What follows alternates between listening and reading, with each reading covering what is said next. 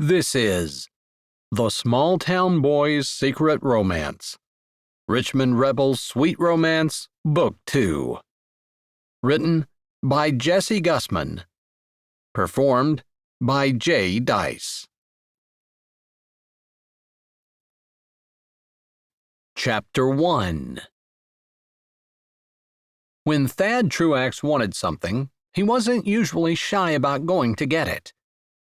So when he saw the slender woman with her arms steepled above her head, one leg bent with the foot resting above the knee of her other, the setting sun shining behind her hair making a halo around her head, and the river sparkling in the background, he didn't hesitate. He turned his hog around and idled it down into the parking lot for the Riverside Trail.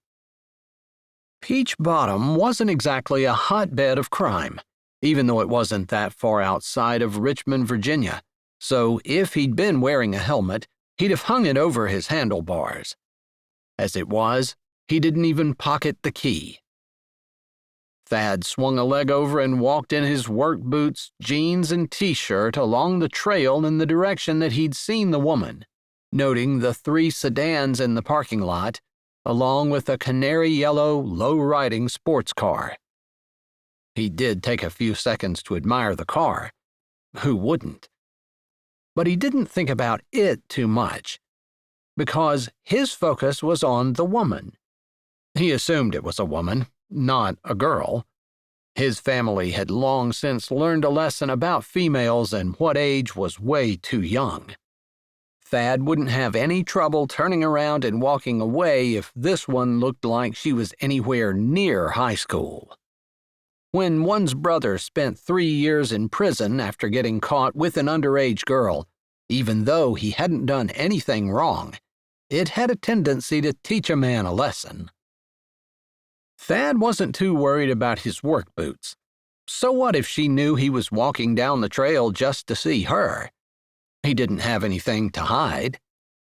Yeah, he was working pretty hard with his brothers to make their shop, the Richmond Rebels, a success. They were doing legitimate business rather than stripping exhausts like they used to, and making motors run hot, mostly for street racing. Some to circumvent emission standards. But they had the opportunity to get a contract that could change the direction of their shop. He wanted it just as much as his brothers. So, while they'd been completely legitimate for a while, they were working even harder to prove they could handle the extra work the contract would bring in. So, yeah, he'd been working late almost every day. But that didn't mean he didn't have time for a little romance. And there had been something about this girl. Thad snorted to himself. It might have been the sun and the halo. Although women weren't angels. He knew that much anyway. But he also knew he craved companionship. He'd been alone for a long time, never really sticking with one girl, not after Amber had died in high school. He supposed, if he'd spent any time thinking about it, he would have said he wasn't expecting this girl to be the one that he stuck with, but she definitely intrigued him, and he had time. She was in a different stance when he came around the bend and she came into view, posing on the big flat rock that was just above the river. Local kids had used it as a hangout sometimes before the trail became popular. The sun hadn't set fully, and it was still pretty light out, although the couple people he passed were heading out, not coming in as he was. Now that he was here, he wasn't sure what to say. Of course, he never usually had too much trouble getting words to spill out of his mouth, but he didn't want to seem like a stalker or some kind of weird, staring jerk. He didn't want to stand there looking at her, even though now her pose had morphed to 1 foot on the ground along with one hand, with her other leg and arm in the air. He supposed that should have looked ridiculous, but she looked graceful and somehow strong. He was hard-pressed to keep walking, wanting instead to stop and gape. There was something about her that drew his eyes and stirred the inside of him. He supposed it was born in every man to want to admire feminine beauty, and there was no doubt she was beautiful. Not that he could see her face, just the lines of her body. Still. He kept walking. As much as he wanted to stop and say something, it was obvious she was deep in concentration and wasn't paying attention. He didn't want to interrupt, and he didn't want to be a jerk. He definitely wanted to talk to her, but he also didn't believe in forcing the issue. She had to be from around Peach Bottom, and he'd almost bet that if he saw her face, he'd recognize her, or at least she'd look familiar, although she'd hardly run in the same circles as he did. He walked to the 1-mile mark before turning around, doubting that the girl would still be there when he passed by on his way back, but hoping that she was. Maybe tomorrow he'd not work quite so late, and if he was going to be walking, maybe he'd wear the appropriate footwear. He was still pretty far away when he saw that she was still there, but had apparently finished her exercises and was sitting on top of the rock with her legs hanging down, facing the river.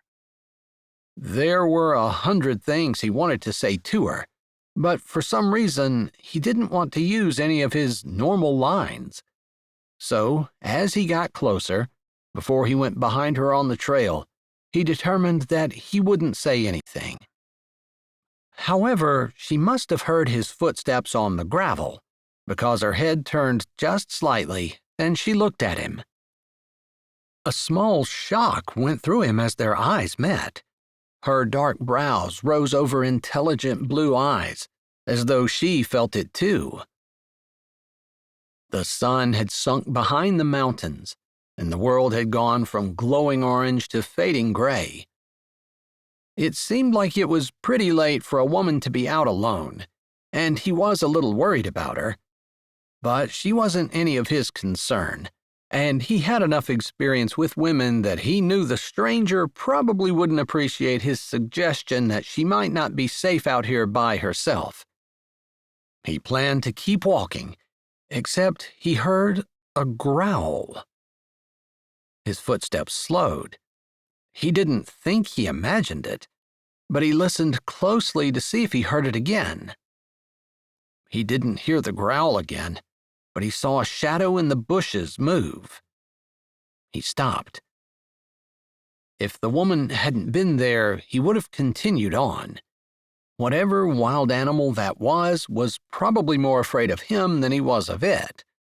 But he didn't want to have a headline pop up on his phone tomorrow about a woman who'd been mauled to death down by the river by a rabid coyote, or someone's stray dog, or even a cougar, which were not supposed to be around these parts, although he had buddies who claimed they had pictures of them on trail cams.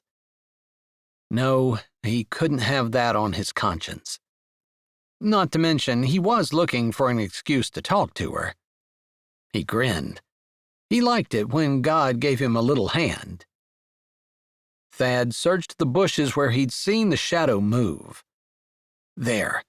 He saw it again, and just after he saw it, he heard the growl. He could be wrong, but it sounded like a dog, and one that wasn't too old. Not quite a full-on puppy growl, but it didn't sound quite like a ferocious, full-grown dog, I'm going to eat you growl. He could probably leave. The woman would be safe. Honestly, at this point, his concern was more for the animal. "Did you lose something?" Her voice was sultry and confident. It sounded like the way she moved, graceful and smooth. He spoke without taking his eyes off the bush where he'd seen the movement. "No, I heard a growl, and I couldn't keep walking without making sure you were going to be safe." A growl? Out of the corner of his eye, he could see her hands fist on her hips. "That's the craziest pickup line I've ever heard." He snorted. He wanted to call her on her arrogance, but he had been racking his brain for a pickup line. A woman who looked like that was probably used to it. His grandma, before she died, had told him it didn't matter what a woman looked like, and had encouraged him and his brothers to look for beauty that was deeper than the skin. He supposed it was a hard lesson for a man to learn. Or maybe he just didn't want to. Not after Amber. Surface beauty didn't hit his heart. So, did it work? He couldn't keep the flirtatious grin off his face, even though he couldn't really see her from that distance in the gathering dusk. She snorted. No. He thought she rolled her eyes. Growling? Really? Maybe it was the sound of her voice, but she'd no sooner finished speaking than the growl came again. She cut off mid-laugh. You were serious? He wasn't sure if that was a little note of fear in her voice, but he had to admit feeling a little nervous himself. Even though the animal didn't sound that large, it could probably see better than he could in the dark. Not that he thought he was in any danger of being attacked. Not unless it had rabies. Yeah, I was. But it's good to know that line doesn't work. I need to think of a new one. It couldn't possibly be hard to come up with a better line than that. She spoke to him, but her eyes were on the bushes where the sound was coming from. The growl stopped and turned into a whine. She cocked her head to the side. I don't think it sounds very old. Not quite a puppy. That's the conclusion I'd come to. Still, it could be dangerous. Setting one hand flat on the rock, she jumped gracefully down to the ground, then turned and grabbed her mat, leaning it against the rock. He had one piece of jerky left, and he figured the sacrifice might be worth it. So he pulled it out of his pocket and hunkered down. What was the worst thing that was going to happen? Whatever it was didn't sound big enough to hurt anything. The woman knelt down beside and slightly behind him. Thad breathed her scent. Clean and fresh, it seemed to shimmer with energy. He'd never smelled anything quite like it. Odd how he wanted to breathe in more, and how his stomach curled. He broke off an inch of the jerky and carefully tossed it toward the bush. He waited, quietly, without moving. The woman did the same. He kind of liked that. A woman that didn't feel like she needed to talk all the time. Not that he didn't enjoy a good conversation, because he did. But sometimes it was nice to be quiet, too. Or necessary, like now. Maybe he shouldn't want to be coaxing whatever was in the bush out, but after hearing a whine, he was pretty sure it was a puppy, a half-grown one probably. Maybe one that was lost, one that someone had deliberately dropped off. There were a lot of people who walked this trail. Maybe someone was hoping it would find a good home. A cruel thing to do, but he supposed there could be reasons he didn't know about.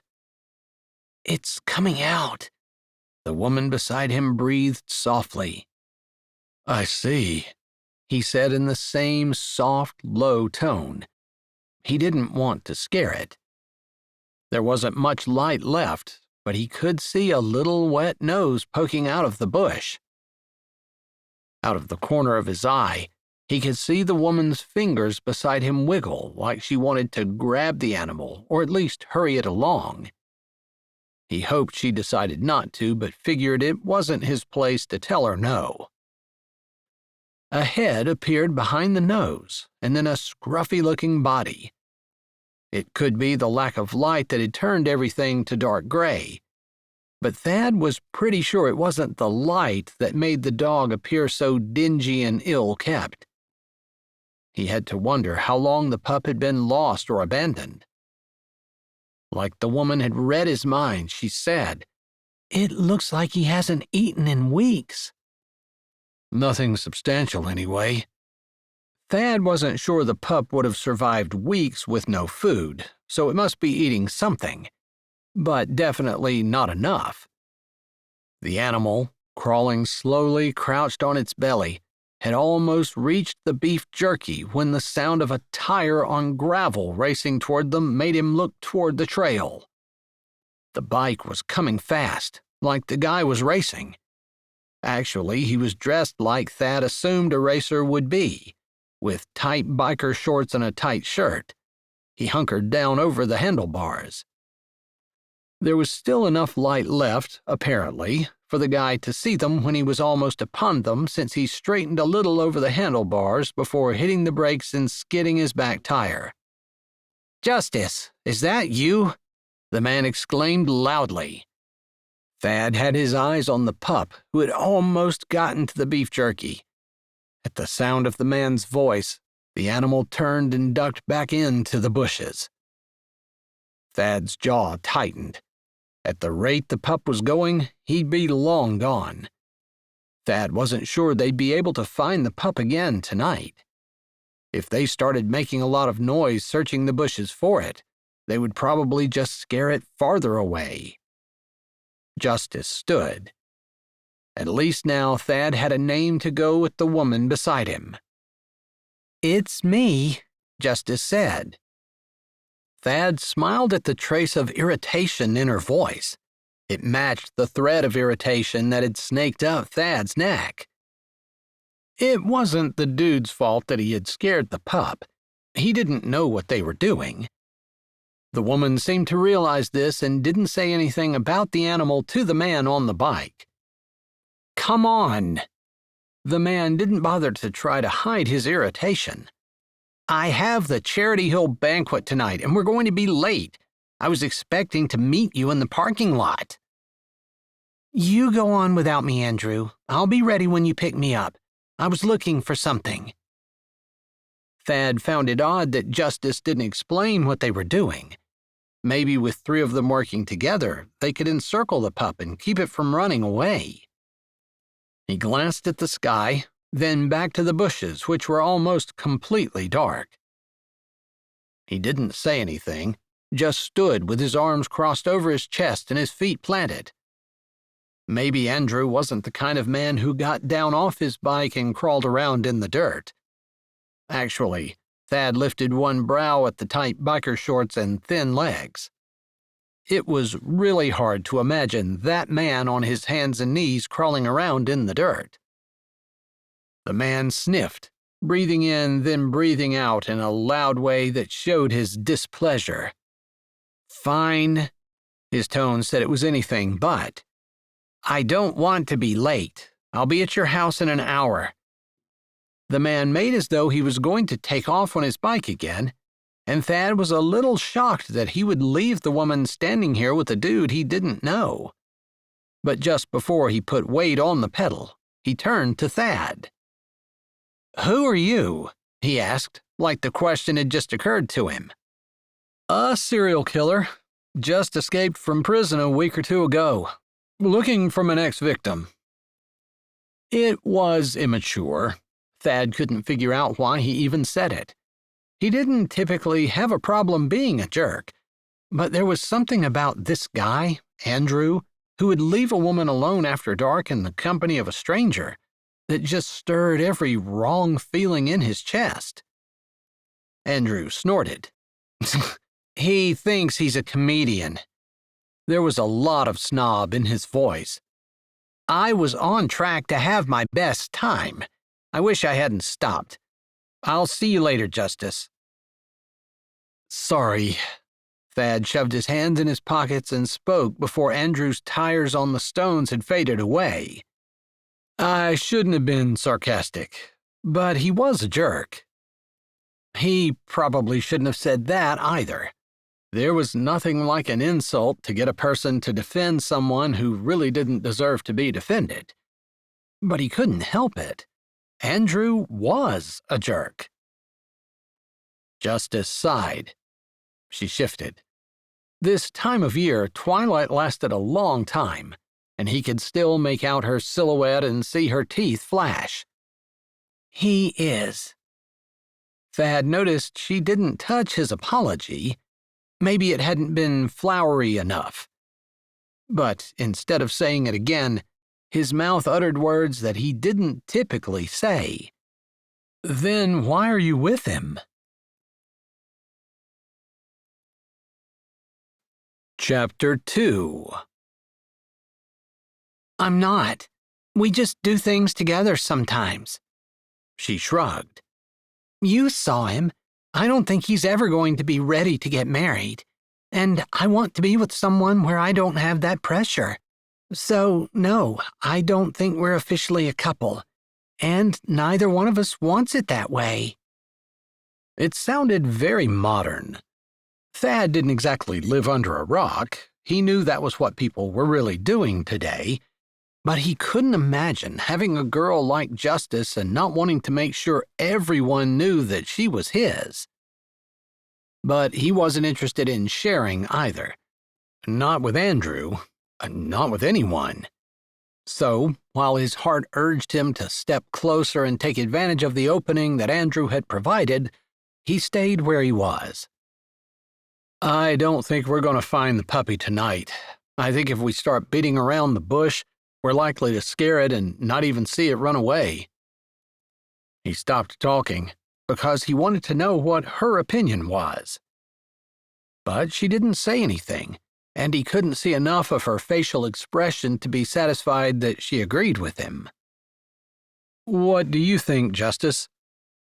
He liked the sound of her name, liked the feel of it on his tongue. Back in high school, Amber had had a friend named Justice. That thought triggered another, and his eyes opened wide.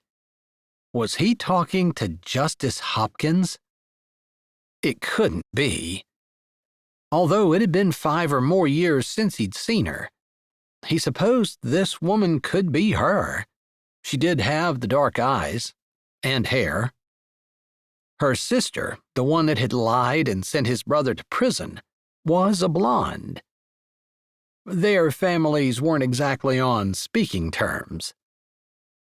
But somehow, here in the dark, the loyalty he felt toward his brother and his family wasn't stronger than the pull he felt toward the woman in front of him. "I don't like the thought of it being alone here by itself all night in the dark and cold." She finally spoke, wrapping her arms around her waist like she needed the comfort. "It's not that cold." There were all kinds of lines running through his head, things he could say to her about the temperature and her being cold and him being willing to warm her up. But she just wasn't the kind of girl that he could use his lines on. Maybe he'd known subconsciously that she was a Hopkins all along. Maybe that was why his lines wouldn't come out. He still hoped she wasn't a Hopkins. Believed it. To a baby, it is. He wanted to argue that the pup wasn't exactly a baby and that the temperature wouldn't bother it at all. Instead, he said, "I think the idea of it being hungry is worse than the idea of it being cold."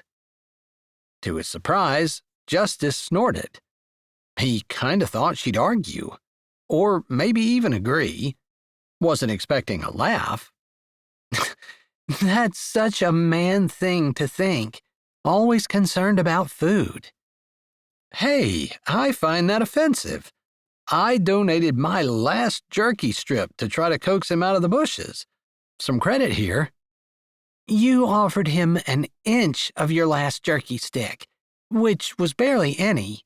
You have almost an entire stick left." She folded her arms over her chest and settled her weight on one leg. "It was still a sacrifice. I gave up food. Credit me." Her head tilted and one finger tapped her chin. "I can give you credit for that, but you still have a negative balance, because you could have donated your entire jerky stick to begin with." "You saw how small that pup was. It couldn't have eaten the whole thing." That wasn't entirely true.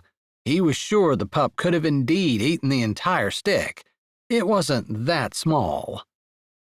But she didn't call him on it. I didn't say anything about it eating the beef jerky stick. You could have broken the entire thing up into small pieces and tossed them out. Maybe it would have come out faster if there had been more food. So now the dog is using human reasoning, like it's thinking, I'm not going to come out for a little food, but I'll come out for a lot of food? He snorted. Don't think dogs think like that. Her head shook. I know they think like that.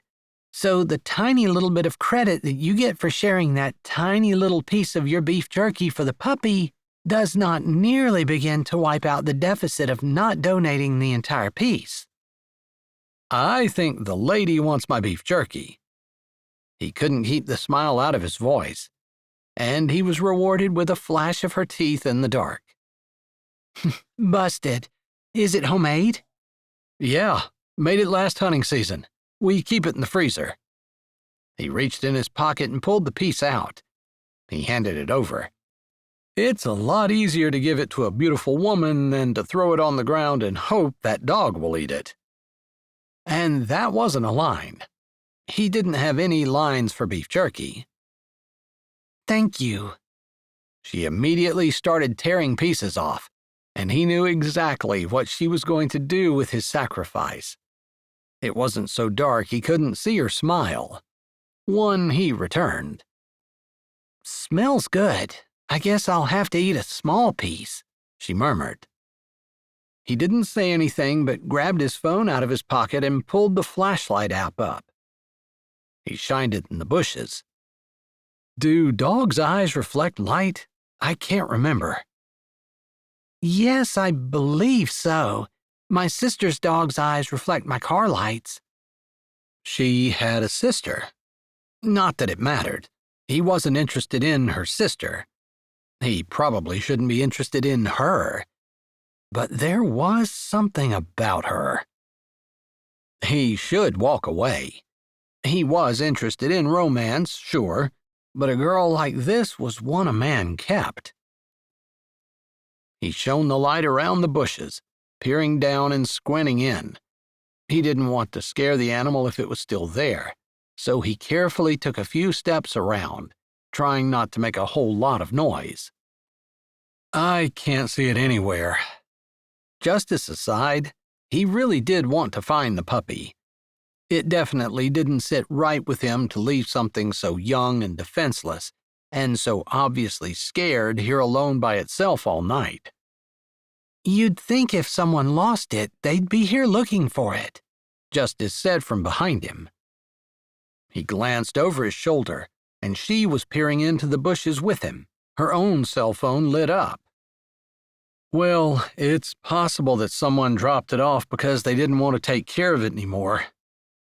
She gave an irritated puff of breath. I was thinking that same thing. But it's hard for me to reconcile in my head that people would do that. Might be better for them to drop him off here than to take him to a shelter. They could have just dropped him off along the road where he probably would have gotten hit. He didn't add that he knew people who put puppies in bags with rocks in them and threw them into a pond. Kittens, too. He hadn't heard of that happening for a decade or more, but he'd heard of it several times growing up. Stories that hadn't sat well with him. Stories he couldn't forget. I suppose you're right. Better here than along the road. Her voice was soft, like maybe she had stories of her own. They were probably hoping for someone like you or me to come along, not be able to resist the cuteness and take it home. I couldn't do that. My sister already has a dog in the house we share. 2 would be too many. I'm not supposed to have pets. And his brother, Foster, was planning a major renovation on his place. He couldn't keep the dog because he would be living with their dad for a few weeks. But Thad could take it to the Richmond Rebels' garage. They'd had Miss Reva's dog there for years, until Miss Reva had gone to Florida and taken Trixie with her. There hadn't been a dog to replace her. His brothers would be fine with it, as long as Thad took care of it. He had to find it first. and it was nowhere in sight. Let's shut the lights off and be quiet for a moment. Maybe we'll hear it whine or growl. Justice moved to shut her flashlight app off, and he did the same. But with the dark, the only sound that came with the gurgling of the river was the call and chatter of the insects in the woods. They were actually so loud Thad doubted they could hear the dog over them anyway. Justice must have come to the same conclusion, because he could almost feel her wilt beside him. She gave a frustrated sigh. I can hardly stand the idea of walking away, leaving the puppy here. But short of beating around the bushes and probably chasing it completely away, I don't know what else to do. If it were light, it would be a different story. I feel the same, and I agree. We'd just scare it and would never see it run away. Most of him was reluctant to leave because of the puppy, but there was a part of him that didn't want to walk away from Justice. He liked her matter-of-fact help and her lack of unnecessary drama. She was upset over the puppy, but not demanding he do anything that she wouldn't do.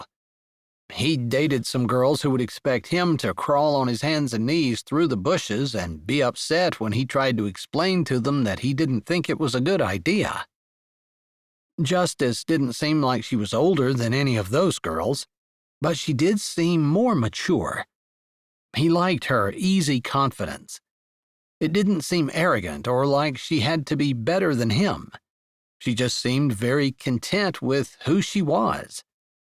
It drew him. But he also knew she wouldn't fall for any of his lines. Not that he had a ton, but he had played the game long enough to know what needed to be said for a superficial relationship. He couldn't get interested in using any of those on her. But that meant now that they decided to stop looking for the puppy, he didn't have any way of figuring out how he could see her again. And he wanted to. She wasn't the girl for him. So he flipped his flashlight app back on and shone the beam on the ground. He almost asked if she needed him to help her carry anything, but he figured that would be a no from a girl like Justice. She might even get upset if he offered. So he didn't. He just picked up her mat. I can get that. She had followed him the couple of steps to the rock, but when she turned to talk to him, she lost her balance. Not a lot, just enough to windmill her arms as she took a big step to the side. One of her hands touched his arm as they went flying by, and her fingers gripped his bicep. No, it's okay. That's attached. I'll carry it. He couldn't help but tease her. She laughed. He wasn't sure she would. He could have her pegged all wrong, but he thought she was a professional type. The businesswoman, used to getting what she wanted and fighting everyone around her for it. The kind that could get her own door and would be offended if he reached to do it for her. Her fingers felt cool against his hot skin, and they seemed to stay on his arm longer than it was necessary for her to catch her balance. In fact, she stilled and didn't move, her fingers still squeezing his bicep. He didn't move either. She peered up at him in the dark. His cell phone pointed at the ground and cast the faintest shadow over her face. Wasn't too often that he was at a loss for words. Or maybe it wasn't even that he was at a loss. He just didn't have anything to say. Just standing there, looking at her, being next to her was enough. He couldn't remember that ever happening before. The pinprick sensation in his stomach was new as well. Back when he drag raced his pickup at night on the highway, it hadn't been too uncommon to feel that at the starting line, right before the flag went down. But that had been years ago, and he'd put that behind him. He'd been staying on the right side of the law for a while now. Trying to, anyway. He didn't detect any movement, but she seemed to shake herself. Her head tilted. Maybe I just needed you to help me out of here. He could hear just a little flirt in her voice, but there was also something else, maybe a little uncertainty or unfamiliarity, because he was pretty sure she was the kind of woman who never needed any help. And it wasn't like they were that far off the trail anyway. He went with the flirt because he could handle that.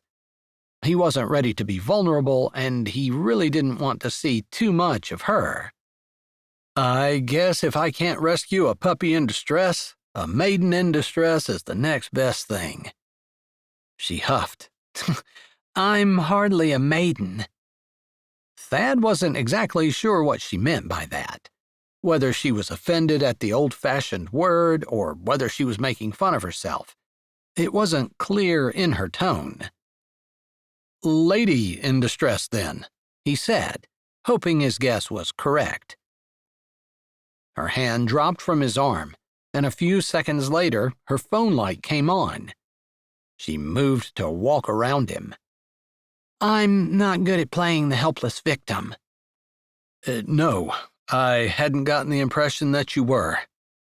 It was too bad, because there was something inside of him that wanted to be the one doing the saving. Just seemed like there were precious few women who wanted to be saved anymore. They were like Justice, not needing anyone to take care of them. He couldn't quell that side of him, though, the part that wanted to be the protector.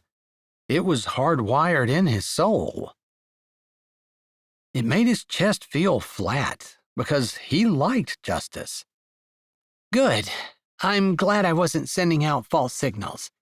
And the only reason I'm not carrying my mat is because I didn't want to get into a wrestling match with you for it. There was irritation in her voice, but he thought it was directed mostly at herself. She had shown a moment of weakness when she grabbed his arm. He bet she didn't like it. That's good. I definitely have the weight advantage there. I think I could pin you. He hoped she didn't get the wrong impression from that. Funny how, through this whole entire conversation, his main concern had been offending her. That probably should be a sign to his brain, but more especially to his heart, that this was a bad idea. He didn't want to spend the rest of his life worried about offending his wife, watching every word that came out of his mouth. They walked in silence to the parking area. Wasn't far, a 5-minute walk, and he was content to let the air breathe between them, enjoying the night sounds and scents, and, surprisingly, enjoying the companionship and easy grace of the woman beside him. She was tall and slender, and it felt right to have her walking with him, in a way he'd never noticed before with any other woman he'd ever walked beside. When they made it to the lot, the only vehicles left were his bike and the low-slung yellow sports car. Hers. Of course. He walked to it, thinking he'd like to open her door but figuring she wouldn't want him to. The lights flashed and the trunk lid slowly opened. He figured that was a sign that she wanted her mat put back there. So he did. The trunk closed as he stepped away, and she stood beside her open door, almost as though she was as reluctant as he to end the evening. That was probably his imagination. Do you come here often? She asked, keeping her hand on the door but not moving to get in. Used to fish some when I was younger. I guess, like all the high schoolers in the area, I swam here some growing up as well. But no, not anymore. Haven't been here in years. He took a breath, not sure the question was going to come out of his mouth until it actually did. You? Several times a week, yes. I love it here. Her head moved, not quite a tilt, but as though a thought had just struck her. Why are you here today? Again, he had lines, yes, and he used them. But he didn't lie, although it was tempting to start now. Even more tempting to walk away without answering her. He didn't owe her an answer, any more than she needed to let him open her door. But he couldn't work that way. "I saw you from the road. I had to stop." He turned and took one step toward his bike before he turned his head and said over his shoulder, "Take care, Justice." Chapter 3. Justice was showered and out the door before dawn the next morning. She'd been half an hour late for the charity event with Andrew the night before, but trying to find the puppy had been worth it. Although she could have left the trail sooner and been home 10 or 15 minutes quicker, except for the man that she'd met. Odd, because she didn't take to strange men. She had a hard time respecting men at all. In her experience, they didn't respect women, and most of the time they were crude and vulgar about it. It wasn't that she didn't find them attractive. She did, physically. It just seemed like when she got to know them, they turned out to be shallow, selfish, and self-centered. She figured out she was better off on her own. So that made it doubly odd that she tossed and turned all night last night. In some ways, she was worried about the puppy, but that really wasn't what kept her from sleeping. Not as much as a pair of deep brown eyes and short hair that showed just a hint of wave. Rough clothes, jeans, t-shirt, boots, the kind of clothes she didn't see every day at her job as a bank executive. But it wasn't the clothes. It was the man who wore them with an easy confidence, a subtle sense of humor, and a compassion for the puppy that surprised her. She would never have asked him to turn his flashlight app on, stay with her, and look for it. But he hadn't needed to be asked. And that had impressed her. But despite the flutters in her stomach and the odd itch of her heart, she probably would have put him out of her mind, except she couldn't forget his last comment. He'd stopped because of her. She knew, intellectually, that meant he'd seen her and stopped. She wasn't really interested in a man who was only interested in the way she looked, which, by his admission, was what had caught his attention. But he hadn't pressed the point, and he hadn't used the line as a line. It was said like he hadn't wanted to answer her. Still, it was highly unlikely that she'd ever see him again. She probably wouldn't even recognize him. Although she could tell his eyes were brown, dark and deep, it had been too dark for her to have a clear picture of all the features of his face. She didn't even know his name, and hadn't thought to ask. She just enjoyed his presence, which was really odd. It wasn't light yet when she pulled in and parked at the trail parking lot, surprised there was another vehicle already in the lot. It was a black truck, one she'd not seen parked there before. She'd never been here this early, though. Usually she was at least half an hour later, or more, depending on what time she needed to be in at the bank. She grabbed the bites of chopped chicken that she'd brought with her, just in case she saw the dog. She couldn't go into work wondering about it all day. She had to come and check. Although she wore her business suit, her heels were on the passenger seat, and she walked down the trail in her sneakers. She didn't know what she'd do if she was able to catch the pup. Hopefully, it wasn't too dirty. Although she had enough time, if she caught it right away, to go home and change. What she would do with the dog when she did, and afterward, she had no idea. Assuming she could even catch it if she saw it. Maybe she wouldn't be able to. As she came closer to the rock, she realized that whoever was in the truck that was parked in the lot must have found the puppy, because she could see a head with a ball cap on it poking out from behind the rock where she did her yoga. Her heart tightened and her blood heated. She quickened her steps. She didn't know why she felt possessive of the dog. It wasn't hers. And she didn't need a dog, didn't want one. She didn't have time to take care of one for starters. And what she'd said to the man last night was true. Her sister already had a dog, and they didn't need two. The light wasn't great. Not only was the sun not up, but the sky was cloudy. Still, there was definitely someone there, and she couldn't figure out what else they would be looking at off the trail beside the rock. As she came around, the body of the man came into view, and her heart turned and shifted. Was it the man from last night? She didn't remember shoulders that broad, or a waist that narrow. But he wore a t-shirt and jeans, and she could see the soles of his boots as he knelt beside the bush.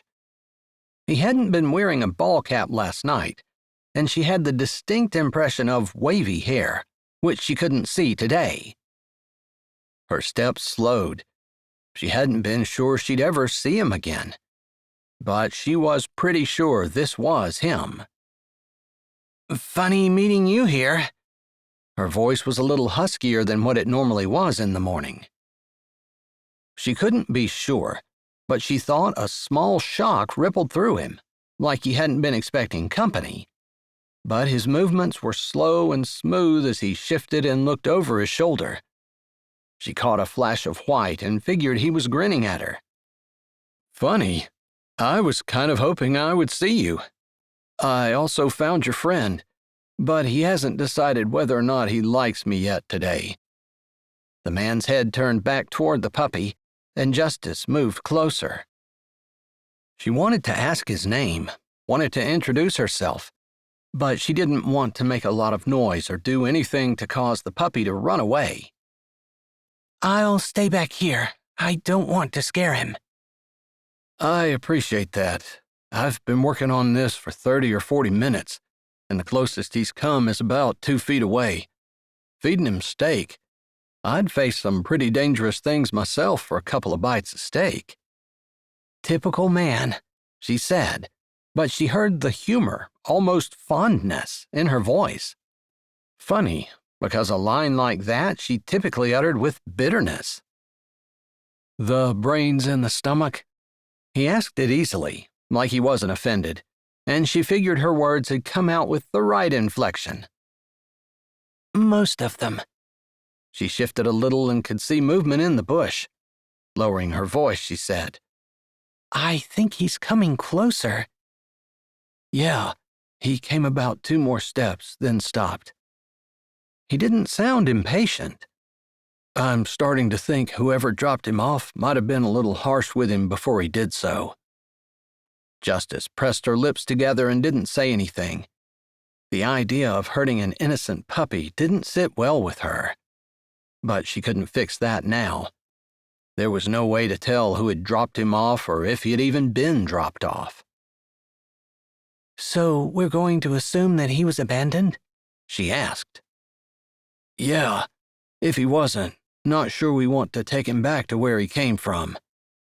"I see." "Although, if I ever catch him, we'll still try to find the owner. I could be way off base in my assumptions. He might have been taken and abused and then dropped off here, and the original owner had nothing to do with it." The man seemed to shift. "Assumptions can be dangerous, and often wrong." She didn't detect any bitterness in his tone, but she had the feeling he felt the same way about that subject that she felt about men in general. There was bitterness under the surface there. She didn't want to lean against the rock and get her outfit dirty, so she crossed her arms over her chest and waited while the man crouched, still and quiet. The dark slowly faded, and the world became shades of gray, with the mourning dove hooting somewhere across the river, a red-headed woodpecker pounding against a tree for breakfast, and robins being joined by a chorus of other birds, singing their morning songs. The world was waking up, and she needed to get to work. She spoke quietly so as not to scare the pup, which she could barely see. I hate to leave you. I feel like we're partners in this for some reason. But I can't stay. I have an early morning meeting. I can't stay too much longer either. I was supposed to be at work at 7, but I was really hoping I would catch him today. Other people are bound to see him, and I'd rather he didn't go to the pound. I can't keep him at my place indefinitely, but we could use a shop dog. He said we. It didn't surprise her too much that he worked in a shop, although she wouldn't have been shocked if he worked in a factory in Richmond either.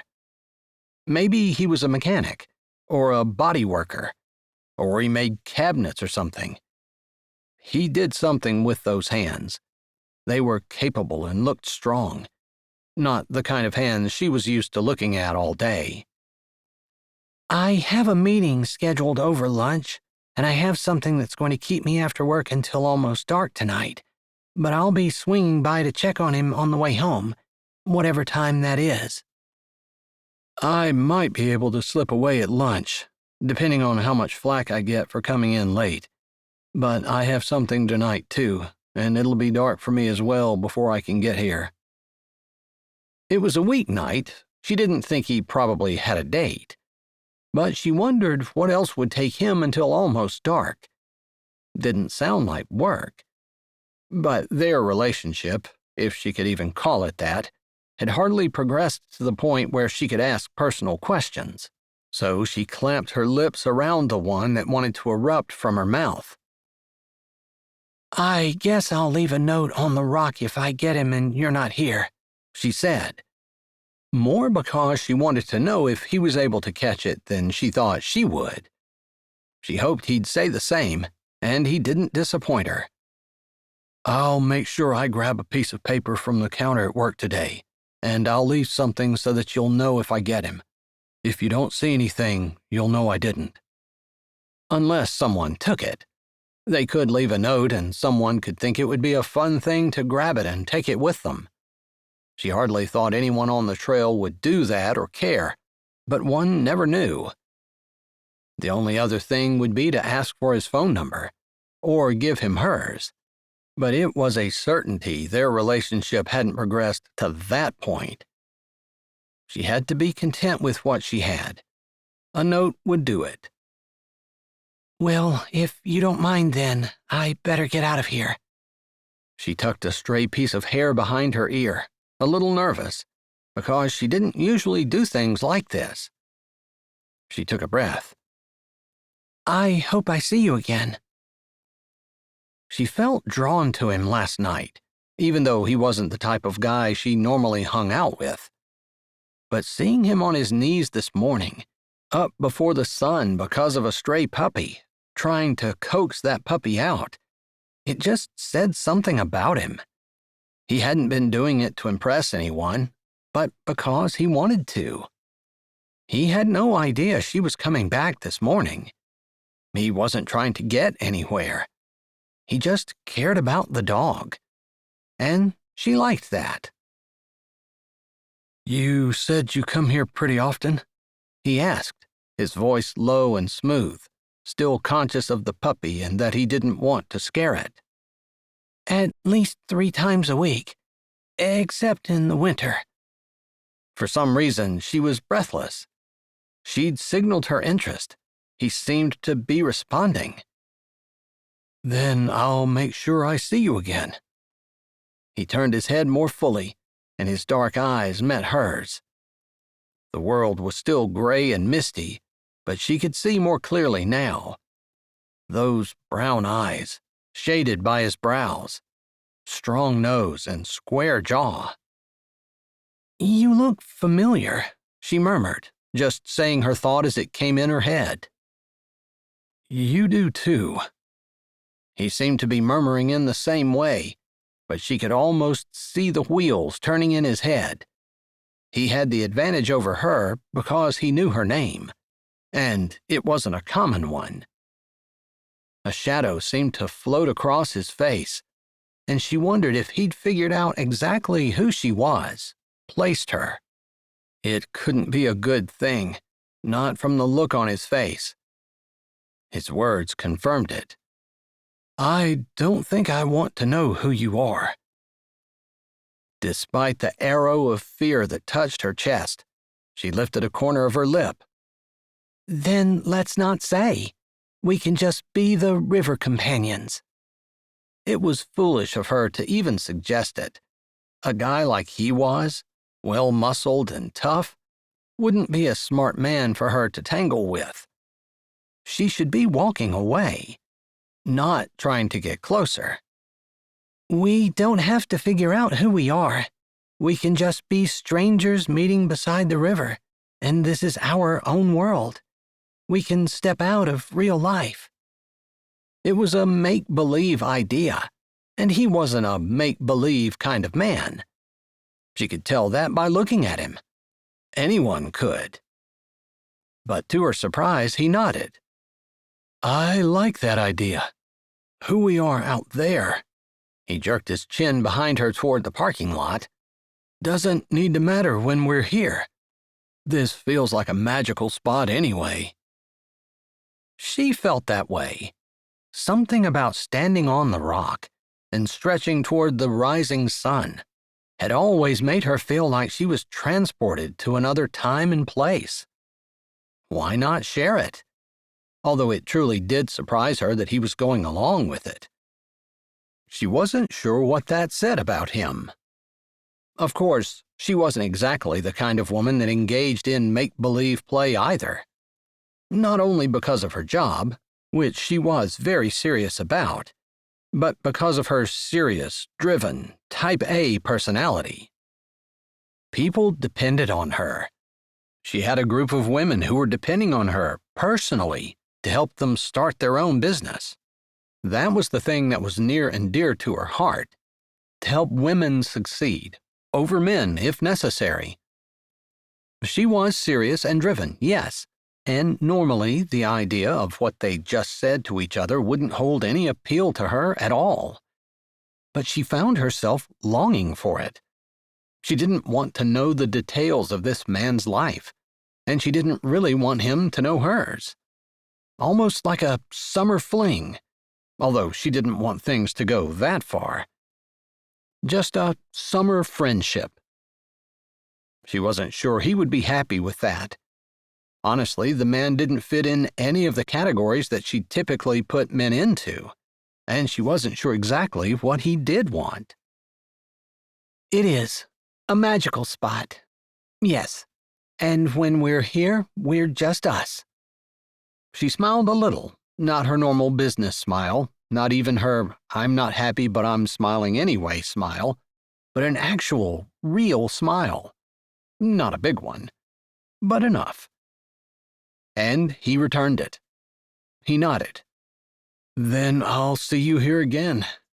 Because of that, there's no need for me to leave a note. Don't look for one." She couldn't see his eyes very well because of his ball cap, but she definitely saw the crinkle at the corners. She liked it. Her smile grew bigger. She didn't say anything else before she turned and walked away. Chapter 4. Justice made it through the early morning meeting. It was the same old, same old. She was the branch manager for her bank in Peach Bottom, and she went over goals, projected customer targets, and the handling of various portfolios. Outside Richmond, the Peach Bottom branch of United States First National was the highest performing branch they had. She had a way with customers, and she had a way with her team members as well. Not to mention the local folk were loyal. Her dad was a judge, well respected, and people knew it. All that combined to making her the most successful manager in the company, year after year, for the last 5 years. But that success rang a little hollow, because her heart lay in women's issues. She didn't exactly see men as the enemy, although sometimes she felt like they were. After what happened to her sister Miriam, it was hard to feel any other way. Plus, if she had been a boy, She would have been the valedictorian of her graduating class. "I'm heading to Richmond, Tammy," she told the bank's head teller. "If anyone calls and it's an emergency, give them my cell phone number. Otherwise, I'll see you in the morning."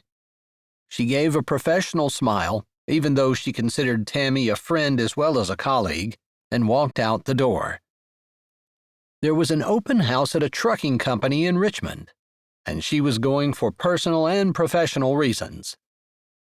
Thoughts of the puppy and the man had been in the back of her head all day, but she had this open house to get through first. She got in her car, her one splurge. She had a nice salary as manager of the bank, but she lived simply with her sister, sharing a house in town.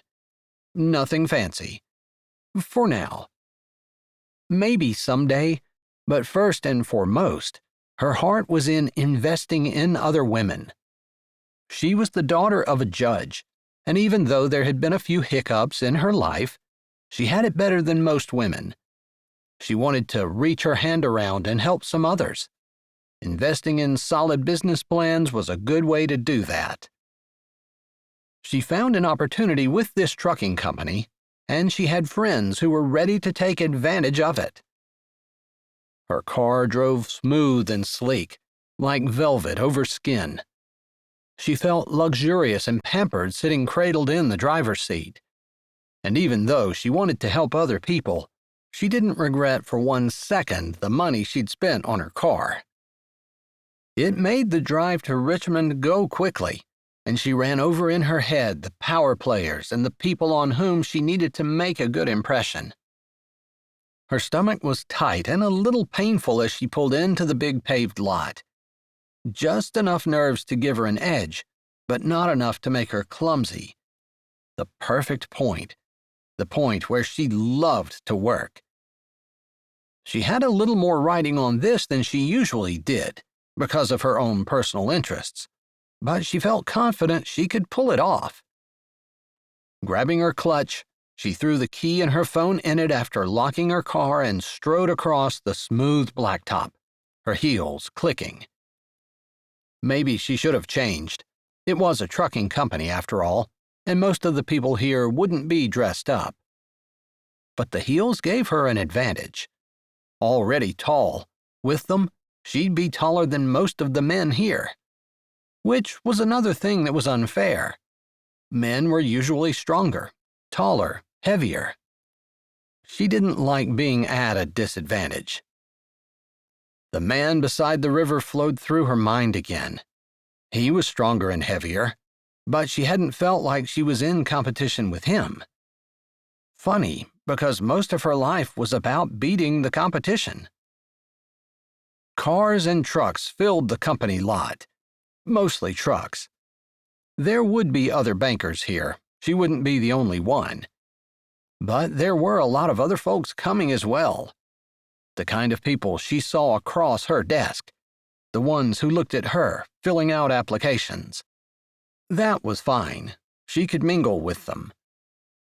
Off to her right, the garage sat in the distance, with several bays up and mechanics working on trucks that were parked inside. Justice spared them a glance, a little more interested than she might have been a few days ago, because of the man by the river. Would he work in a shop like that? She would never consider herself a snob, but she hadn't given too much thought to people who worked in places like that. Probably the way those people didn't think much about her and people like her. Everyone seemed to live in their own little world and feel distrustful and suspicious of the folks who didn't share it. Definitely she, and the people she worked with, fell into that category. Funny, because they often looked at other people and complained that they did the exact same thing.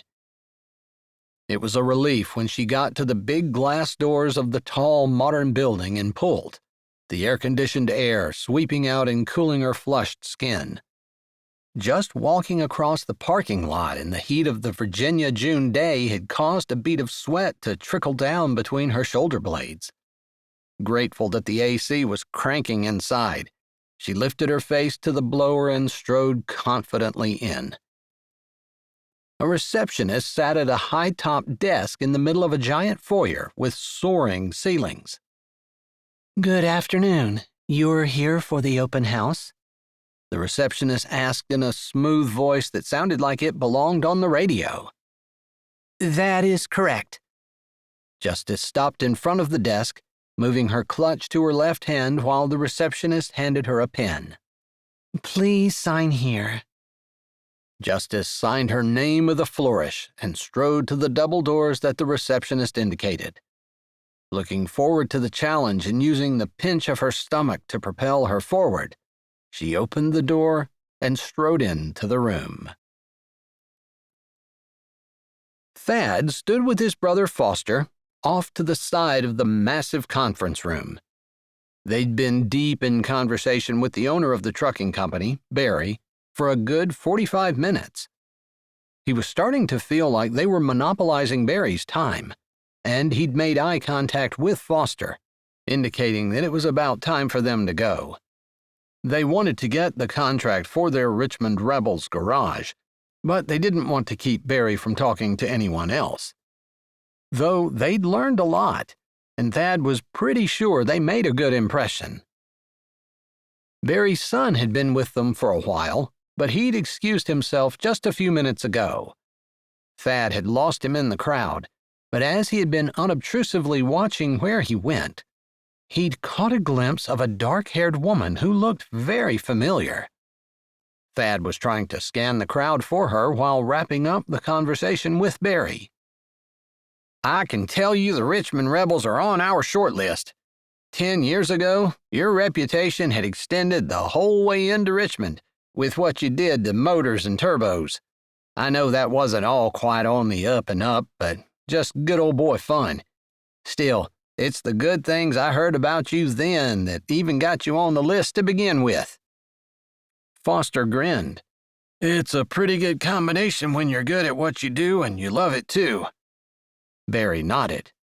"I've been in business for 40 years, and I've loved every minute of it. Trucks are in my blood." Thad could agree with that. He might not be as passionate about welding as he was about getting his fingers on a motor and tinkering with it, but there was definitely something satisfying about taking something that was broken and making it look like new. "That's our goal," Thad said. "To take our passion and turn it into a profitable business. That's what we're working toward. We have every intention of making this a lifetime business." Barry smiled and nodded. "I like you guys. I'll have one of my inspectors out at some point to take a look at your shop and your operation and your books. You're definitely in the top 3 shops for contention." He held his hand out and shook first Foster's, then Thad's. "I see my wife waving at me. I better go over. Looks like she has some people she wants me to meet." Thad stood with his arms crossed over his chest and watched Barry walk away. "Pretty sure he likes us." Foster stood shoulder to shoulder with him. He liked the solidarity and the way it felt to know his brother stood side by side with him.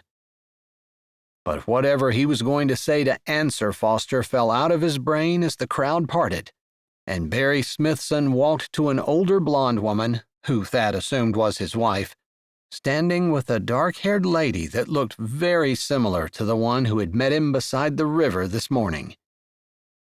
Tempted to rub his eyes, he blinked a couple of times and racked his brain, trying to remember what Justice had been wearing that morning. He never paid attention to that stuff. He did remember she had sneakers on, that they looked kind of odd with the dressed-up way the rest of her looked, but he couldn't remember if her skirt was short or long or what color it was. Or maybe it was too dark to see colors. But he seemed to remember blue eyes, the color of the September sky. Deep blue, full of color and life. Beautiful eyes. Eyes he could get lost in. He wasn't sure if the woman across the room had eyes like that or not.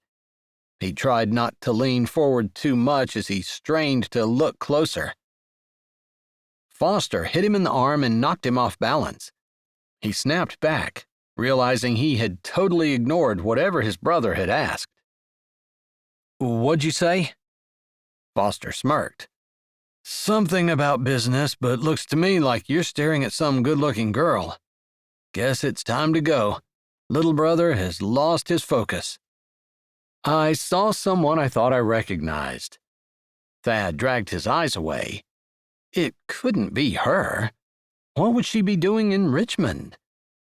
Although she had said she was going to be busy all day and wouldn't be able to get the puppy at lunchtime.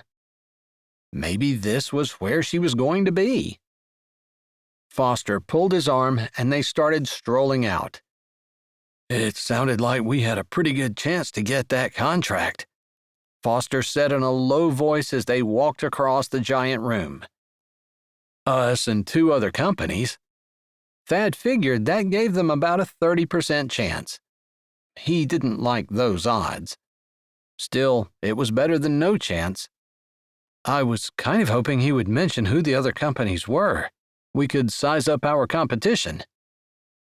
He couldn't keep from turning his head, trying to see the woman with the dark hair again. He doubted he'd be able to tell if it was the same one. But maybe if he saw her now, tonight he could remember what she'd been wearing. "What's the matter with you? What's going on over there? Why do you keep staring in that direction?" Foster craned his head, trying to figure out what had captured Thad's attention. "Nothing." Thad only knew one woman named Justice. The Justice that was the sister of the woman who had lied about his brother Blade and caused him to go to prison. He hoped it wasn't her. But he didn't know much about Justice Hopkins. If only he could catch a glimpse of the dark-haired woman to try to figure out if she was the same woman, or if she was a different Justice. "Hey, there's Daniel Thompson. I did his motor a couple of years ago. I'm gonna run over and see if it's still kicking. Don't be chasing women around." Foster smacked him on the arm before striding off. Thad almost rolled his eyes. When was the last time he'd chased women around? But he didn't argue with his brother, and Foster walked away. He adjusted his steps slightly so that he was heading toward the refreshment table. It wouldn't hurt to grab a cookie and a drink. He could always eat. With a drink in his hand and a mouthful of cookie, he turned around, scanning the room. The woman was tall, the crowd moved just right, and he picked her out almost immediately. He chewed slowly and swallowed, trying not to stare, trying to figure out if she was the woman from this morning or not. He had just swallowed and hadn't come to any conclusions when she lifted her eyes, looking away from Barry, who she was in deep conversation with, and snagged his gaze across the room, almost as though she could tell he was looking at her, or maybe more like her gaze was drawn to his. It was her. There was no doubt in his mind. The only doubt was whether he should go talk to her. The pull in his chest, the twisted stomach, the racing of his heart, even his palms were sweating. He wanted to go. But this wasn't the time or place for a romantic pursuit. He knew it. She was obviously dressed for business. He was much more casual, wearing what he always did, clean but not dressy. She'd gone beyond dressy. Whatever she was wearing, he didn't know exactly what a power suit was, but that was the word that came to mind. Their differences struck him, even as he couldn't tear his eyes away. Maybe that helped him decide to stay put, as much as he wanted to walk over. Beside her, Barry's head moved, and Thad watched as she blinked, and the spell between them seemed to be broken. She shook her head just a bit, then smiled, and said something to Barry, shifting so that her shoulder faced Thad, and she would have had to move her entire body in order to look at him again. He could recognize a brush-off when he saw one. Scanning the room, he caught Foster's eye and jerked his head. indicating that he would go outside and wait. Suddenly, he couldn't wait to get home. Chapter 5. Justice tried to focus on the conversation with Barry, the owner of the trucking company who was awarding the contract that she was trying to get for the shop that she was financing with her friends. Traditionally, bodywork was a male-dominated field, and Justice was excited to be supporting Eve and Eden Baxter and their friend Rachel as they opened a welding and bodywork shop for heavy equipment just outside the Richmond area. This was not a bank financing opportunity. She was doing this with her own money. It was important that women get ahead in business, true, but there were a lot of male-dominated fields in which she felt she could help. Definitely welding and bodywork, particularly on heavy equipment, consisted of almost exclusively male shops and workers. She was proud of Eve and Eden and Rachel, and she was thrilled to be able to support them. If they could get this contract, it would almost guarantee their success. And they hadn't even opened their shop yet. That was happening in a few weeks. Justice had Barry's wife, Bernice, completely on her side. Justice needed her. It didn't really make sense to award a contract this big to an unproven shop. The only other thing they had going for them was that the shop was all women. It would look really good on the trucking company, and on Barry and Bernice, to be supporting underrepresented groups by awarding the contract to an all-female crew. Justice had been hammering that point home pretty hard. It hadn't taken long to sell Bernice on it. Barry wasn't as keen. He'd been beating around the bush, but his biggest concern was that the quality of work wouldn't be there. Justice was really putting her neck on the line, but she had met Eden and Eve when she worked on financing for their brother's trucking garage in partnership with Tucker Gibson. Tucker and she worked in the same region for a while, and they partnered while working on that loan. Ben Baxter had impressed Justice, and she had been even more impressed with his younger twin sisters. She was thrilled to be able to help them with this opportunity. Focusing back on what she was saying with Barry, she tried to put the man from the river out of her mind, although it shocked her to see him here. And she was dying to know what he was doing. He couldn't work here, not if he was at the river in the morning and he'd been late for work, so she assumed he didn't work too far from where they met.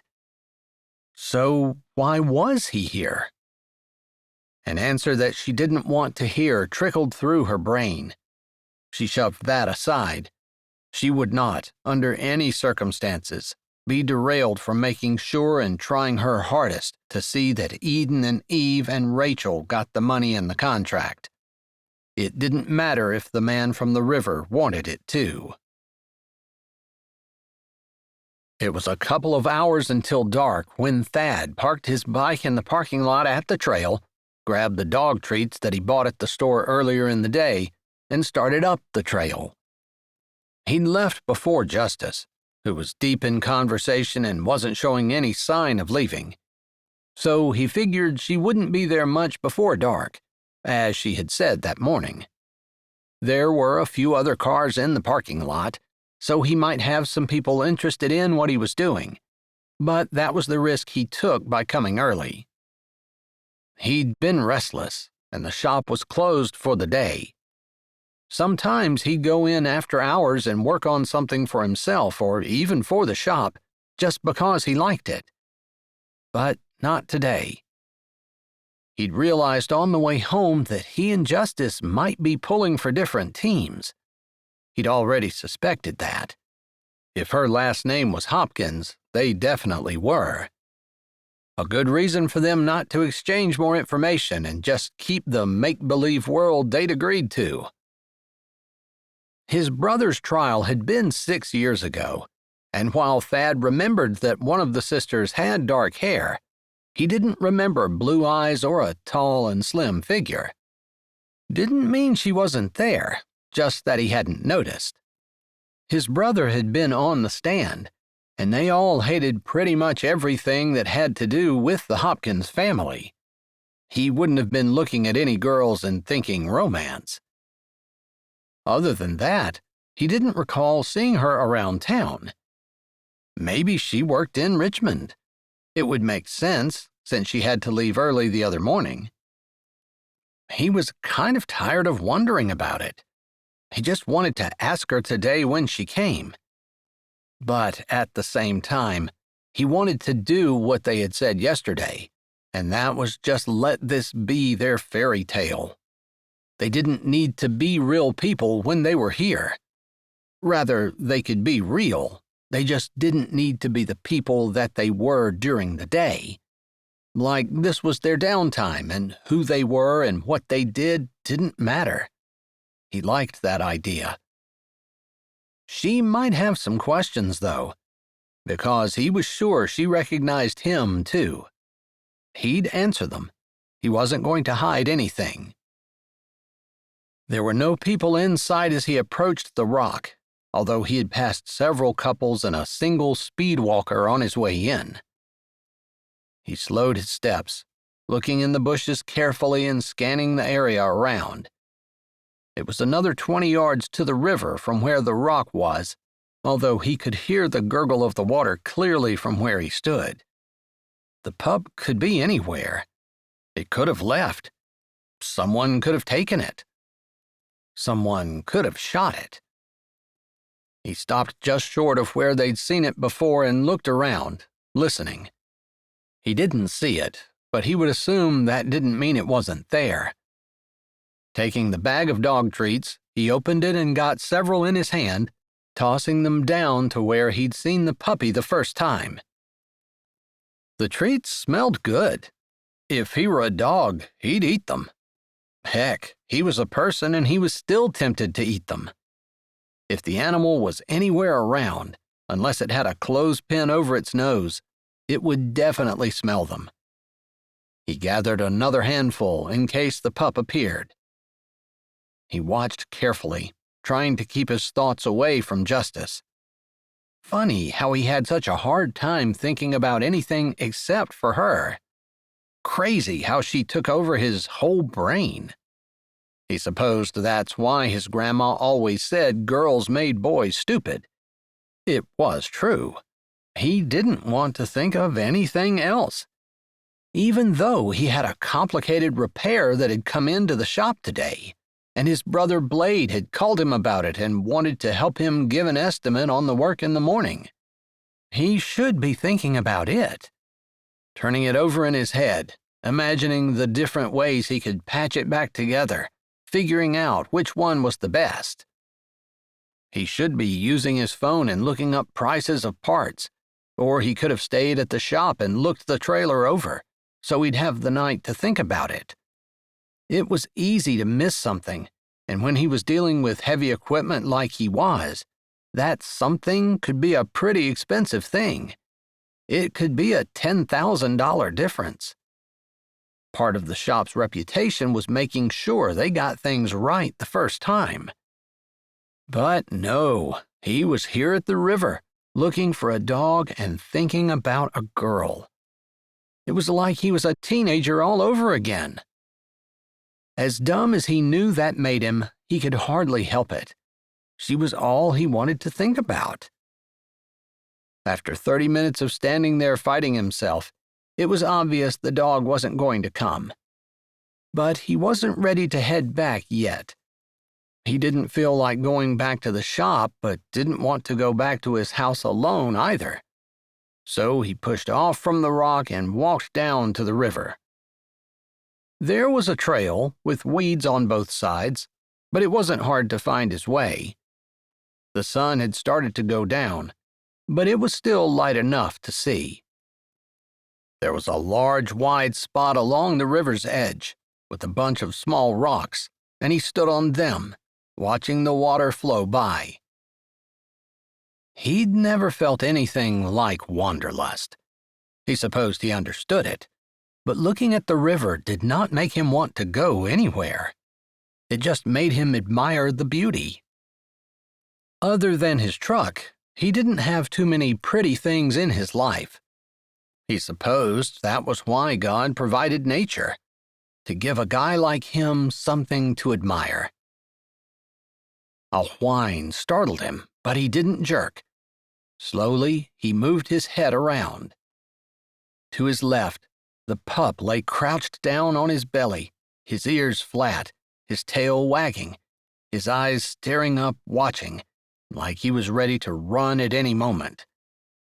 Definitely the thing was skinny. Despite all the fur, it wasn't hard for Thad to pick out each rib.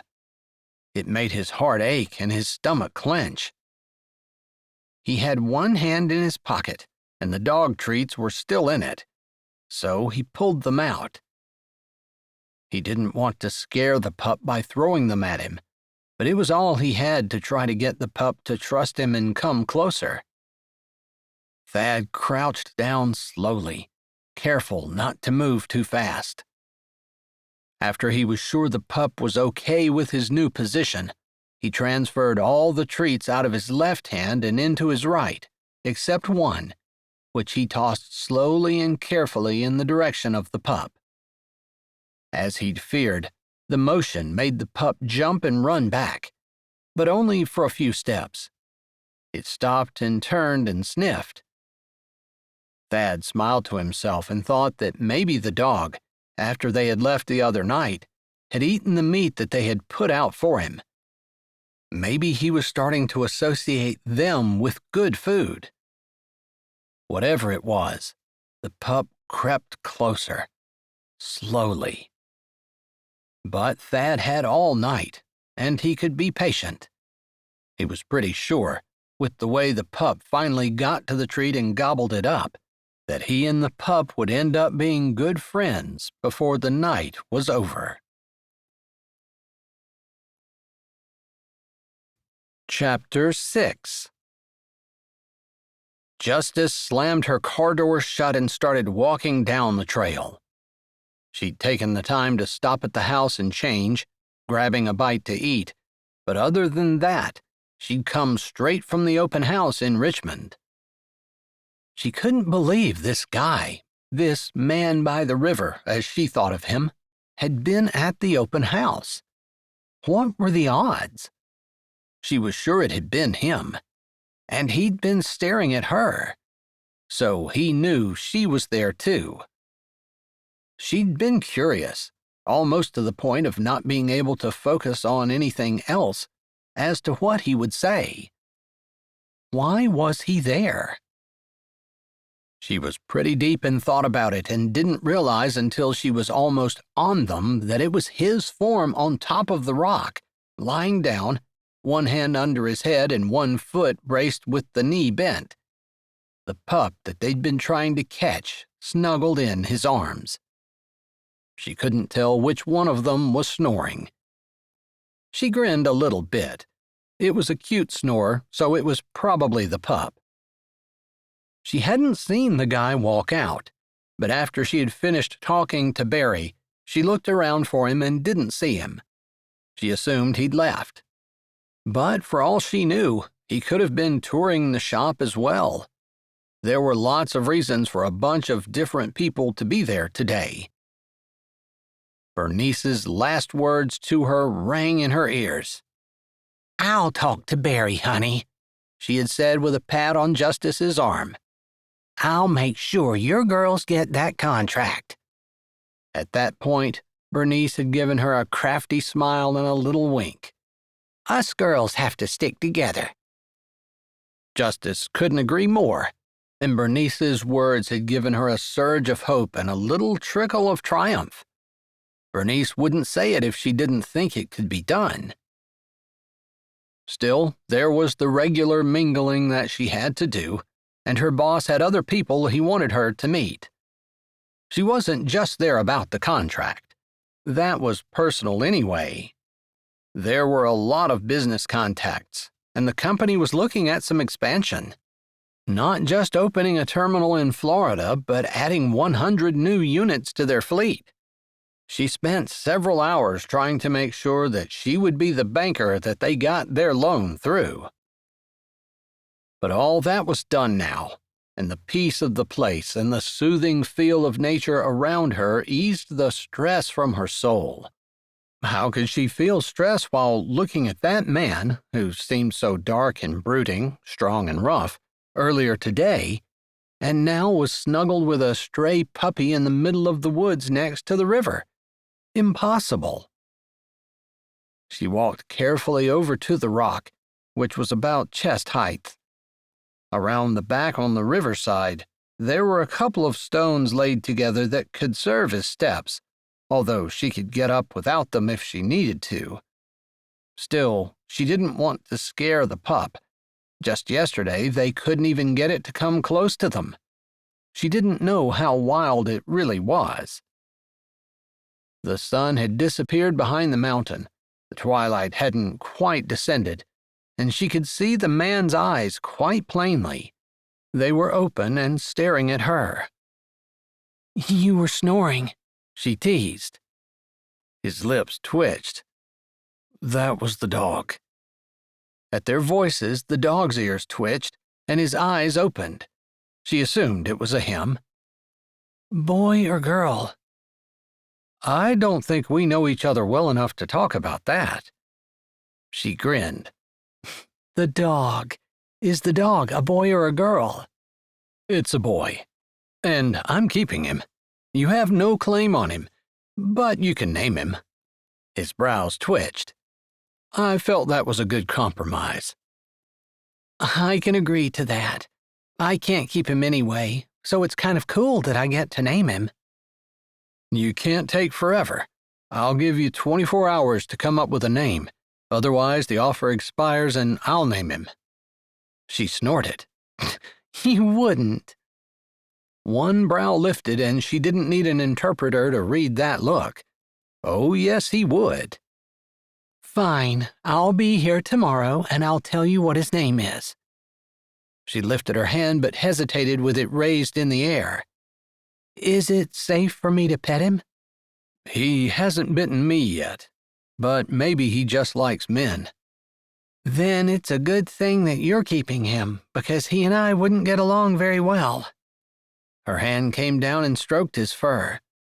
The dog stretched out, obviously enjoying her touch. "I don't think he's sexist." The man shook his head but didn't say anything.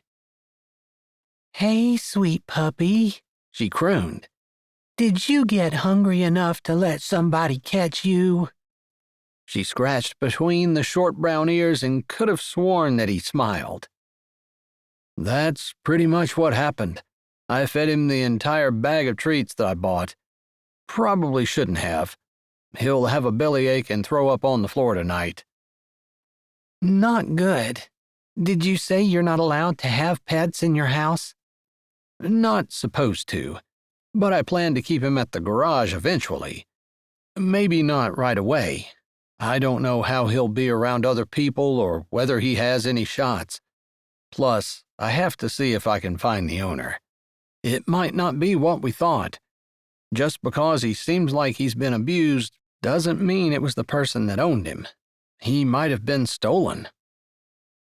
He sat up in one smooth motion, the puppy pliant in his arms.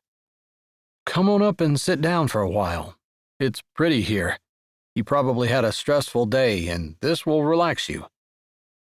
Her eyes snapped to him when he mentioned her day. Their gazes met.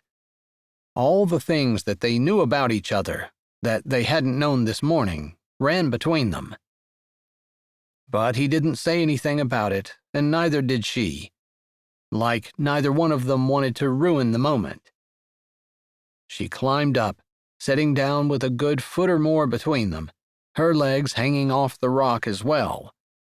The river made soothing noises in the background as the night insects started to chirp and buzz. "It's funny," she said. "Or maybe it's not.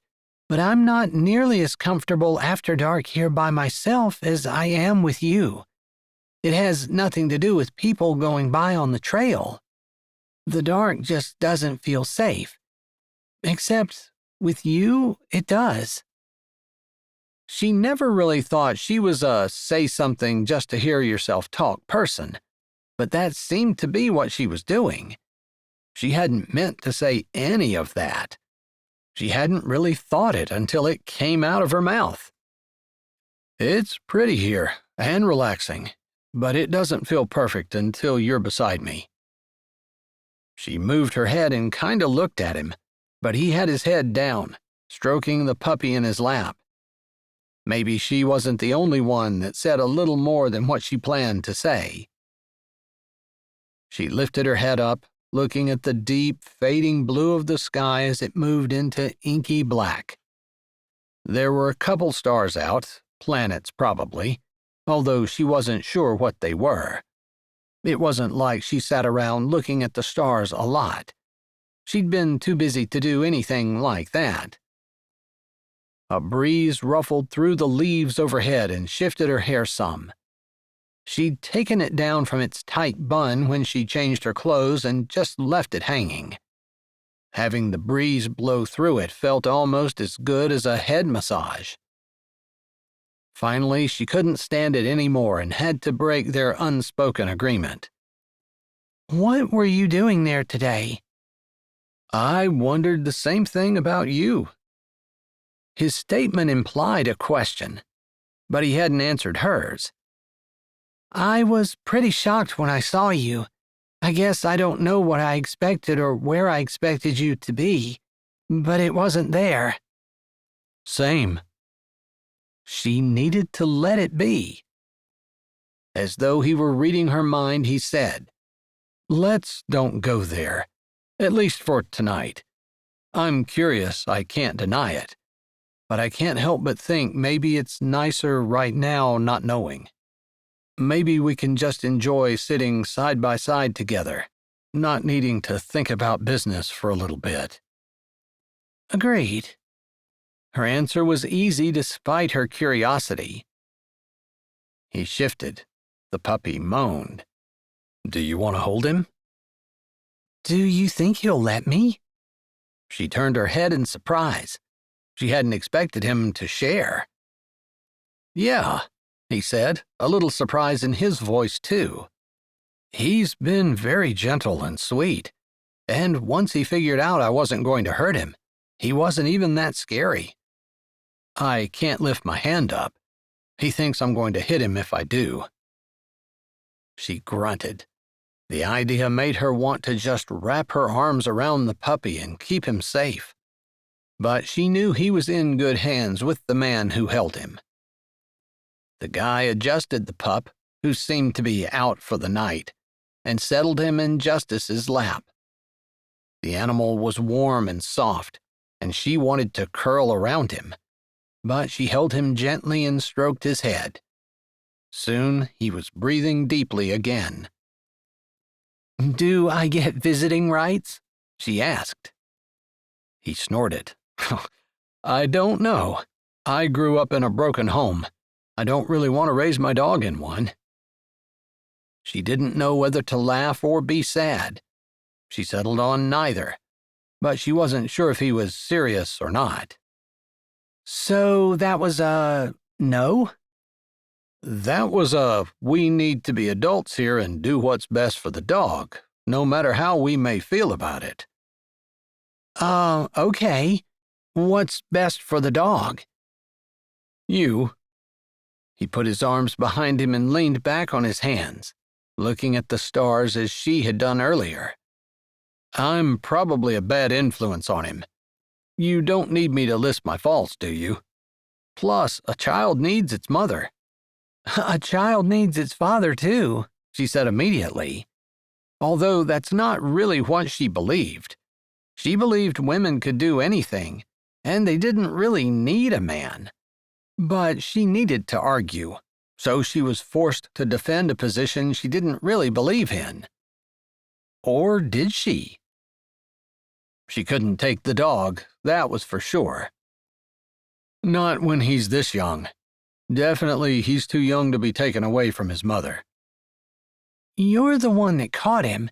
He needs his dad, a dad that can catch him. What would I do if he runs away? He won't run away.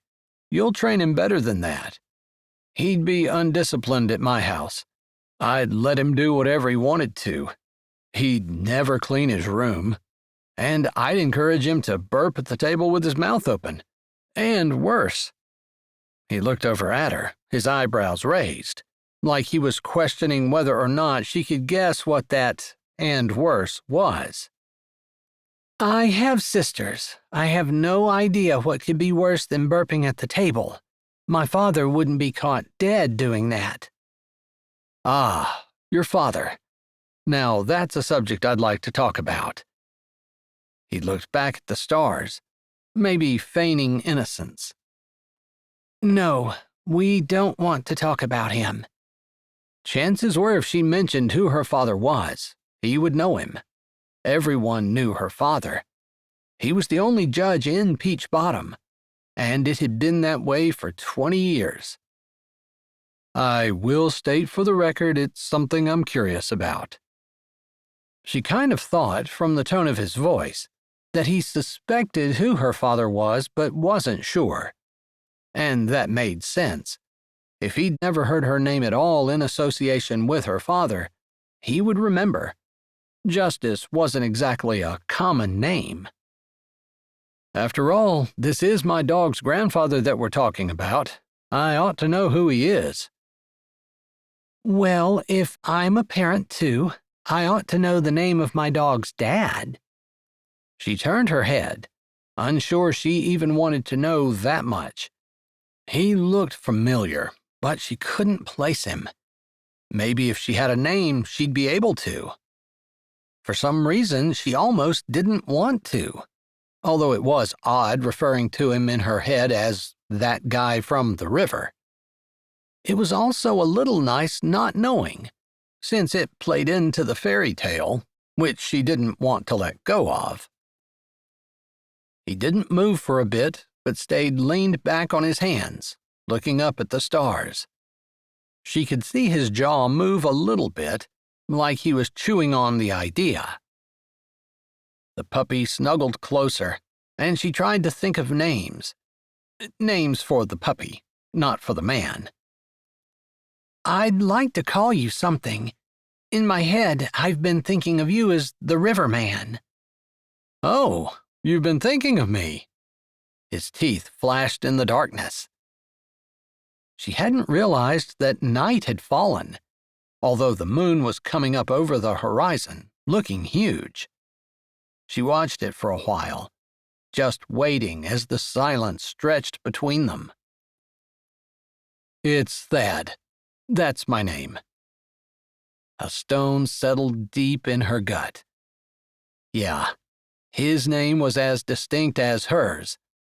If he was the Thad that she knew, she shouldn't be sitting with him right now. Don't tell me your last name. She spoke quickly before he could utter it, and she couldn't unhear it. If she didn't know, it wouldn't matter. But on the heels of that thought came another. If he were the Thad that she knew, Thad Truax, then there could only be a very few reasons why he was at the open house today, one of which would compete directly with why she was there. Now she definitely didn't want to know anything. She wished she hadn't even asked for his name. But yeah, she knew why he looked familiar now. It was a family resemblance. She had stared at his brother on the stand when he'd been in court for molesting her sister. You know who I am now. It wasn't a question. He must have felt her tightening beside him. Yes. Her hands had stilled on the puppy. It shifted and buried its head more deeply in her lap. She began stroking it again. And you know me? Her voice was soft, barely a whisper. I've only ever heard of one person named Justice. I was kind of hoping it wasn't you. It's me. She supposed that was the end of their relationship. He'd want his dog back, and they'd never see each other again. There was no need. She liked him, sure, but now that they knew who the other was, they really couldn't justify being friends. They certainly couldn't justify sitting under the stars together and laughing with each other. Does that change things for you, now that you know who I am? His voice sounded mostly dispassionate, but there was enough of a question, a hope, maybe, that she felt the same emotion stir in her own chest. Just as he must have been able to feel her tense a minute ago, she could feel the tension radiating off of him now. He cared about her answer, and that made her careful about what she said. It should. I wish it did. But I'm afraid I don't want to. She was just being honest, flat out. I don't want it to either. Does it need to? You tell me. He swallowed. The sound carried clearly on the cool night air. He took a deep breath. No, it doesn't. There's no rule that says we can't sit here and talk to each other. He grunted. We might not be able to share custody of the dog, though.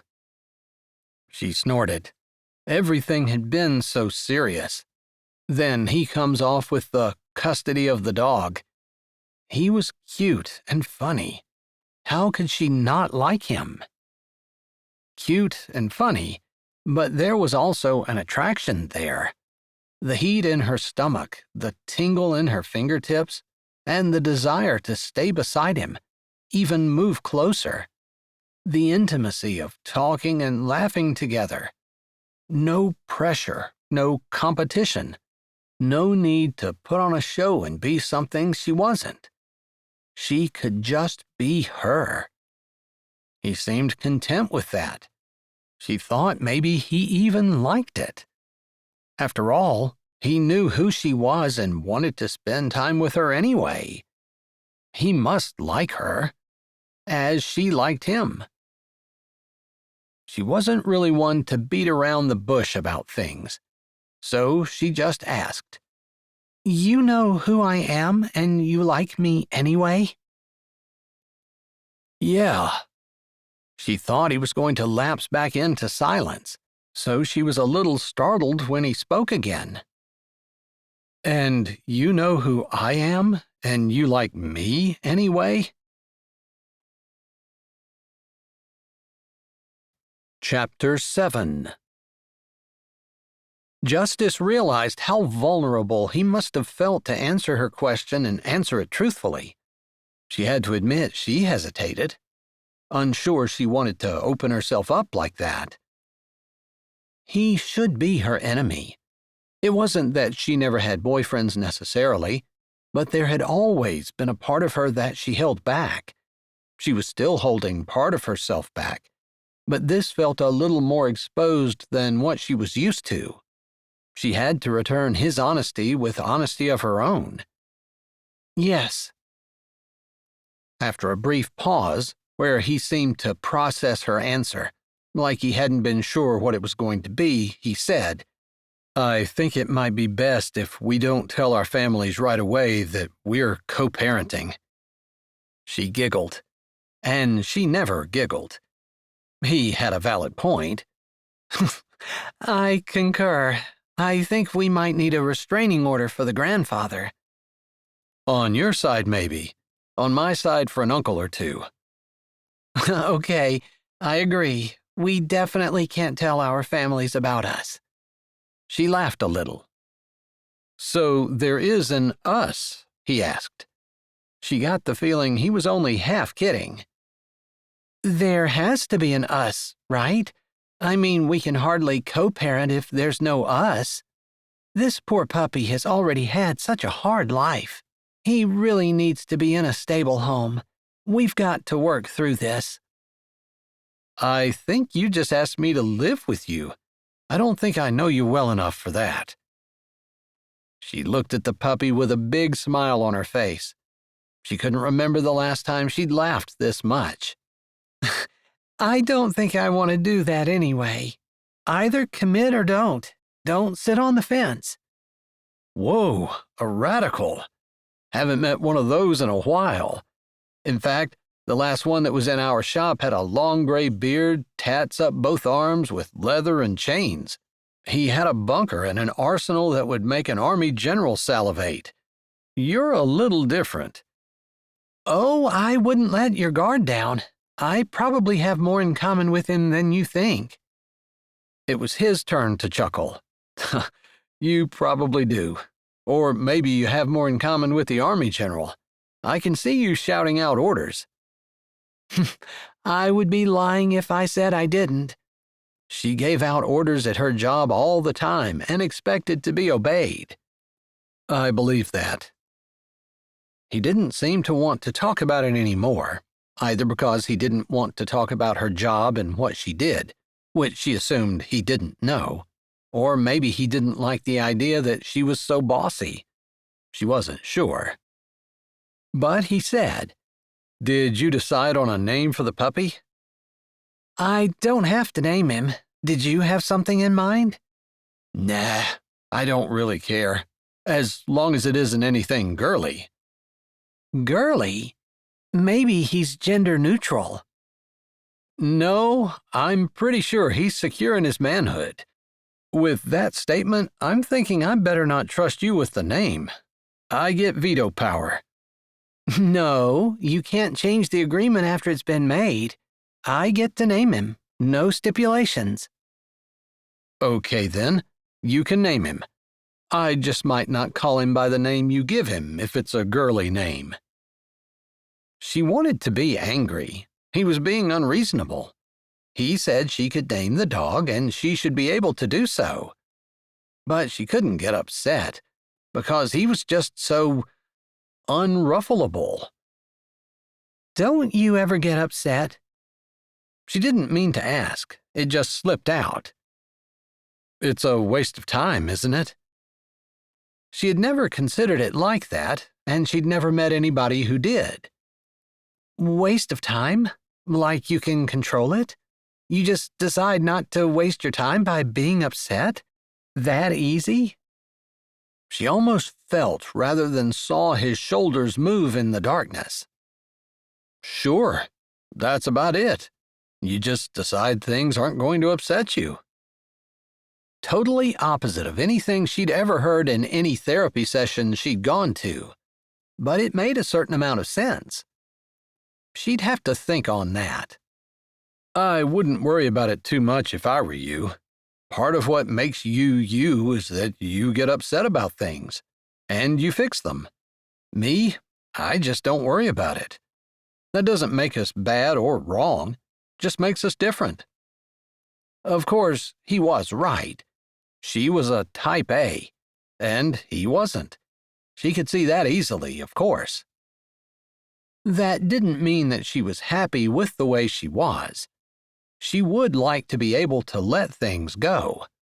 The idea that with practice she could was compelling. I understand about personality types, but there's always room for improvement. Maybe you need to get upset more, and I need to get upset less. With his typical easygoing attitude, he shrugged. Makes sense. You know, for a man, you're okay. She didn't mean it as an insult, but after she said it, she realized it kind of was. Still, she couldn't take it back.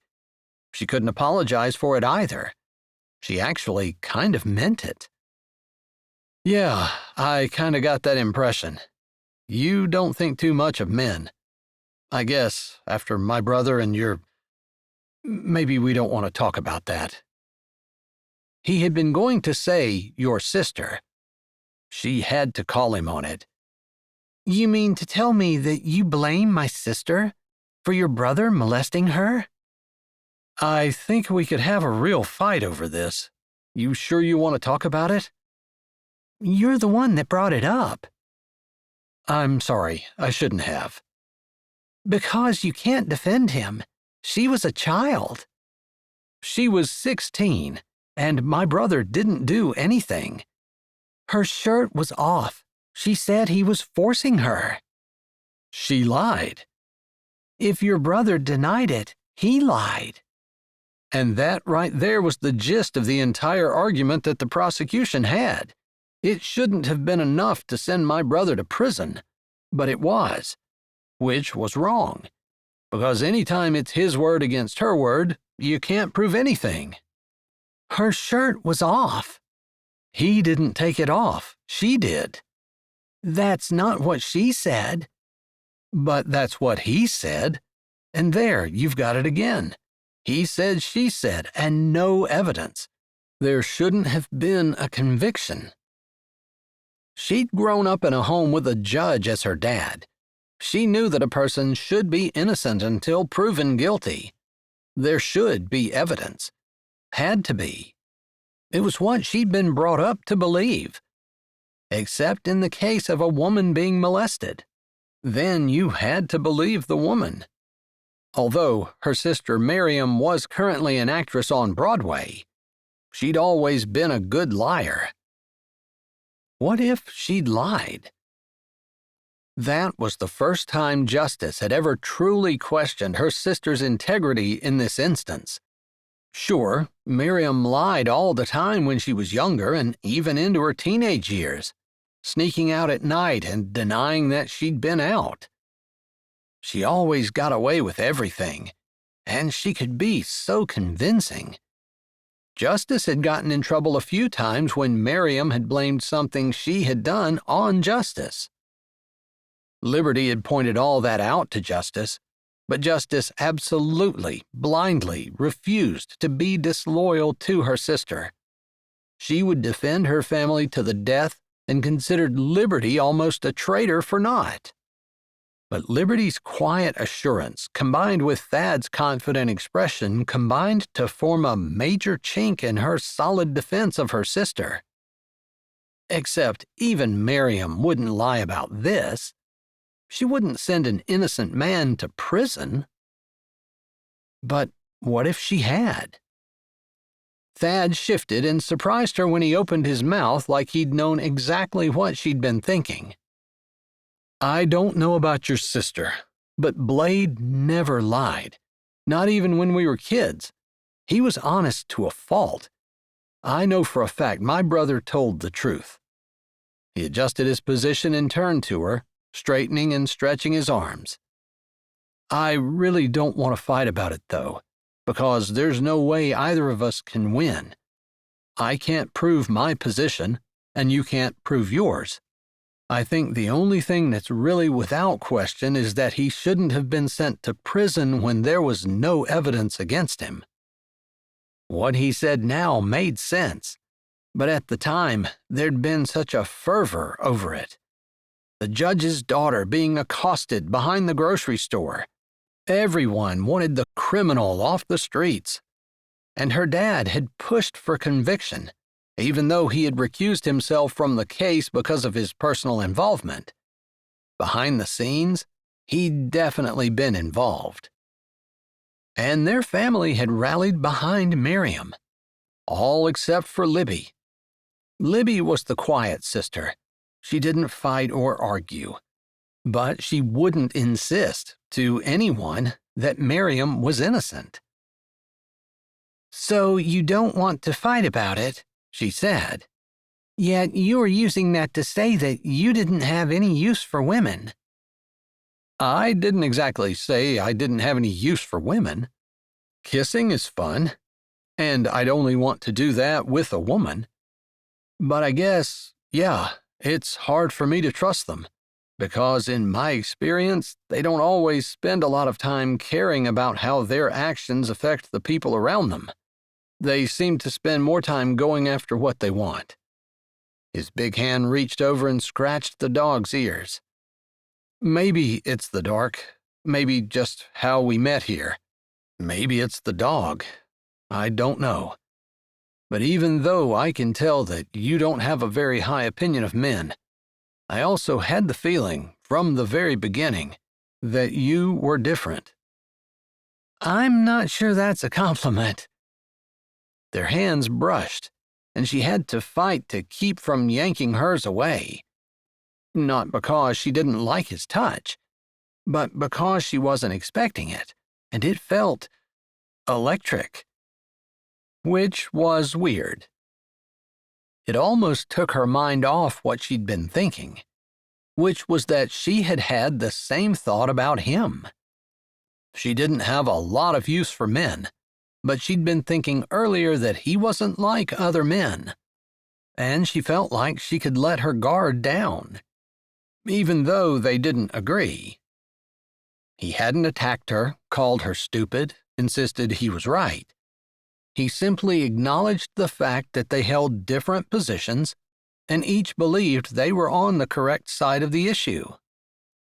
She supposed she should return the compliment, even though her mind was still boiling with thoughts of her sister and the idea that Miriam might have lied. Of course, she thought about it back when it happened, but she'd been so busy defending Miriam, so sure that Miriam wouldn't do such a thing, that she hadn't even allowed that thought to take hold in her brain. But to hear this man sitting beside her, confident and 100% sure that his brother would never lie, and knowing what kind of person Miriam was, knowing that Liberty had believed it all along, it made her doubt.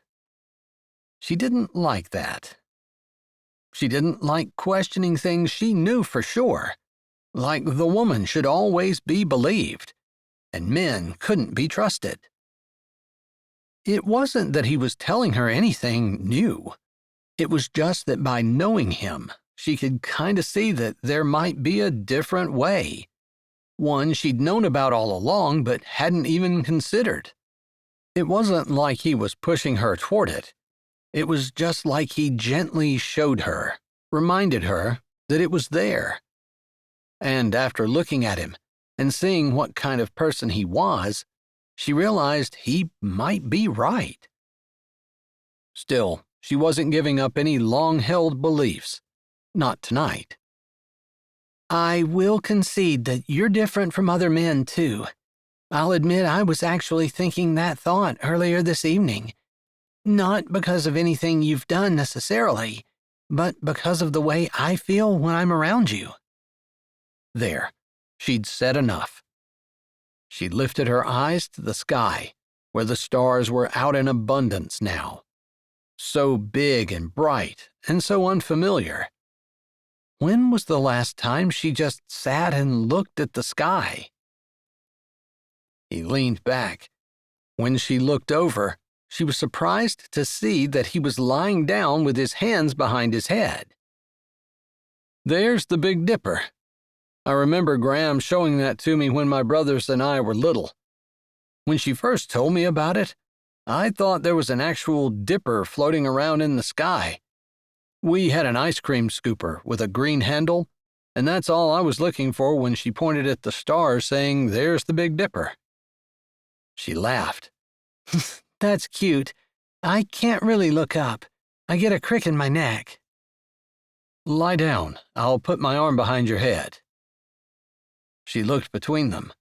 There was still a good foot of distance between their bodies. She didn't see any harm in lying down. So she did, careful to not disturb the pup any more than she had to, and adjusting his furry body so he lay on top of her stomach with his head on her chest, his nose touching her chin. Without even thinking about it, she trusted Thad to put his arm under her head as she went down, and he didn't disappoint her. It ended up being his forearm, which wasn't nearly as soft as a pillow. It was better than the rock. Slightly. I don't know anything about the stars. That was her way of saying she had no idea where the Big Dipper was. I don't know much either, other than the Big Dipper. I can find the moon, too. Goodness. I sure hope that's not what you use to impress girls. Some girls aren't as hard to impress as you, apparently. She could admit that she was intimidating at times, but she would never have said she was hard to impress.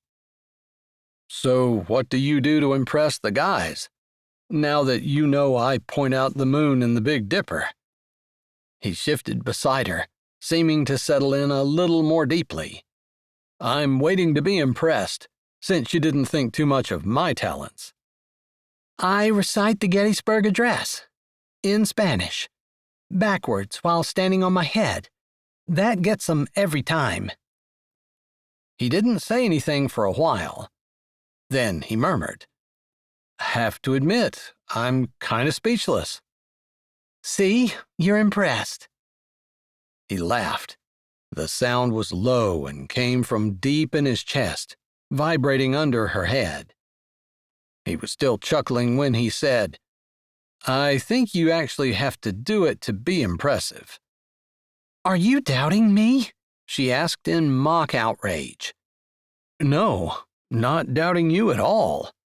What I doubt is that you're actually impressing anyone with that. I think you might be scaring them away. Did anyone ever stay around until you're finished? She could hear the smile in his voice. Come to think of it, I guess not. And here I thought I was just intimidating them. You probably are intimidating them. Not with the Gettysburg Address, but with your success. So you know what I do? She asked, all trace of humor gone from her voice. I suppose I could find out, and I wouldn't have to ask you. She couldn't deny she felt relief. She didn't know why she didn't want him to know. Maybe because it really was intimidating. She'd worked hard to get where she was, and she wasn't ashamed of that. But here tonight, she simply wanted to be her. Not the big bank executive that she was during the day. She was an ordinary woman, sitting under the stars and having a fun conversation with a nice guy. A nice, attractive guy. I don't really want to know, he finally said. I'm kind of content just doing what we are. Me too. Chapter 8. Thad strode into church Sunday morning, his Bible under one arm, his gun shoved in the back of his waistband under his dress shirt. He'd only been going to this church for a little over 2 months, but they pegged him right away and asked him to be on the security committee. Guys who took turns sitting in the vestibule making sure that everyone who came through the doors was there to worship the Lord. A necessary job, and Thad had been happy to help. He never guessed when he started going there would be a job for him. He liked feeling needed. It was a smaller church than the one he'd been going to, but he liked it just fine. It was nice to see familiar faces. At the last church, it was so big, with so many people in attendance. Every week it looked like a whole new batch of people there. He arrived early, intentionally, because he was on duty this week. Thad loved the smell as he went in the door. Cool stillness, furniture polish, maybe just a little hint of mustiness. It was a soothing smell, and one that seemed to open his lungs and encourage them to want to take deep, cleansing breaths. The head of the security committee, Sam Reynolds, met him at the door. "Good morning, Thad," Sam said, holding out his hand. Thad returned the greeting and shook Sam's hand. "You comfortable back here? Everything going okay?" Sam asked, crossing his arms over his chest and bracing his legs, like he was settling down for a long conversation. "Going good. Got a cushioned chair when I sit back here, versus the hard pews inside. Can't complain." Sam guffawed. "You wouldn't believe it, but I had David Bowen out here, I don't know, about 6 months ago, and the preacher paused for a minute in the middle of his sermon, and all everybody could hear was big snores coming from right here." Thad laughed. "Pretty embarrassing. Bet he won't do that again." "Guess it's not so embarrassing when you're sound asleep. I'm not sure whether or not he'll do it again, because his wife was pretty upset, but he definitely wasn't embarrassed. They shared a laugh over it. Well, I'm not too tempted to fall asleep. Not yet. Sam scratched his head. I don't know if you're busy this afternoon, but the children have a pizza party scheduled along with some games and activities. I had someone scheduled to work, but they ducked out on me at the last minute. Actually, just 5 minutes ago. I'm looking for someone to take their place. You wouldn't happen to have the afternoon free, would you? I'm not doing anything I can't cancel. Thad had been kind of thinking he might take a long walk along the river with his new puppy, but that didn't seem like it should trump helping out here. Any reason I can't bring my dog and sit outside on the steps? I don't see why not. Never had anybody do that before, but that should work out just fine. Sam's lips twisted, and he lifted his bushy white brows. The kids might want to play with it. That's fine. It'll be good for my dog to be around children. No one had claimed it from the posters he'd put up and the sign he'd hung in the bank and at the vet's, so he wasn't sure about the shot situation. Does it bite? Sam's brows furrowed. Hasn't bitten me yet. I'll watch it. He had met Justice twice more since the first night they lay on the rock together.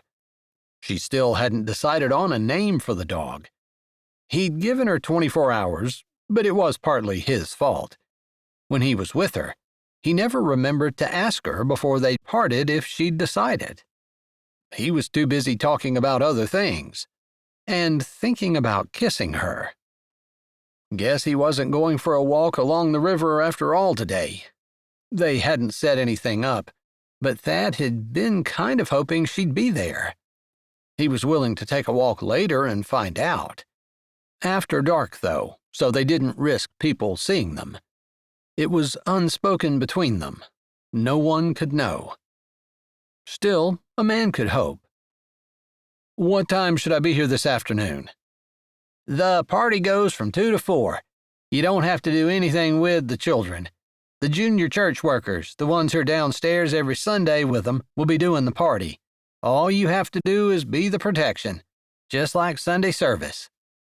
Sounds easy. I'll be here. He and Sam talked for a bit more until the worshipers began to stream in. Then Thad moved over to the side and stood with his hands crossed over his chest. He wasn't exactly trying to look intimidating, although he figured it probably helped. If anyone was scoping out the church because they thought it would be a good place to stage a massacre, he wanted them to understand that it wasn't going to be as simple as walking in and killing people. Not here. Maybe they'd reconsider. He didn't exactly want them to go somewhere else, but he took the job of protecting the people inside seriously. He hadn't even considered in the 2 or so months that he'd been there that the children might be doing something else other than going into the sanctuary. He almost cracked a smile, thinking that they might have asked him to help with that. He would probably have gotten fired after the first Sunday, for having too much fun with them. The stream of people slowed, and the service began. From where Thad sat in the back, he could hear the sermon just fine. It might have been better if he couldn't. The pastor was talking about how God made man to need a woman, and how, according to the Bible, God had made a woman to be a helper fit for a man. Thad listened with interest as the pastor used the Bible to back up everything he said. He liked that. It wasn't just stuff coming out of the pastor's head. But he kind of thought if Justice were there, she wouldn't be very happy listening to that sermon.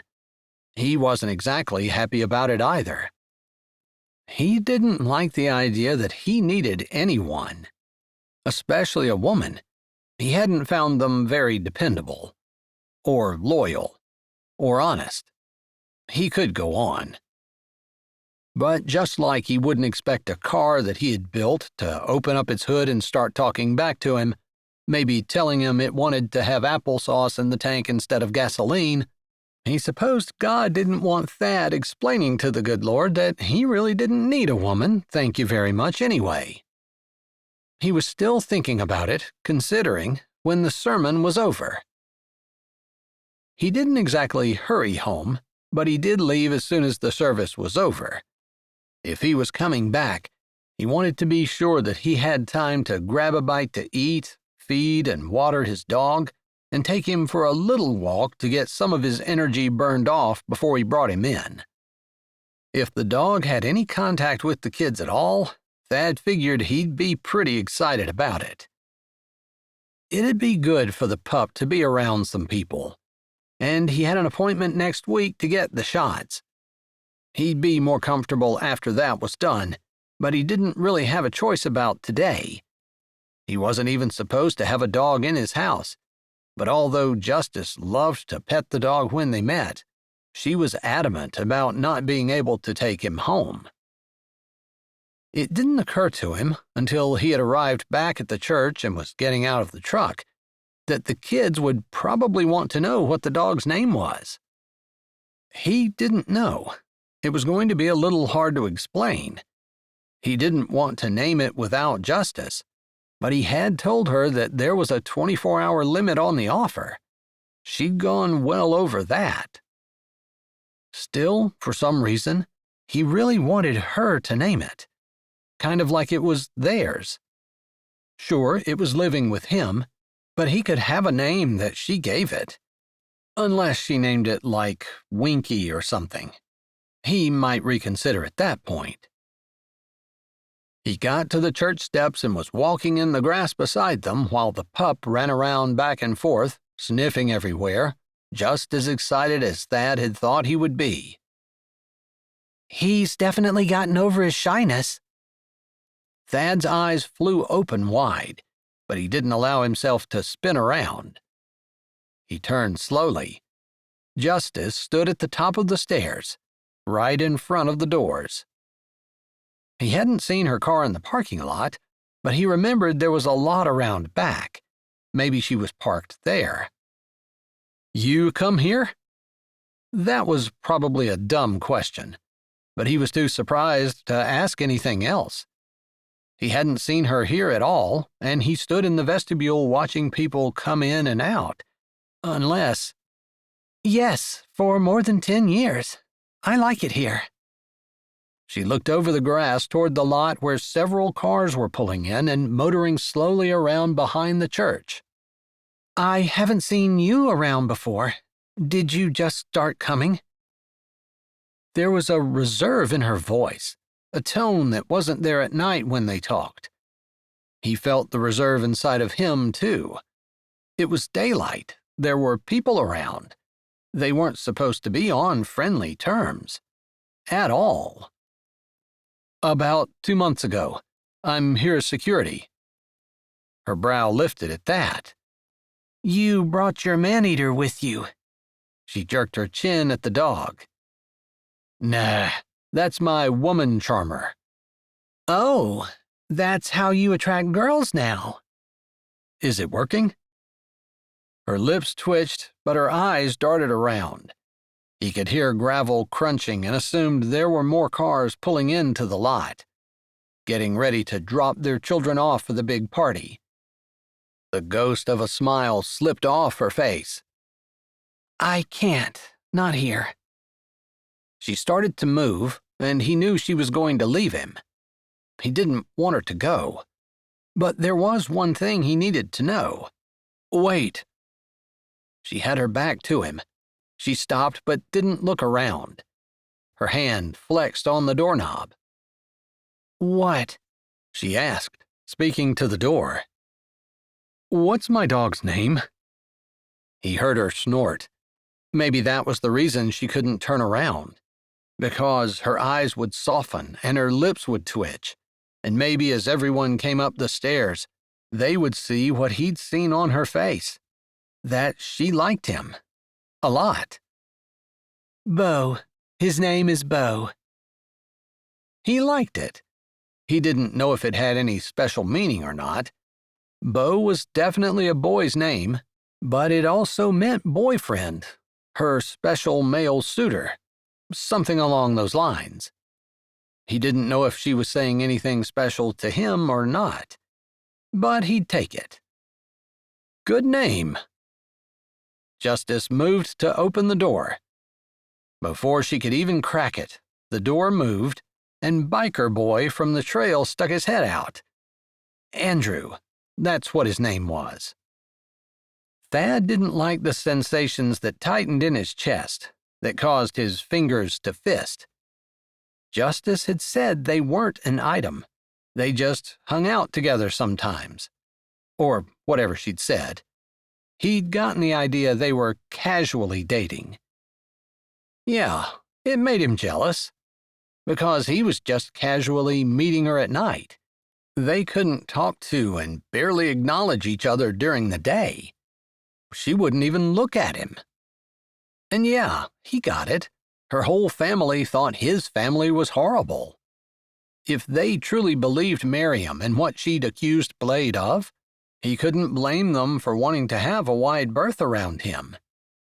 But Justice knew him, and knew that that wasn't the way he was, even if she didn't know Blade. Still, obviously her family meant more, and he could appreciate that loyalty. But he didn't appreciate Andrew. "Are you coming in?" Andrew said, not even trying to hide his irritation. Thad thought Justice should give him his walking papers right there, but she didn't say anything. "There's a bunch of kids coming in the back door downstairs, and they're running around the room. You need to get down here and make them sit down and act like adults." You want kids to act like adults? Thad should have kept his mouth shut, but it irritated him. If Andrew didn't want to work with kids, and he wanted people who acted like adults, then he should work with adults. He didn't have to see her face to know that Justice was more irritated with his comment than she was with Andrew's, which didn't make any sense at all. Thad was being reasonable. Andrew was being a jerk. Andrew's eyes shot to him, and that was another reason he should have kept his mouth shut and stayed out of it. Andrew shook his finger at him, then turned to Justice. "Isn't that the guy? That guy along the river? That smart aleck that said he was a serial killer or something? The one you said you didn't know?"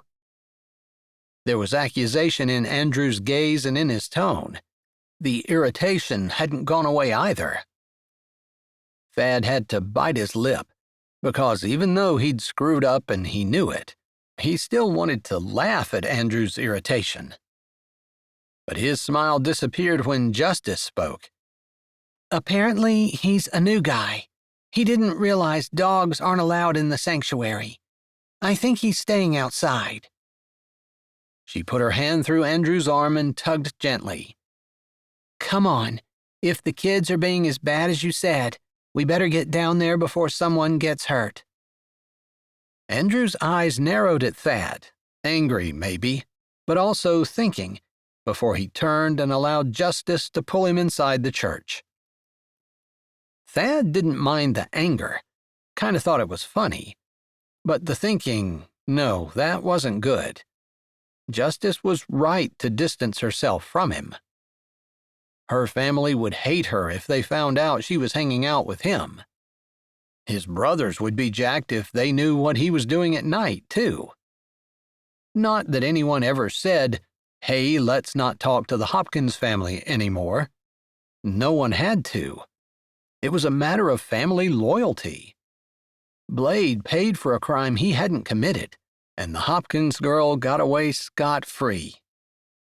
It was a point of honor to be loyal to his brother, especially since he was innocent. Probably Judge Hopkins expected his daughters to toe that line too. Thad didn't know what he had with Justice. It wasn't really a relationship, but he thought about her all the time. Couldn't get her out of his head. Went to sleep with her picture in his mind, her face on his brain, her scent in his nostrils, and woke up the same way. He didn't want to give up their evening meetings, and he didn't want to risk making their relationship public. He wasn't sure he could withstand the onslaught that was sure to happen from his family and hers too. Neither one would be supportive. Probably the only way for them to survive would be to move away, which was impossible. He was committed to the Richmond Rebel shop. He couldn't leave. He'd never asked around about what Justice did for a living, but he assumed whatever she did, she wasn't going to want to leave it. Maybe if they had more time, maybe if they could build something so strong and so hard and so fast, maybe if they were so committed to each other, they could withstand the onslaught of their families. He was almost at the point where he was willing to try. He wasn't sure what point Justice was at, though. They certainly never talked about it. Maybe he'd try to broach the subject if she hadn't decided today that he wasn't worth it. Chapter 9. Justice walked slowly up the trail. When she'd arrived in the parking lot, a little earlier than normal, Thad wasn't there yet. She'd gone to the rock and waited almost an hour, and he hadn't arrived. She felt pathetic standing there waiting and waiting for a man who didn't show up. She wasn't that kind of girl, had sworn to never become that girl. She didn't have his phone number, so she couldn't call him. But she was afraid that wasn't it. After what happened at the church earlier today, she had been afraid that this would happen. She'd snubbed him about as hard as a person could be snubbed, and she didn't blame him for being angry. She'd hated it. Every cell in her body had wanted to turn around and walk down to him and put her arms around him and let everyone know exactly how she felt about him. She wasn't stupid. She couldn't do that. Maybe if it were just her family, maybe if it were just her dad, they could work around it. But it wasn't just one person. There was no one in her family that would be okay with her dating a Truax boy. Her dad would look down his nose at him. Her mom might be okay with it if it were just his profession and the fact that he worked with his hands for a living. But none of her family would be able to get over Miriam, except maybe Libby. Libby could get away with things the rest of the world couldn't. She was actually working in the Truax shop. But their dad didn't know it. It was one thing to work for them, though. It was a completely different story to date them. And that's what Justice wanted. The relationship.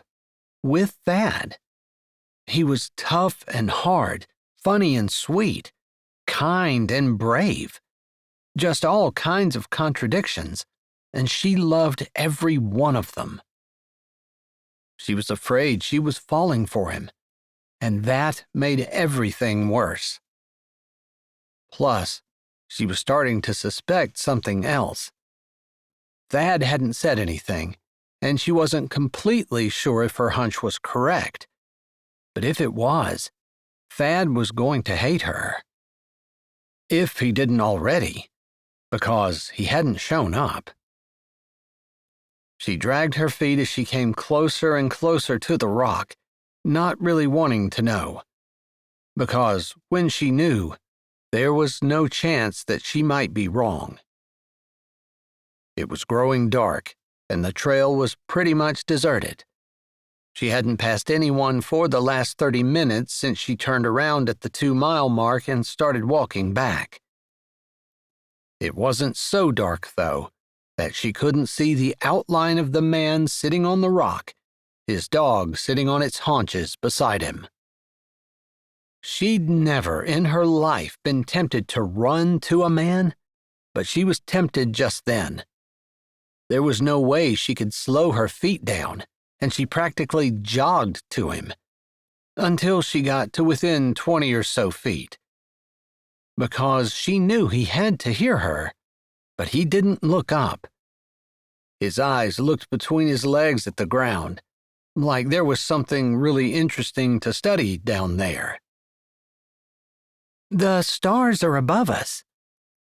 She hoped she might make him laugh, but he didn't. He did lift his head. His eyes were deep and dark and almost fathomless. His jaw was set hard. Her throat was suddenly dry, and she swallowed. There was no pain in his eyes. She probably would never see pain in his eyes.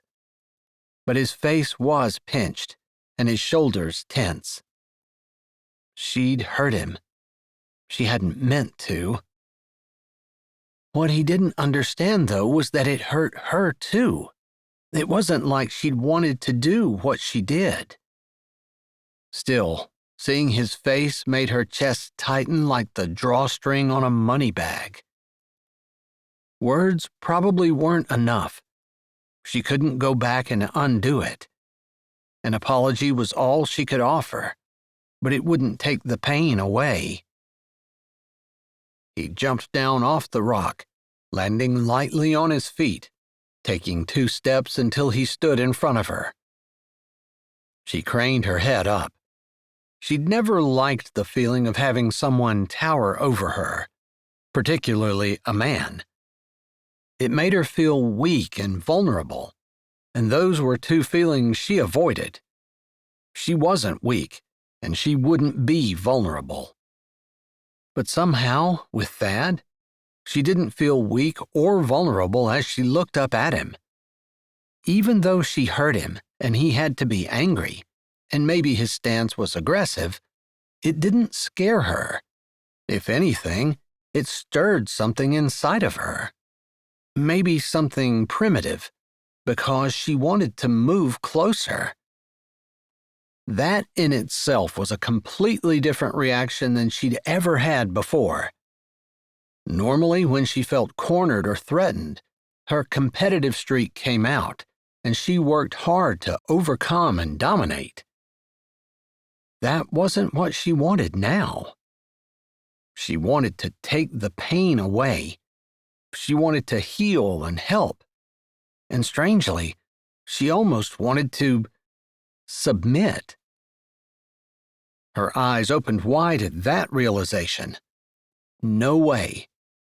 She crossed her arms over her chest and took a small step back. What happened today was our deal. Her voice wasn't quite as soft as she wanted it to be. She still felt his pain, still had the desire to put her arms around him and take it from him. But as an equal, she would not submit. There was no submission in her. That how you feel about it? Yes. We agreed who we were here is different than who we are out there. She waved her arm, indicating the rest of the world. We both know that if we pry into our backgrounds, this is never going to work, even being friends, even seeing each other like this. This has to be make-believe, and then there's real life. So, when you're not here with me, are you with him? Thad's question hung in the air. It took about 3 seconds for her eyes to move to his. She supposed it was a valid question. He didn't know what she did when she wasn't here, just as she didn't know anything about him. She wanted to tell him his jealousy, if that's what it was unfounded. Even if this, them, was a secret, even if it was something that she couldn't tell the world, she wouldn't see one man behind another man's back. It just wasn't right. But he didn't know that. And if she'd seen him with a woman, no matter how innocent it looked, her heart would hurt. Especially if he couldn't acknowledge justice while he disappeared together with someone else. But how to say that? How to show that? Maybe this won't work at all, because there's no way for you to believe me. There's no way for me to prove what I do when I leave." Katydids and crickets sang in harmony, and something rustled in the leaves between them and the river. There were no words, though, and the silence stretched between them.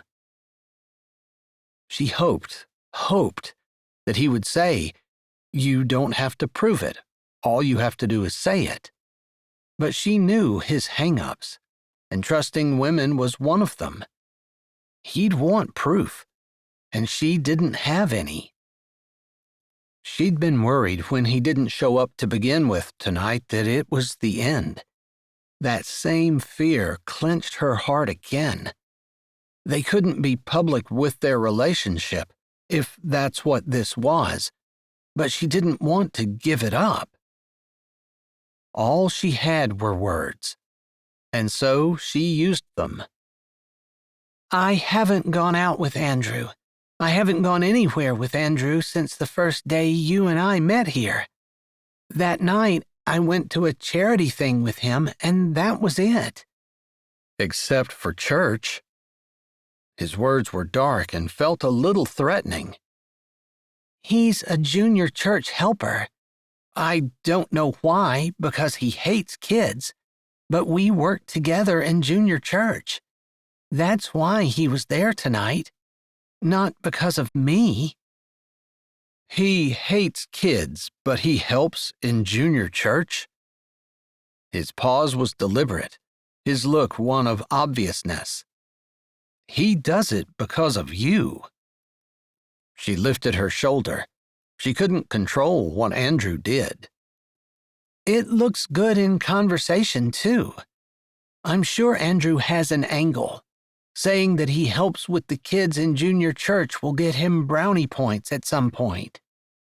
Thad blew a breath out and rubbed the back of his neck with one hand while looking at her. "That's what I thought. I honestly thought just what you said. I think the fact that you didn't acknowledge me made it worse." He'd been looking over her head, like the intimacy of eye contact was too much for what he was saying. But after he finished, his eyes dropped to hers. I'm sorry, and I don't know what to do about it. You know as well as I do the whole town will explode if we show up somewhere together. Your family will kill me, my family will kill you, and everyone will work to separate us. We'd end up hating each other." She thought she sounded reasonable. "And this is better?" Frustration leaked into his voice. "We're meeting here as friends. There's nothing wrong with us sitting and talking, and that's all it will ever be." Even as she said those words, she didn't believe one of them. That's not what she wanted, and that's not what she felt. Thad called her on it. He stepped closer and touched one finger to the side of her chin. It was just one finger, but he had never touched her before. She couldn't stop her shiver. She didn't really want to.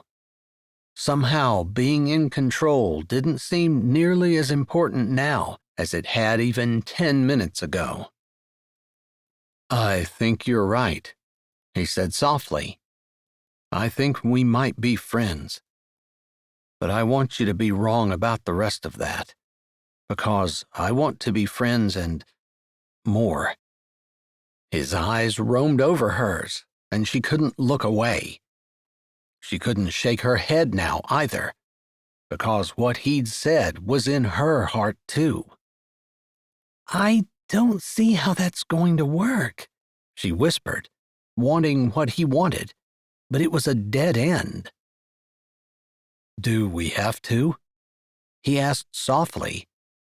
His finger slid along her jawline lightly, tracing it softly, the touch so gentle, so sweet.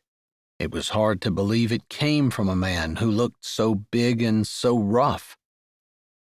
Amazing how cherished she felt with just that one simple finger touching her chin. Maybe it was the look in his eyes, hooded and hot. Maybe it was the way his breath hitched. Or maybe it was his struggle to swallow. Maybe the fact that touching her affected him just as strongly as it affected her. She was no longer interested in backing away, and her arms dropped down from her chest. She was a mere heartbeat away from moving closer. We have to see how it can work. Otherwise, there's no point. There's no point in me telling you how I feel about you? Are you saying it doesn't matter? You don't want me to show you with my hands and lips the words and feelings that are in my heart? The tingles in her finger turned to heat, spread up her arms and down her sides. Her breath came in unsteady puffs. Of course she wanted that, but she couldn't trust him. Not because it was Thad, but because he was a man. She couldn't give him that power over her when this secret that they had could be exposed and blow up her life.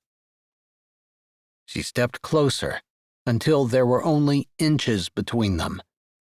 Her hand went to his chest. The finger that had been touching her chin twisted until his hand cupped her face, sliding into her hair. She tilted her head, pressing into it. He covered her hand on his chest with his own, his fingers thicker and rougher.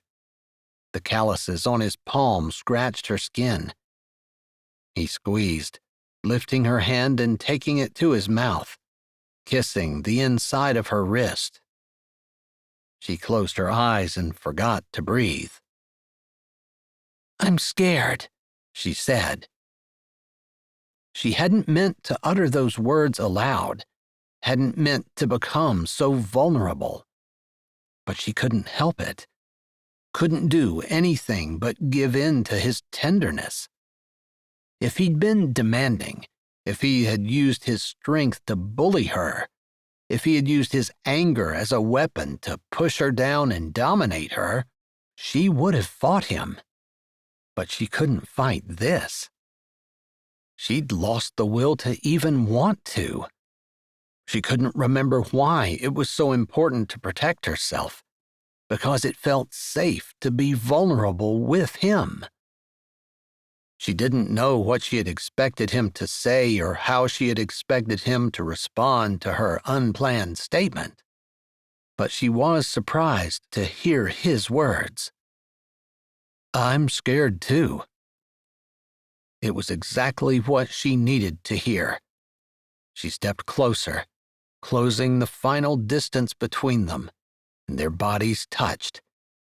He let go of her hand, and she put her arms around his neck. His hands settled on her hips and the small of her back, gently pulling her close to him. Their eyes met, and they stared at each other, breathing fast together, their breath mingling in the night air that took it away, flowing sweetly between them, brushing their skin like the touch of an angel's wing. Up until that moment, she would have said the worst thing in the world that they could do would be to kiss. At that second, it was the only thing she wanted. But Thad didn't move. He didn't lower his head. He didn't move his hands up her back, but just stood holding her and allowing her to hold him. It felt right. But she still wanted more. She couldn't stand the silence or the suspense any longer. "Aren't you going to kiss me?" "I want to." She felt the ache of those words flow up her neck and out her jaw, but he still didn't move. "Then do it," she said. "I don't want you to regret it. I don't want you to hate me. I want to kiss you more than anything. except I don't want to risk losing what we have by being selfish and greedy and wanting more." His words gave her pause and made her think. They didn't take the heat away, didn't take the tingles, and didn't take the desire to be closer, but it did something to her heart to know that he valued their relationship, her friendship, more than he wanted any temporary physical satisfaction. "I don't hate you. I could never hate you." "Don't say never. It's dangerous." She ignored him. "There won't be any regrets either. Not for me." Her lips lifted a little. "I don't want you to have regrets either." His lips twitched as well. His head nodded slowly. "No regrets. I don't care what happens. I couldn't regret this. It's one of the most beautiful nights of my life." "Maybe kissing me would ruin that." His breath huffed out. "It would move it to the top." "Then what are you waiting for?" "Maybe I just wanted to enjoy this a little. I know I never thought I would touch you like this. I just need some time to start to believe that it isn't a dream." She could be content with that answer, and she could stand here and enjoy it too. Except it wasn't enough. She stretched out and put pressure on the back of his head, tugging him toward her. "You've had enough time."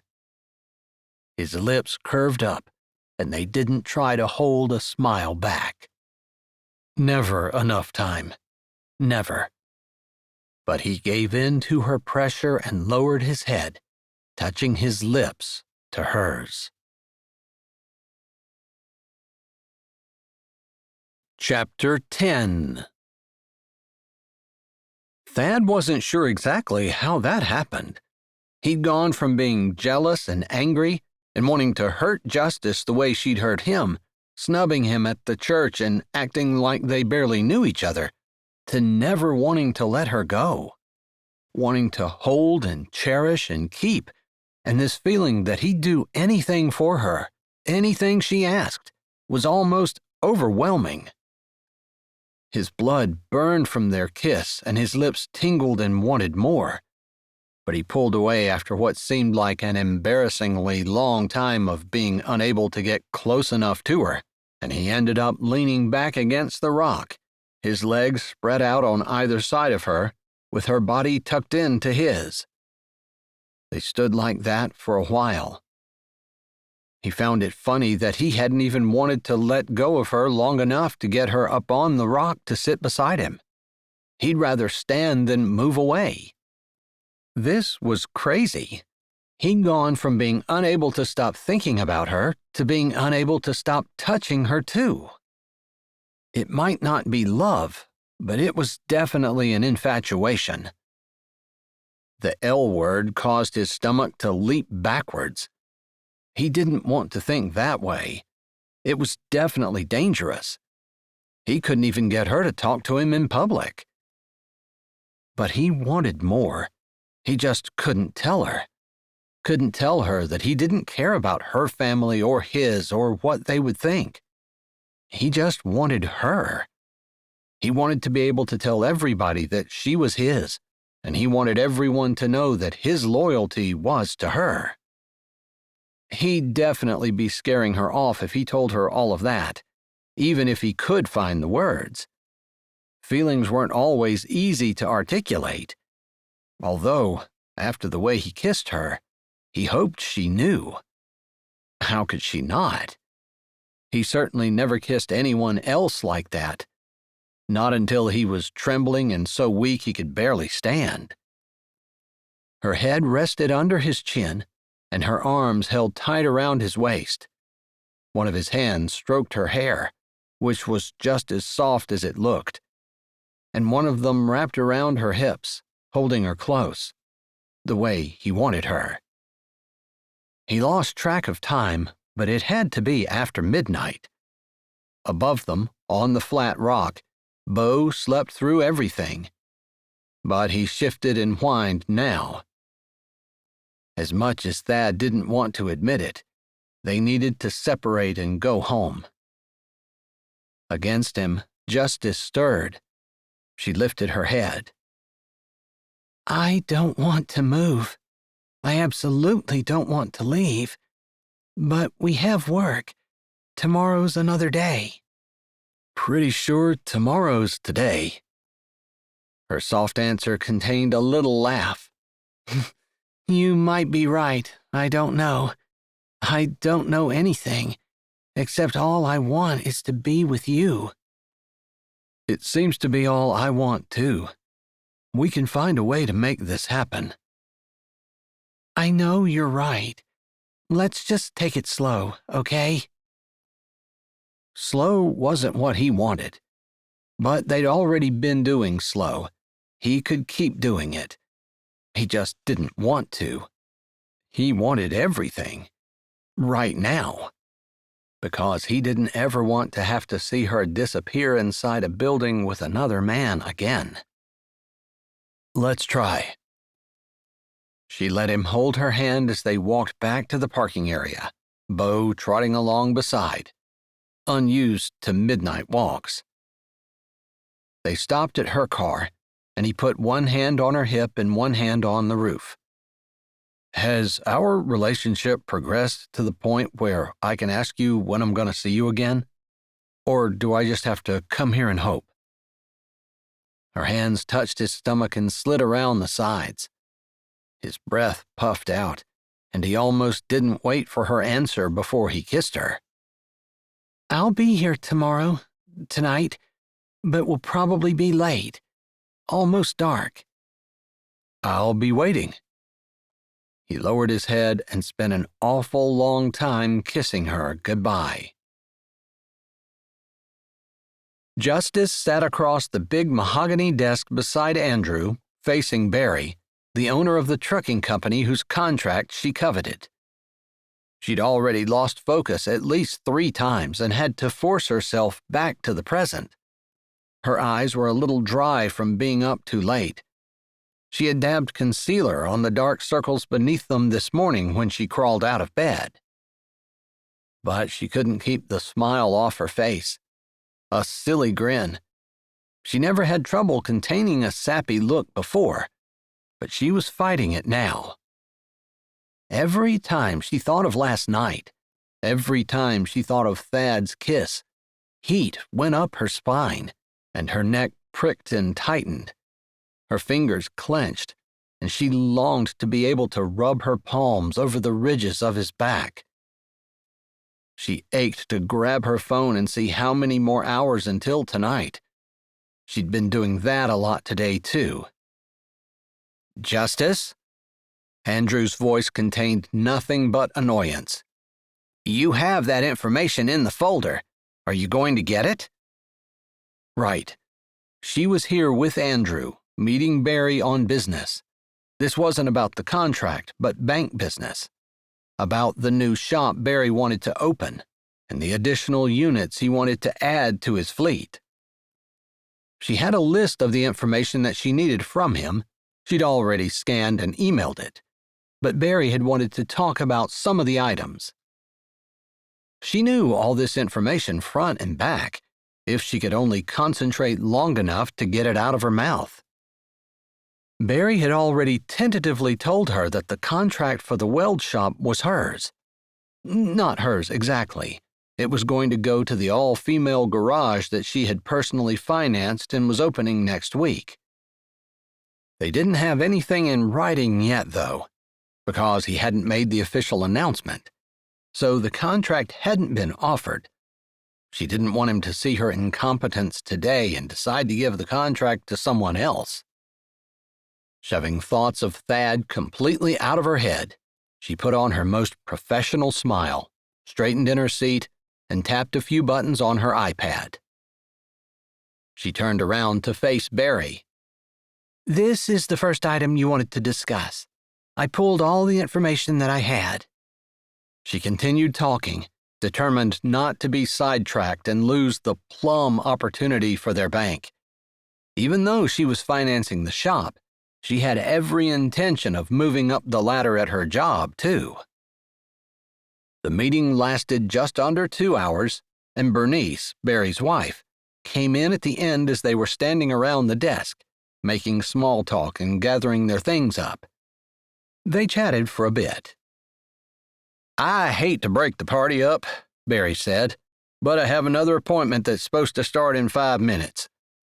Of course, darling, Bernice said to her husband. She patted Justice's arm, tucking her hand into her elbow and walking slowly beside Justice to the door. We'll chat later, sweetheart.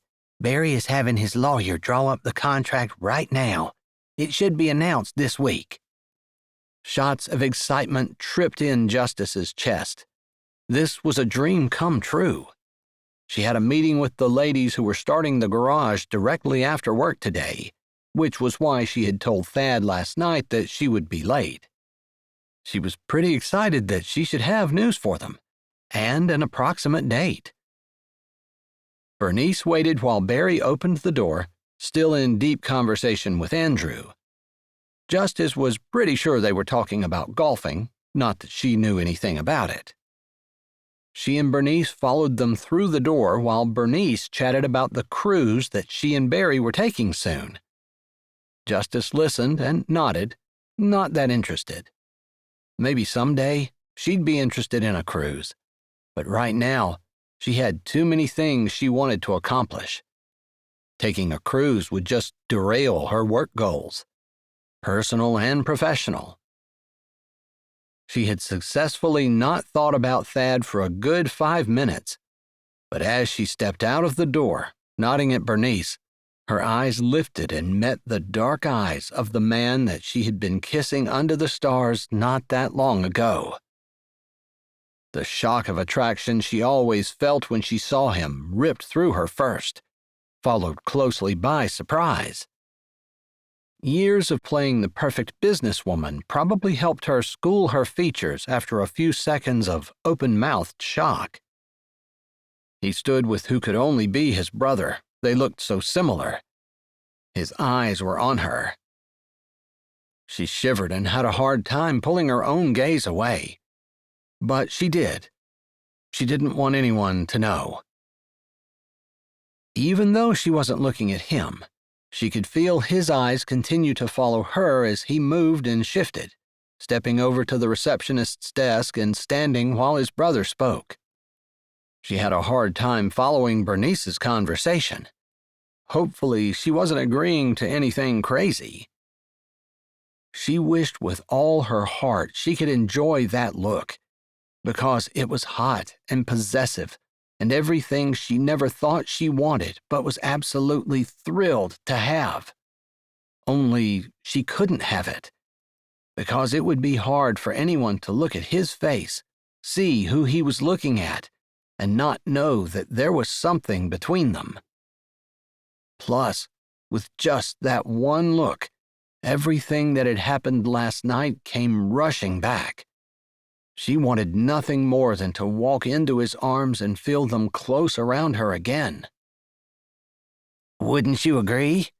Bernice asked as they stopped in front of the receptionist's desk, just a few feet away from Thad and his brother. "I must say I do." Justice had no idea what she agreed to. Hopefully it was wallpaper color, or the type of tile Bernice was putting on her kitchen floor. She was pretty sure that's what Bernice was talking about before her eyes met Thad's, and all rational thought fled. Bernice nodded and started talking about plumbing fixtures. Good. At least Justice hadn't given away any bank secrets or agreed to an unreasonable contract. Now she just had to get her heart and lungs working in tandem again, instead of fighting each other, because it was making her dizzy. Or maybe Thad just sucked all the air out of the room. For her, anyway. Barry had invited the two of them into his office, and Thad's brother passed her first. He barely glanced at her. Whether that was because he was completely uninterested, or because he knew she was a Hopkins, she wasn't sure. But when Thad got beside her, he bent down and picked something up off the carpet. "I believe you dropped this," he said in a low tone, straightening. It sounded heavenly, hitting her deep in all the right places. He held out a small square of paper.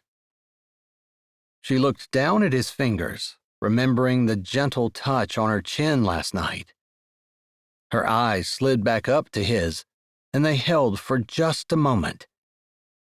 Vaguely, she realized Bernice's prattling had stopped, and she seemed to be staring at Justice, probably wondering why she didn't take the piece of paper or say something. It took a few more long, slow seconds before she could tear her eyes away from his dark gaze and look back down at the paper. Her hand came up, and her fingers took a hold of it. For just a second, they held it together, her fingers slim and white, his blunt and darker. She wanted to study the contrast. She wanted to touch them and hold them. She wanted to do a whole lot of things she'd never considered before, particularly not in a company's boardroom with people staring at her, wanting to know, wondering why she was acting so oddly. Probably wondering why her heart was beating so loudly, too. "Thad?" A male voice came from the other room. It must have been his brother. It snapped her out of her foggy haze. She grabbed the paper, glancing at it one more time. It said, "Raft tonight." She'd never seen his handwriting, but this was definitely a masculine scrawl. Odd, since she'd not seen anything on the floor. It was almost like he scribbled a note for her. She hadn't been watching him. In fact, she had been deliberately avoiding watching him, so she supposed he could have scratched something down quickly. She'd ask later. "I didn't see anything on the floor, although someone must have dropped it, unless that's yours." Bernice looked inquiringly at the paper in Justice's hand. "It just looks like a scrap of paper. Probably a piece of trash someone threw away and missed the can." She crumpled it, throwing it into the trash can. Andrew waited for her by the door, typing something on his phone, his thumbs flying. She adjusted the folders and iPad in her hand, thanked Bernice, and walked over to Andrew. They hadn't ridden together because Justice planned to stop and see the Baxter girls and Rachel on the way home. Andrew hadn't needed to wait for her. They walked out together, making a few comments about how the meeting went and exchanging notes on what the large loan would entail, parting once they reached their cars and going their separate ways. Andrew wasn't a bad-looking man, she supposed, but after being with Thad, he seemed almost feminine and definitely self-absorbed. A great guy for someone, maybe, but not her. She got in her car, a little bemused. She'd never considered having a steady guy. Casual dating was fine. It was fun to go out to eat and nice to have a companion to do things with, but she didn't want that commitment, and she didn't want to give someone, particularly a man, any control over her. But somehow, those things were seeming less and less important, and more she was liking the idea of being part of a couple, of a team. Just Thad's joking about Beau and how they were co-parenting made her feel good to be working with him on something, even if it was a dog. She followed her GPS to the girls' garage and got out, ahead of schedule by 10 minutes. She'd visited the building several times. It wasn't exactly brand new, but it was nice and sturdy and had everything they needed. Both of the big bay doors were down, so Justice walked around to the little man door on the side, opening it up and walking in.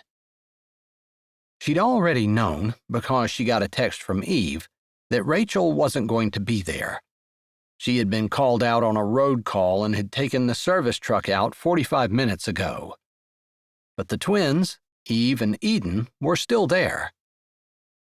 Eve was dark like her brother Ben, the man Justice had worked with, alongside her fellow banker, Tucker Gibson, on a loan to help him open his own garage, which was how she had met Eve and Eden. Eden somehow was blonde and light and fair, almost looking like an angel. She specialized in bodywork and custom painting. Justice had seen some of her projects, and she'd never seen anything even remotely as good as what Eden could do. If anyone could make a go at running a garage, it would be these two. Rachel was the welder. Maybe, for a few seconds, she felt a flash of guilt because they were untried, getting a contract that might be too much for them. If it were a government contract, what she was doing would be illegal. But it was a contract from the company of a friend. Pulling strings was okay, even expected.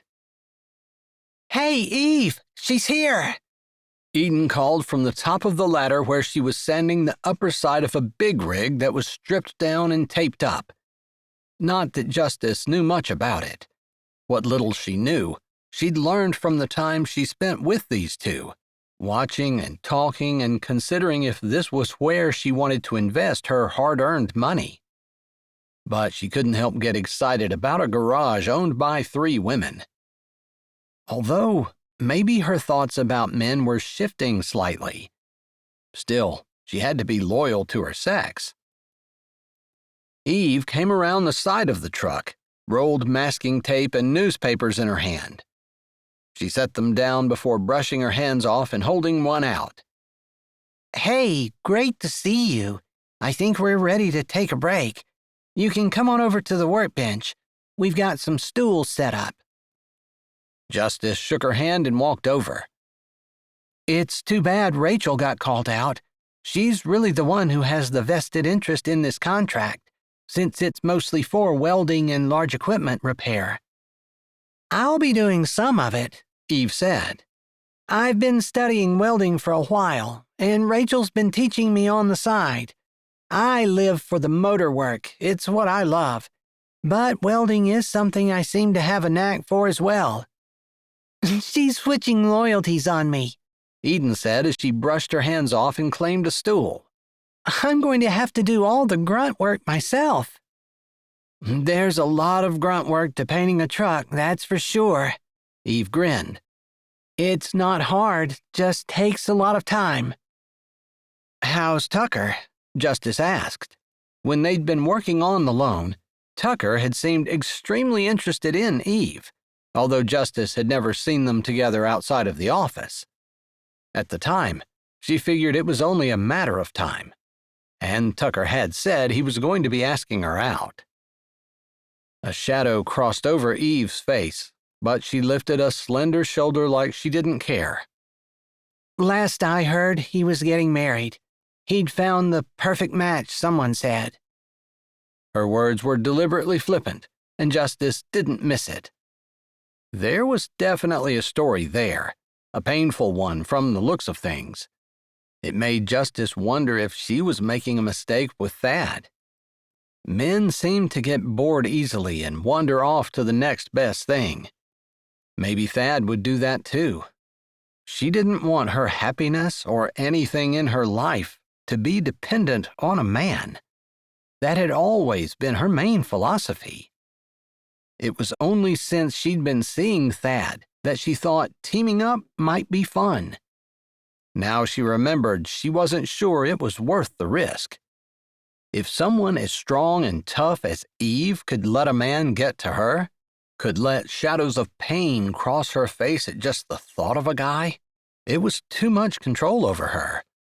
Most certainly more control than Justice wanted to give up. She lifted her chin. "I feel like we should have a toast to girl power." She lifted a hand. "But I didn't bring anything. I was just stopping in to see how things are going. And to report that I just left Barry's office, and although we didn't talk directly about this contract, Bernice assured me that his lawyer is drawing it up and that we've got it." "That's fabulous," Eden said, a big smile stretching from ear to ear. "You're so right. It's too bad Rachel couldn't be here. She's been hoping for this. We seem to be able to attract painting jobs especially, and we definitely had some motor and tranny work, but people don't trust a woman welder. That's the feeling we're getting anyway. If we get this, Rachel will have a chance to prove herself. She does excellent work." "She really is great," Eve added.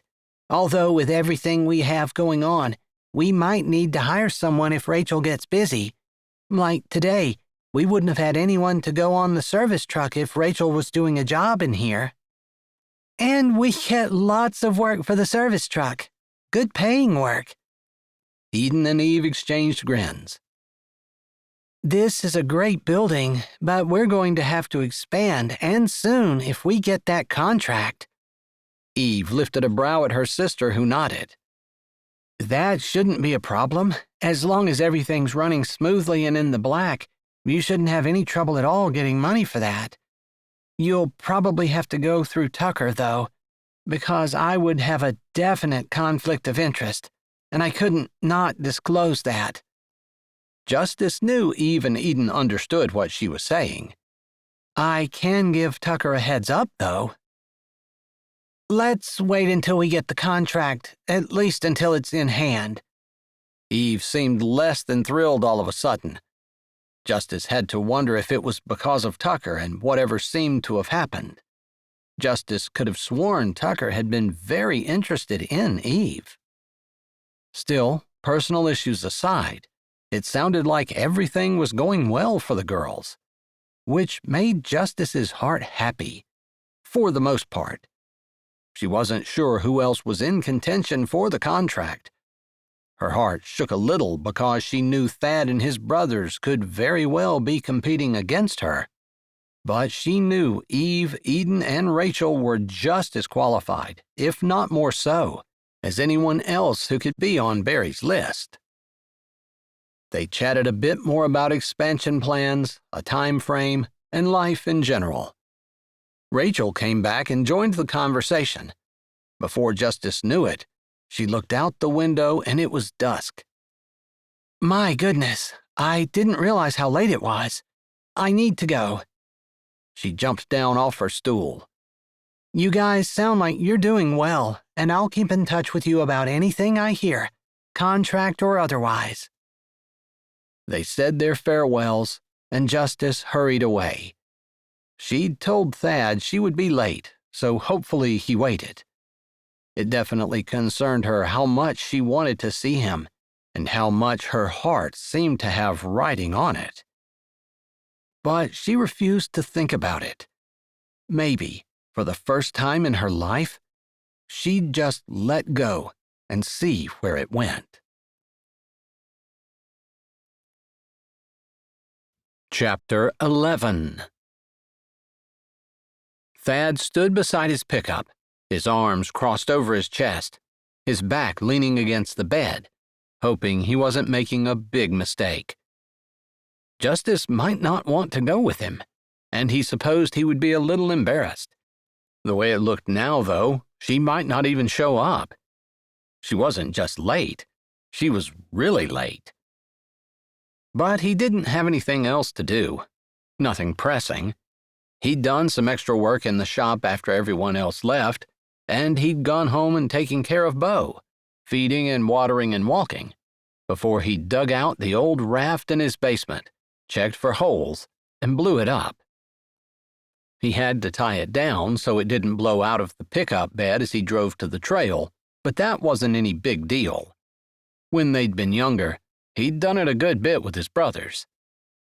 Now, he liked the idea of doing it with Justice. He wasn't sure how she'd feel about it, but it was hot enough, with humidity so deep and thick it lay on his shoulders like a tangible thing. He'd been spending so much time thinking about Justice, he hadn't thought too much about the shop and the contract they were hoping to get. There wasn't too much he could do to help get it. It was just a matter of waiting. And Blade seemed preoccupied.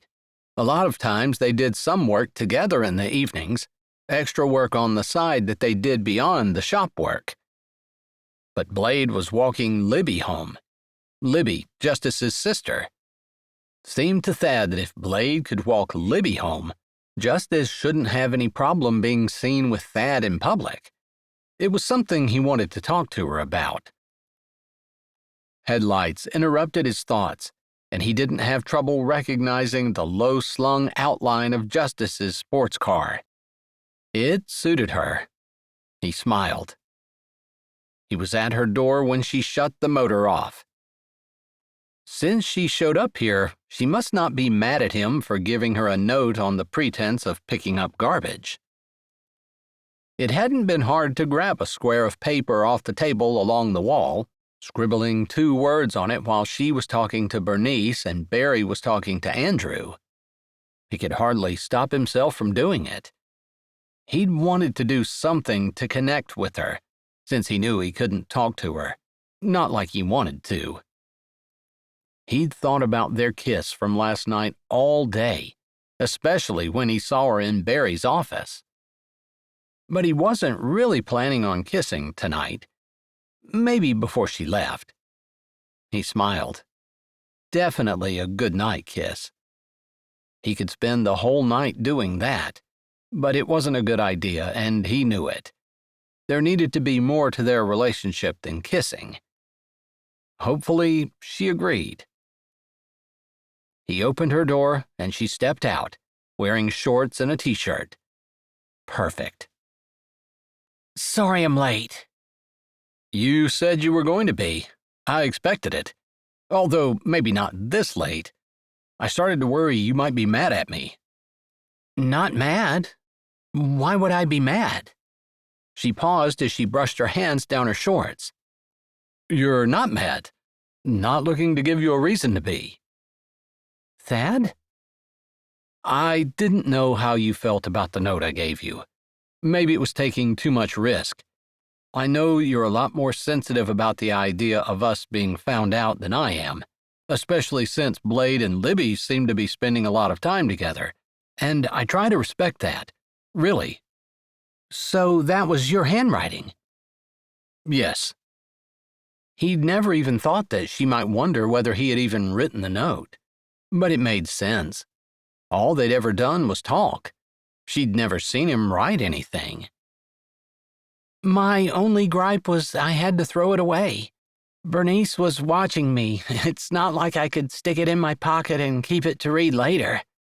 She laughed a little. Like a teenager. That's crazy, isn't it?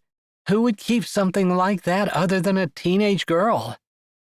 I can write another one that you can keep, and no one needs to know.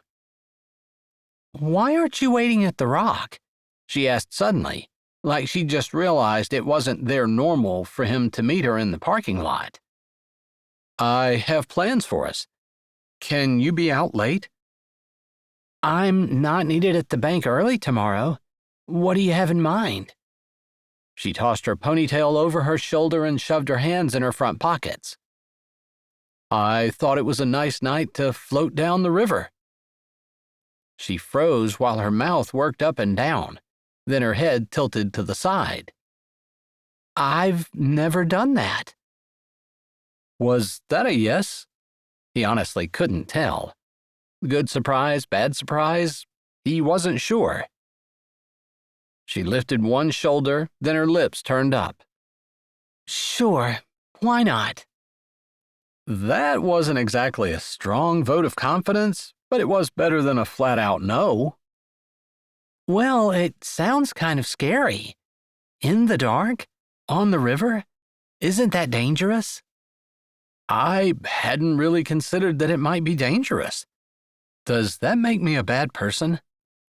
She laughed, short and low. No, I think that makes you a man. He grunted. True statement, probably. So, you still in, or did I manage to change your mind? My degree is in accounting. I'm a banker. I'm not supposed to be taking risks. It pretty much goes against everything that I am." He didn't like hearing that. "I guess being with me goes against everything that you are." "Exactly." She pushed off her car and put her hand on his chest. "I don't think this is something I'm going to regret, though." "I hope not." He knew he'd do his level best to make sure it wasn't. It sure wasn't his intention to make being with him the worst thing that ever happened to her. He wanted it to be the best. "So are we going in the river right here? Is that why you're waiting here?" "No, there's a spot upriver that we can go in. It'll take about 2 hours to float down, and we'll get out here. Then you'll drive me to my pickup, and I'll come back for the raft." He put his hand over the hand that she had on his chest and threaded their fingers together. "That's going to make it well after midnight before you get home. Is that going to be too late?" "No." She stared at their hands for a minute. Then she turned her face up and looked in his eyes. "It feels crazy, but I want to spend as much time as I can with you." Her words warmed his heart. "I feel the same. Plus, I think you're really gonna like this. I know I am. I appreciate you being willing to try it." She locked her car and walked beside him to the passenger side of his pickup, where he opened the door.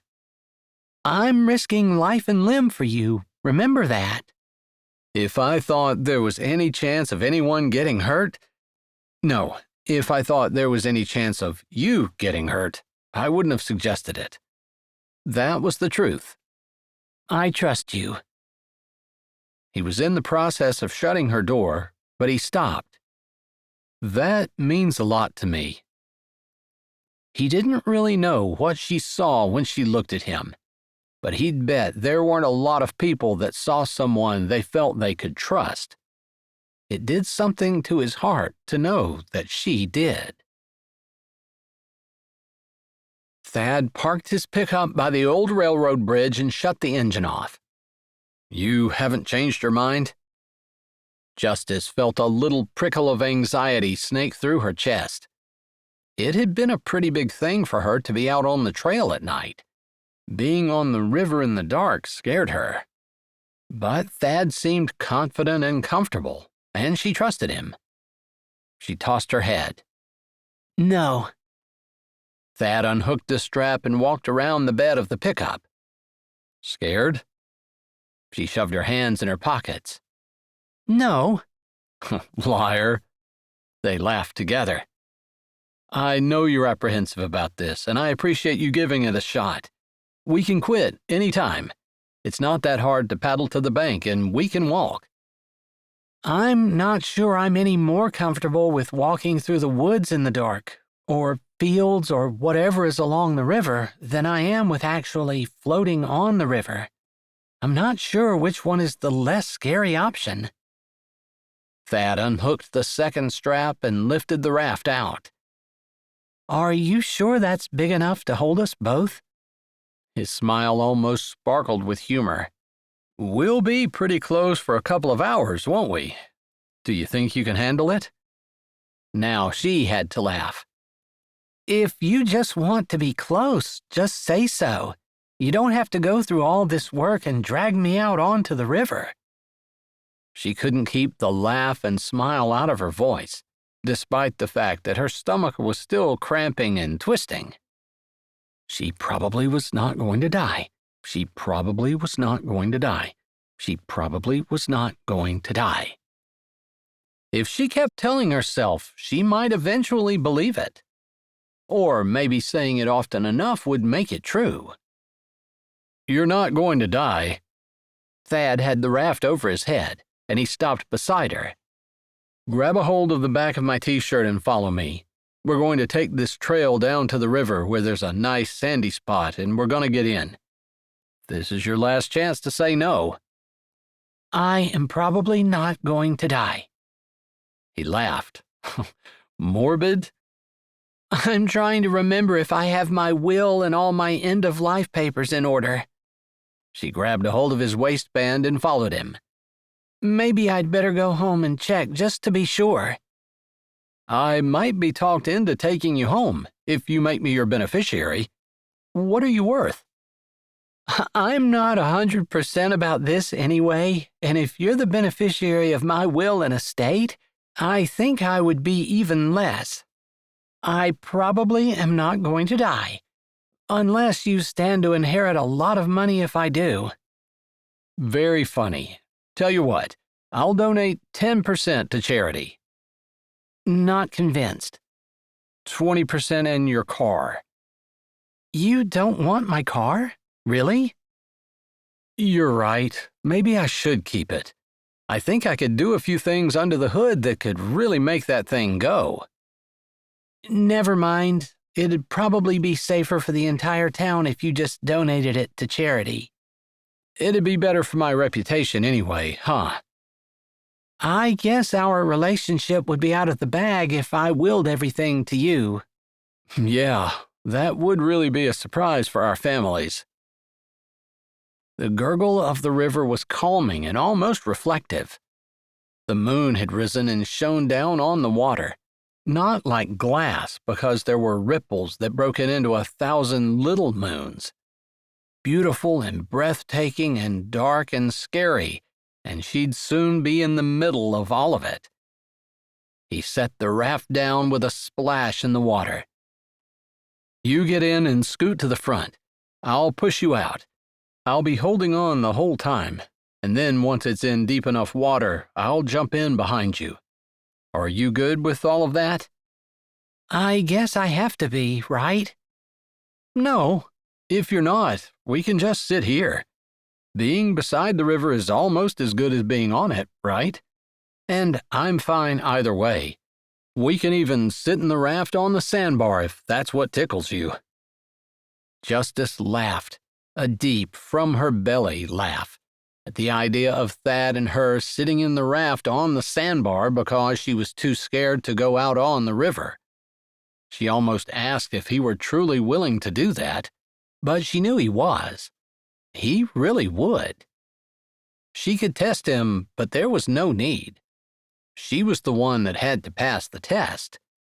Not that she thought Thad was making it a test. It was more herself. This was a risk, a chance, something that made her uncomfortable, and she didn't typically do things that made her uncomfortable. So she was going to now. She didn't say anything else but put her hand on the edge of the raft and put a foot in. The bottom was not sturdy and gave under her weight. The raft made a sandy sound as the bottom scraped against the rocks. What happens if we get a hole? I guess the raft will sink and we'll swim. Can you swim? I know it shouldn't make a difference.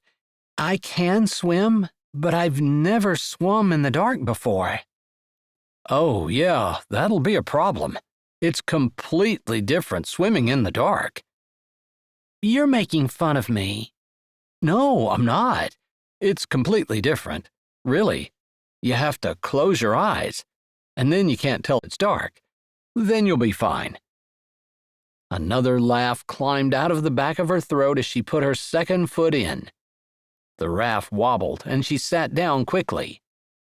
Balling up at the front of the raft, wrapping her arms around her legs and scrunching up tight. Somehow, when one was petrified, curling up in a ball always made one feel better. Apparently, being on a raft in the middle of the river in the dark wasn't any different than any other time she'd been petrified in her life. Okay, I'm pushing off. Thad no sooner said that than the raft started moving forward, slowly, just as tensed, although she didn't know what for. What did she expect? For the raft to tip and for her to tumble into the water? But there wasn't any such danger, or it didn't feel like it anyway. The raft glided slowly and smoothly with very little rocking.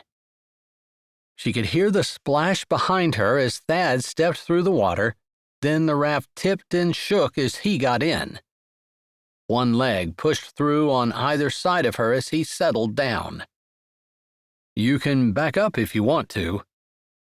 She stayed where she was for a few more seconds, until the rocking stopped and the raft settled. She could see how this could be fun, since, at this point, the river just moved slowly and lazily, and she knew immediately if she allowed it to be, it would be relaxing. She scooted back. And romantic. Thad's arms came around her, and she leaned back into his chest, her head on his shoulder, looking up at the stars by his ear. It didn't take another 3 whole seconds in that position, with the warm night wind blowing softly, the sounds of the river, the stars shining down, for her to be glad and grateful that he'd suggested it. There were still twinges of fear in her stomach because of the dark and the unknown, but that feeling was far exceeded by the strength and comfort of the man behind her. "You can relax." One of Thad's hands found hers, and he threaded their fingers together. His other arm was hooked on the raft, the way he might hook his arm on the window of his truck if it were down. "I don't know if it's the river or if it's me that's making you all tense, but I can promise you, you don't have anything to be afraid of with me. And I can come really close to promising you that the river's not going to hurt you either." You know when you have head knowledge, you know some things are true, but you just can't get your heart to believe it? The rumble in his chest might have been a groan or a laugh. She wasn't sure. She kept going. "That's how I feel. I know everything's going to be okay. And I'm talking about the river, by the way. But I haven't quite gotten my body to settle down and be good with it yet. Even though it's beautiful. I'm glad you suggested it." "Okay. So I guess the good thing out of all that is it's not me you're afraid of." It was her turn to snort. "I wouldn't be here if I were afraid of you." She turned her head, breathing in his scent, the one that was partially a fresh, clean scent mixed with strength and work in the outdoors, and touched her lips to his neck under his ear. His breath caught and stopped. She smiled a little at his reaction, not because it was funny, but because it made her happy. She was tempted to put her tongue out and touch the salty skin, but she turned her head back up, facing the stars again. He hadn't brought her along on his raft to instigate a make-out session. Although, once her fear of capsizing and being lost in the river alone in the dark was completely gone, the raft might be a good place to make out. Definitely different. "What?" he asked in the silent darkness. "I can feel you smiling, but I don't know what you're smiling about." She could hardly tell him she'd been thinking about making out, that she wanted to but didn't want to at the same time. That was definitely a woman thing to do, not be able to make up her mind. "Tell me about your mom," she said instead.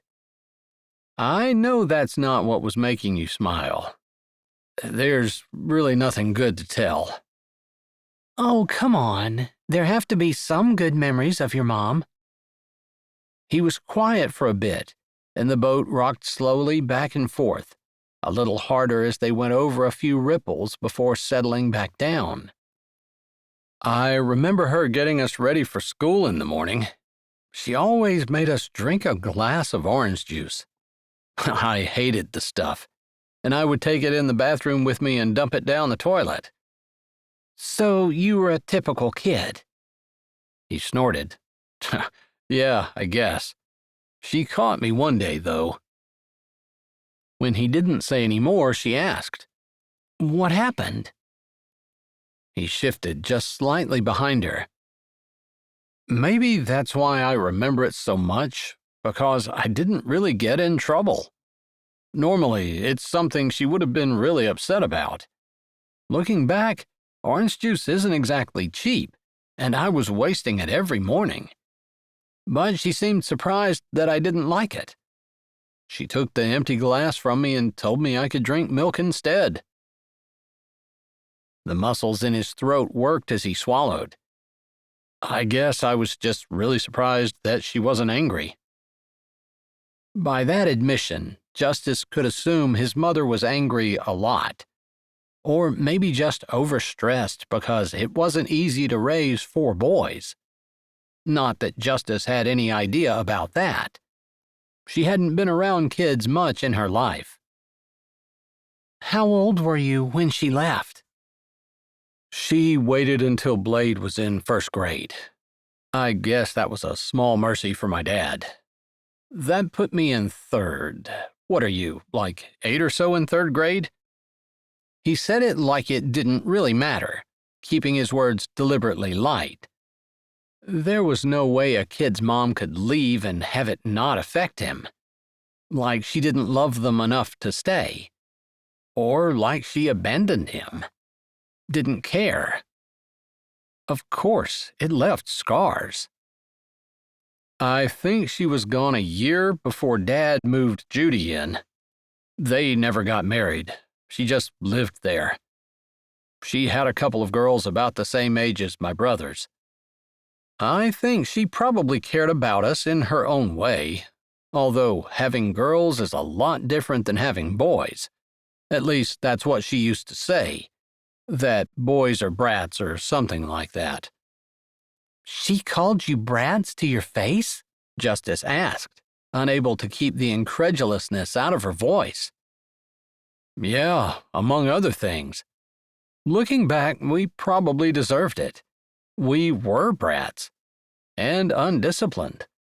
Probably real big pains in the butt. That is awful. This adult comes in the house and calls you names. Her parents weren't perfect. Her dad especially could be difficult to live with.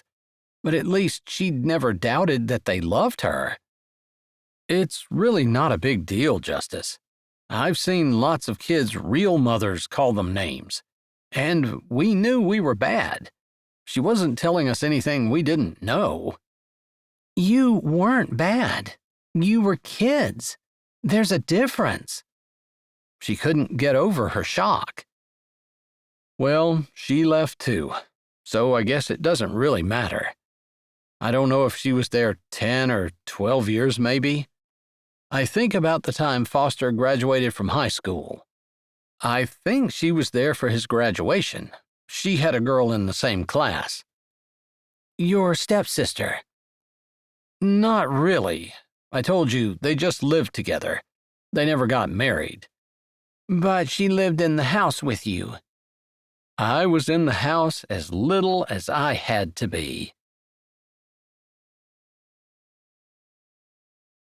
Chapter 12. Justice knew there were kids like that out there. Also, in a part of her brain, she knew that growing up like she had with 2 parents, the same ones her whole childhood, was almost abnormal now. She knew it. But still, for Thad to talk about it like it was just so normal, because that was his normal, it made her heart ache, but also made her curious as to how that would have shaped him. She knew enough about men that she figured there was probably no point in asking. Even if he did know, he probably wouldn't be able to find the words to tell her. Still, even though she knew it, she couldn't keep her mouth from asking. Did that bother you? Doesn't that still bother you? What? He sounded truly puzzled. That your mom left. That your stepmother was a wicked witch.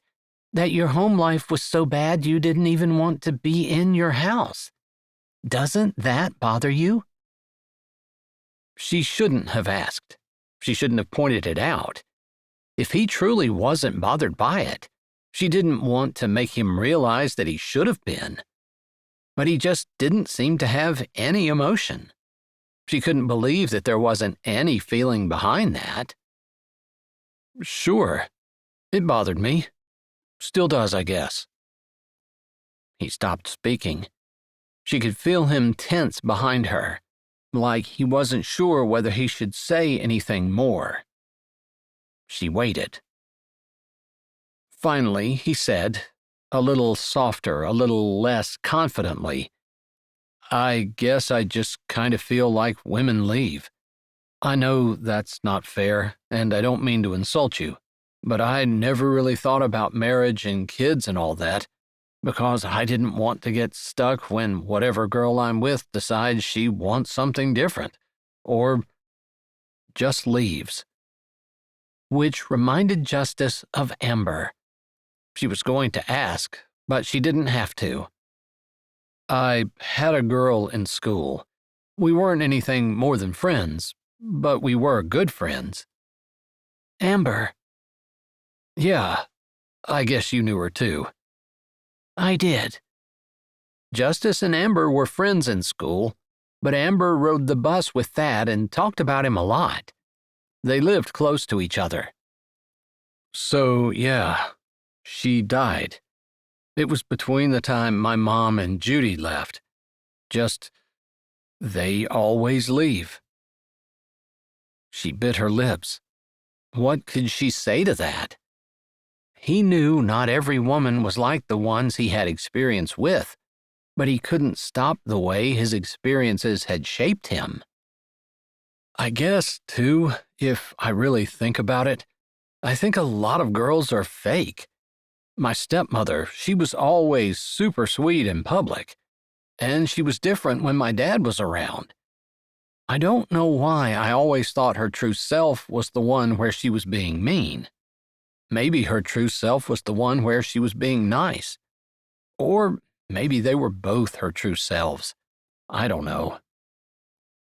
Justice thought about that for a bit after he'd finished, but all she could think of to say was, "Thanks. I guess I wasn't expecting you to answer me, but I really wanted to know." A little air huffed out, like he was chuckling under his breath, and his hand dropped down and trailed in the water, creating a little trickle of sound. "I guess I kind of figured you did something hard for me tonight that you really didn't want to do, because we're here, floating down the river, and you'd rather be on dry ground, somewhere safe. I guess I can do something that feels a little unsafe, for you." "Unsafe?" He was quiet for a while, his fingers still trailing in the water, his breathing steady behind her. Finally, he turned his head, and his lips brushed her forehead. "I guess in order to tell you that, I did trust a little bit. Trust you. And maybe that's something I took from my childhood. It's not easy to trust women. I know it's not fair to lump all women in the world in the same category as my mom and stepmom and the girls who lived with us, and also Amber, I guess." She noticed he didn't say stepsisters, and she found that odd. She doubted she was going to hear about that. "But that's what we do, isn't it? We have a bad experience with a person named Jim, and we don't really like the name Jim, no matter who has that name, right? So I guess I just did that with women." "I see. You're right." She had her teeth clamped down on her tongue, because she'd already pried way more than what a person should. Finally, she couldn't keep the question in any longer. "The girls that lived with you, Judy's daughters, you can't call them your stepsisters?" He huffed. "No, they weren't my age, and I didn't do anything with them anyway.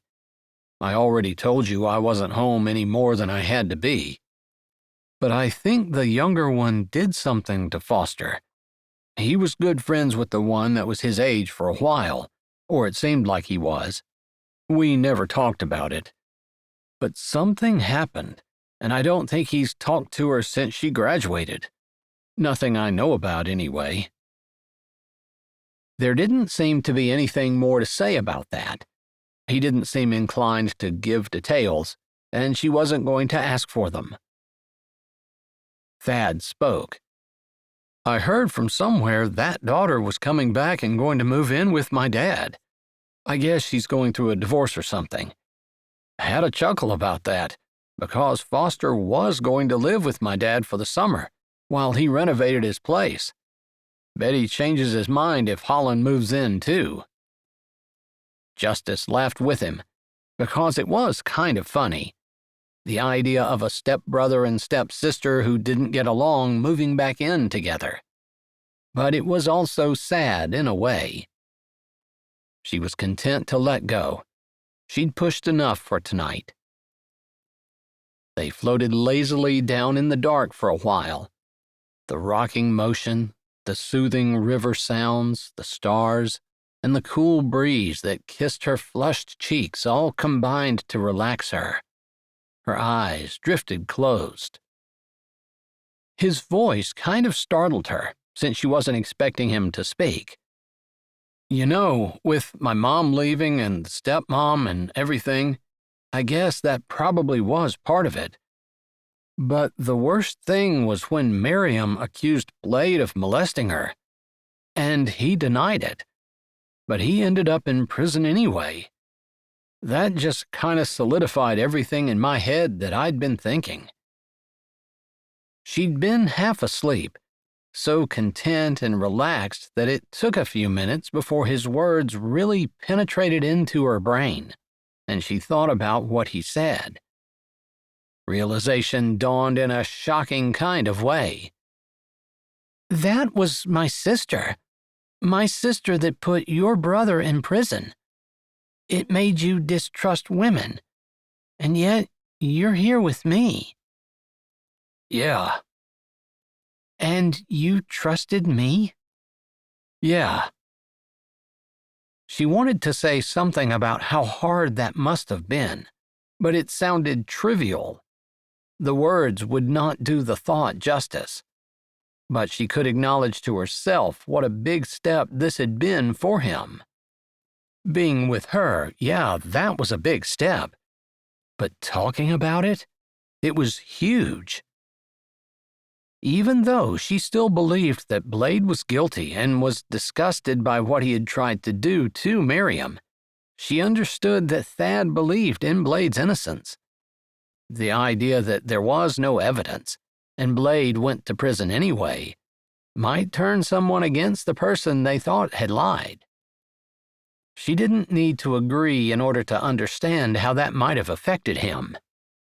And they didn't need to get into an argument now about whether or not Blade was guilty and whether or not he deserved the prison sentence that he had been given.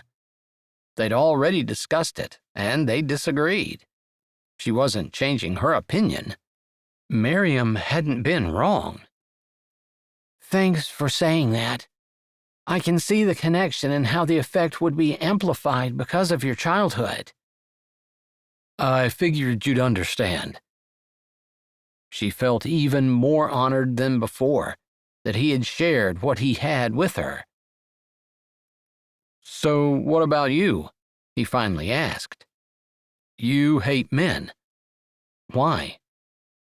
I don't hate men, she said automatically, knowing even as she said it that it wasn't quite true. Sure you do. Win the competition, beat the guys, prove that women are superior. I'm okay with that. Women are superior in some ways. Like your shape, for example. She chuckled, liking that he had asked her a serious question but made her laugh too. There must be something that started that, something that makes you feel like you need to win, against men in particular. She thought about it for a while, rubbing her thumb over his hand as she did so. Obviously, men and women were different.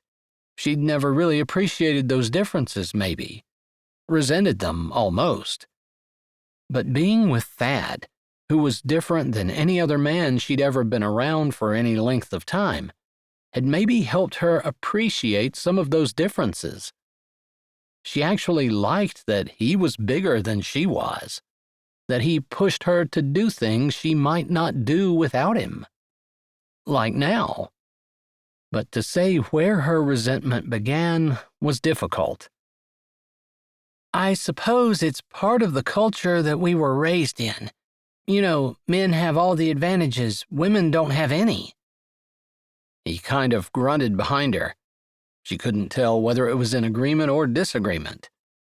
But if one compared his story with hers, she was the one with all the advantages. There wasn't a single point in their lives where he had an advantage over her. Not in their families, not in their homes, not in their school. She'd had it all. And yet he didn't hate and resent women because she had had a better family life and upbringing than he had. And obviously, she'd never thought of it that way before. It's just what we're told. The teachers favor boys, that there's a boys' club, that women need to prove that they could do anything that a man could do and better. Aren't there some things that men are more suited for, and some things women are more suited for? His questions were reasonable and true, but they weren't questions anyone had asked when she was growing up. She ignored them. All through high school, I was kind of in a big competition with a couple of the guys in my class, academic competition, to see who could get the top grade on every test in every marking period, with every GPA average. We were close. Sometimes it just came down to hundredths of a point. We were the top 3 in the class. By the middle of our senior year, our GPAs were less than 1/10 of a point apart. She tried to keep the bitterness out of her tone. It truly didn't matter. Not anymore. It hadn't really affected her in her life. Yeah, she hadn't gotten into Harvard, but she couldn't prove it was because of what happened. She might not have gotten in anyway, even if she had graduated first in her class. At the end of our senior year, it wasn't even the end, it was like the middle, when they were figuring out who was number 1 and number 2 in the class, they left off one of my extra credits. Wasn't much, and Mr. Conrad claimed it was an honest mistake. But he favored the boys. He'd walk through the lunchroom and stop at their table and joke with them, and other things. She lifted her shoulder. She didn't want to sound bitter and angry. Anyway, they got number 1 and 2, and I was the 3rd. I found the mistake before we graduated, but they wouldn't change it. It was enough to have made me number 1. Still, they wouldn't change it. Okay, yeah, she was still a little upset about it. She should have been valedictorian, and instead, she graduated number 3 in her class. Maybe it wouldn't have been a big deal for some people, but for her, it was a hard pill to swallow. But then, Miriam happened. It's funny that what happened between your brother and my sister affected us so differently, because when she made that claim and people questioned her, it made me really angry. How are you supposed to have proof of something like that? It's not like you're saying to your assailant, "Wait, let me get my phone out so I can record you." She let out an angry breath. Of course there's no proof. How many women have to suffer because there's no witness? That's not right. If a man assaults a woman, he should be punished, not let off completely free because there was no witness. She couldn't keep her hand still, and she waved it in the air. She felt so strongly about this. Her body wouldn't allow her to stay still. That's where men have the advantage.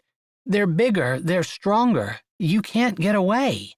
And if you can't prove anything, he does. It's not right.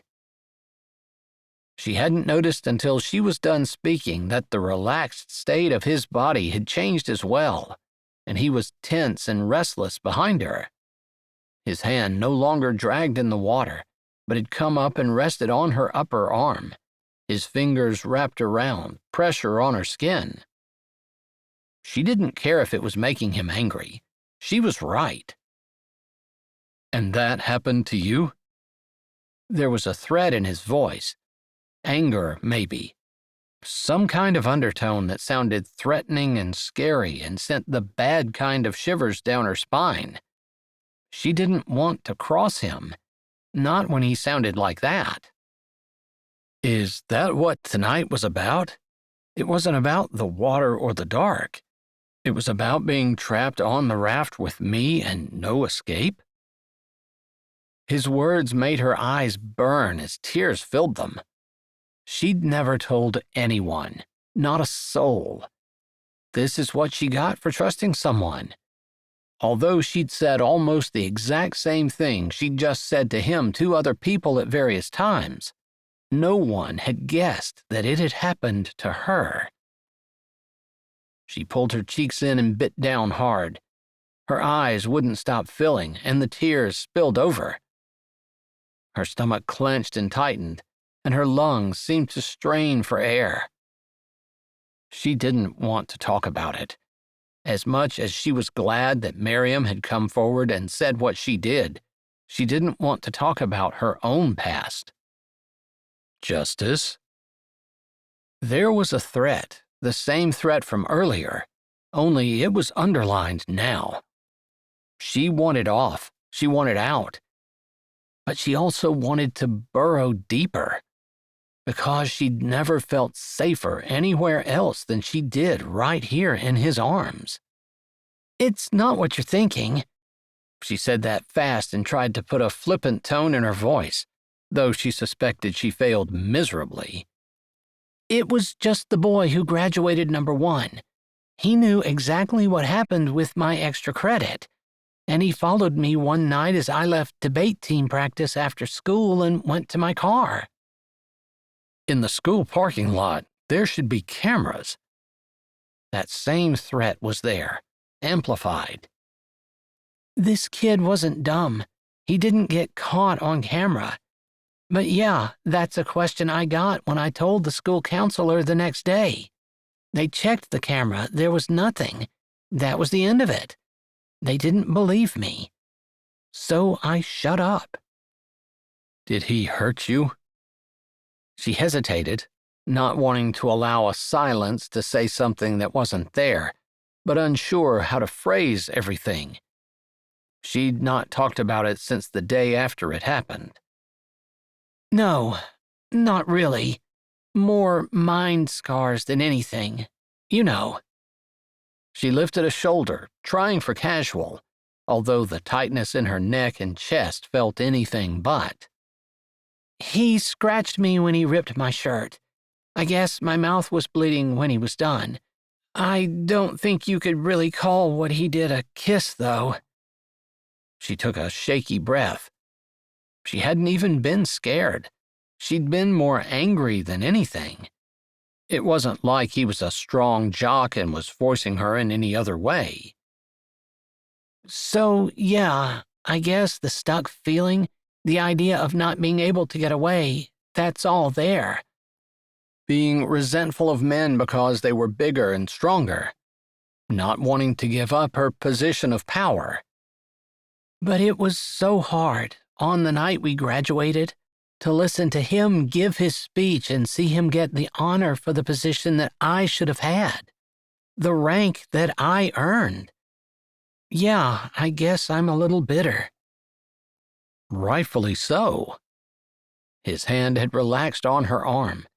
His fingers were still cool from the water, and they rubbed up and down a little on her skin. "Thanks for telling me. Things make a little more sense to me now." She nodded, laying her head back down on his shoulder, staring at the stars. Maybe 5 minutes passed in silence as they floated down together before he stirred behind her. "It gets pretty deep here for a half a mile or so. If you want to take a swim, this is a good time to do it." "A swim? Like get out of the raft and into the cold, dark water? A little shiver went through her at the very thought. There was no way she was getting in that water. She couldn't see a thing. There could be like a big fish that would eat her. Jonah came to mind. It's hot. The water's cool and refreshing. There's nothing in there at night that's not in there during the day, too. I'm not sure I'd want to get in it during the day either. I've never been in the river. Chapter 13. Thad couldn't believe she'd never even been in the river. Haven't you ever gone fishing? She huffed. No, for some reason that wasn't something my parents felt was important growing up. He'd known she was smart, but he hadn't realized exactly how intelligent she apparently was.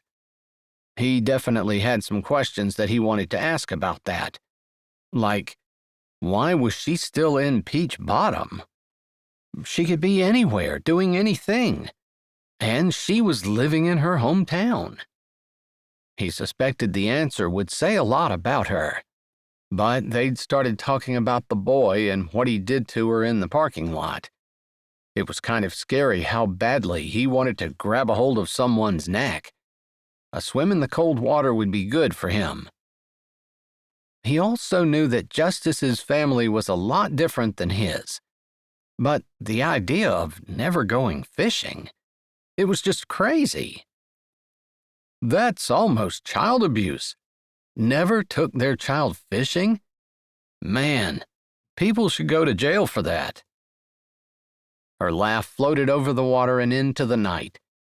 It was a good sound. His heart floated with it.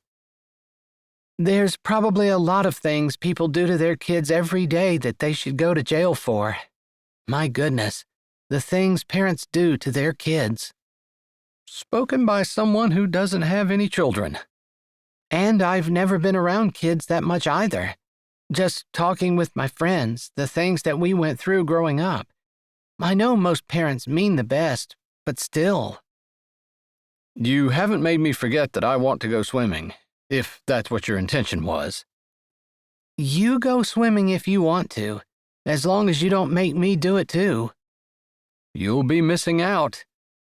He really wanted her in the water with him, but he understood the idea of being afraid. He didn't, and wouldn't, think about not being able to see in the water in the dark. Just don't think about it. Don't focus on your fear. Anywhere you go, anything could happen. But why focus on that? Because then, once you give it room to grow in your head, it takes over. And then you end up not doing anything. It's called being reasonable. Not really. I've swum in this river plenty. Just because I can't see right now doesn't change anything. I guess the difference is since I've never swum in it at all, swimming in the dark is extra scary. I'm here, and I'll stay beside you if you decide to get in. But if you don't mind, whether you get in or not, I'm going to take a swim. Go ahead. She sat up in the raft, holding on to the sides with her hands. She turned her head a little, and he could see that she had her lip pulled in between her teeth. Whether she was thinking or whether she was worried, he wasn't sure. She didn't need to worry. There really was no danger. Not much. No more danger than swimming anywhere, really. But swimming itself could be dangerous. One could drown. He didn't think about it. If I get in, you'll stay with me? Yes. He supposed it didn't matter whether she swam with him or not, but he really wanted her to. Not just the idea of being beside her in the water, touching her, although he really looked forward to that. But the idea of sharing the experience with her, doing something fun, laughing together, simply being with Justice. Yeah, he wanted that. Maybe he also liked the idea of having her in the water even though she was a little scared, because that showed she trusted him. just like her getting in the raft in the first place. Whether she wanted to admit it or not, she trusted him. The best way to get in is to kind of lean your stomach on the edge and then just lift your feet over and slide into the water. It's going to be a shock because it's going to be cold, but I wouldn't stand up. He chuckled a little. I've fallen out of the raft a few times by standing up. Got it, she said. I'll believe you. Don't stand up. There was enough light from the moon, and their eyes had adjusted to the dark a long time ago, so she could probably see him fairly easily. Watch me. He waited until her head turned, and then he leaned forward like he told her to do, his hands balancing on the edge, and put first one leg over the edge and into the cold water, and then the second one. Yeah, after the heat of the night, the water was chilly. You make it look easy. Something tells me it's not going to go quite that way for me.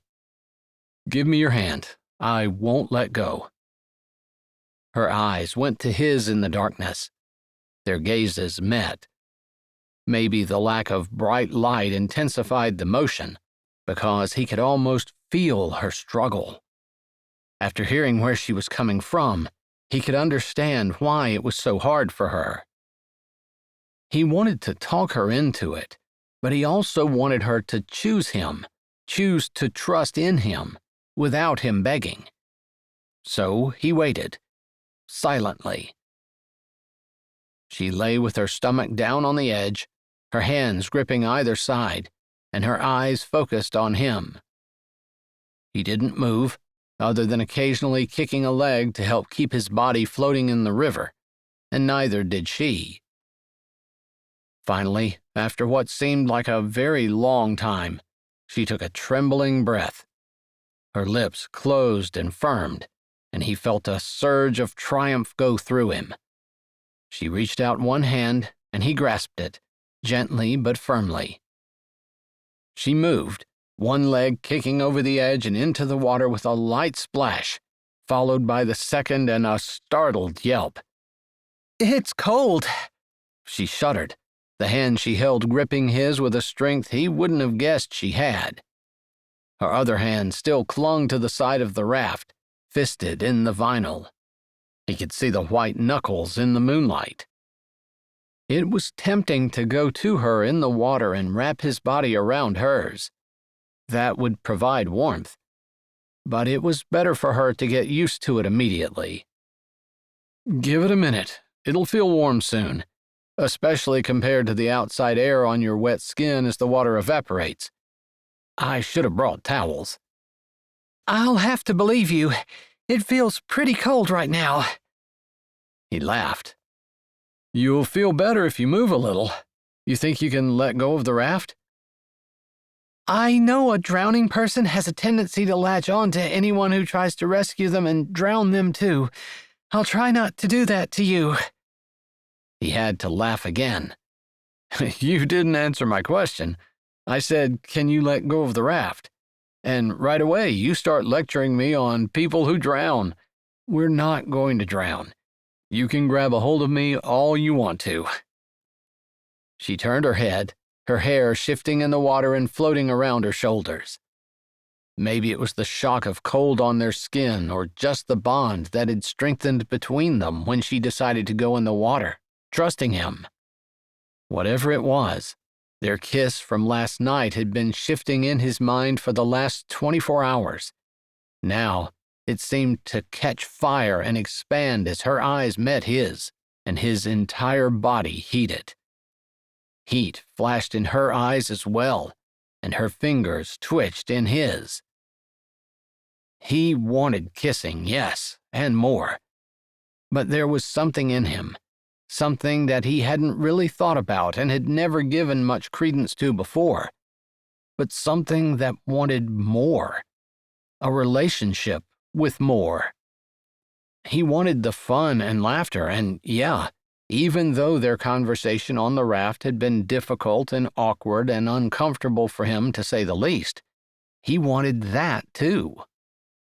Someone he felt safe talking to. It didn't hurt that he wanted to kiss her as well. But not now. Now he just wanted to have fun. He hoped she did too. "Are you going to let go and swim with me?" Can you swim with one hand? She held up their linked fingers. Because I'm not letting go of this. "I told you I wasn't letting go of you. I meant it." He squeezed her hand to emphasize his words. "And yeah, we can swim with one hand." She lifted her arm, almost like a challenge, then let go, sticking her hand up in the air with her fist wide open. He laughed and kicked away from the raft, pulling her with him. Won't we lose it? She asked, allowing herself to be pulled, even helping by kicking in the water a little, but looking back at the raft like it was some kind of lifeline. "Nope, we'll probably float down a little faster, but it'll come along eventually." There's no waterfall or anything downstream, is there? "You've lived here all your life. Really?" I've never paid attention to the river. It could be a mini Niagara Falls and I wouldn't know. "It's not. Nothing but a few small and shallow rapids. Water that's knee-deep tops." In my defense, this part of the river isn't close to any roads, and I've never been on the railroad tracks. "It's a good thing. They arrest trespassers." Seriously? You didn't think I needed to know that before we got out along the tracks earlier? Nah. And were you ever arrested? For trespassing, of course.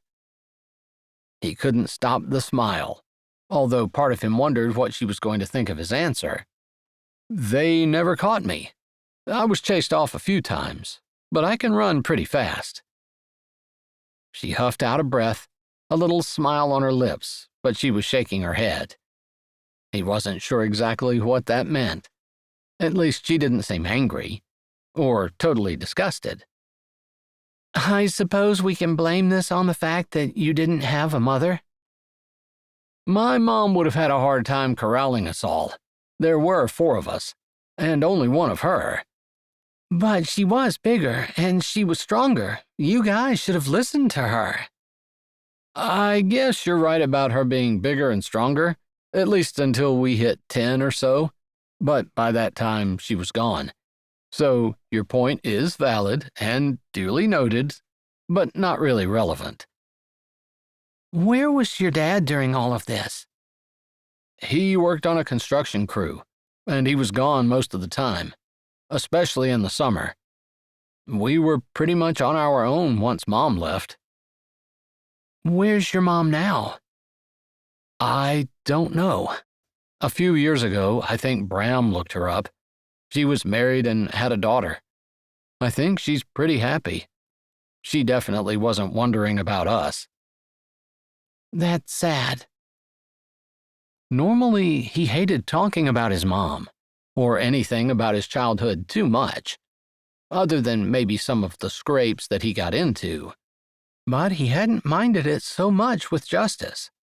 And actually, it had taken her mind off her fear of the water in the dark, at least if the loosened grip on his hand was any indication. "You've gotten used to the water?" Yes, she said with a note of disbelief in her voice. I didn't even notice. But it's not cold anymore. It feels good. "Come on," he said. "Let's swim for a bit." She jerked her head up, and he assumed it was in agreement. So he pulled on her hand, using one arm to stroke, pulling them away from the raft and into the middle of the deepest part of the river. Their joined hands were the only point of contact, and he thought that was probably best. He moved her around until they were side by side. Then he said, "Now lie back and float." She didn't argue with him or even say anything. She just did what he told her to do. When she was on her back, he kept their joined hands between them and lay on his back as well. He'd only done this a handful of times in his life, Swimming in the river at night wasn't exactly something he'd done every summer. They did run wild, but the river was pretty far away from their home, and until they could drive, it wasn't a place they went very often.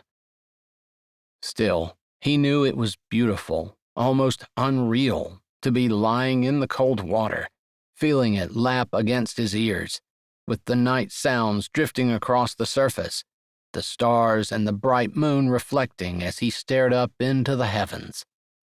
It was an experience that one probably would never forget, especially with Justice beside him. He looked up, aware of all the things he'd always been aware of and more, because this time, Justice was holding his hand. It made everything better in a way he couldn't describe. Maybe it wasn't entirely innocent on his part, because he knew that touching her and kissing her in the water in the dark would be even more amazing. But too much of that would take away the beauty of the moment, or at least turn it into something different, and he didn't want that. Unless she did. He could be persuaded. But he'd felt, since the very beginning when he'd met her along the trail, that Justice was different. He still felt that way, and his actions needed to back that up. Chapter 14. Justice had gone home with a huge smile on her face. Honestly, all her life, she thought girls that got all dreamy-eyed and fixated on some boy were just sappy, romantic idiots. And yet, there she was, at 3 o'clock in the morning, floating into her house, sappy and romantic and fixated on one guy. Sad. She was also soaking wet and cold. She would have thought with the heat and humidity the way it was, she couldn't possibly be cold. But she had the heater on in her car on the way home.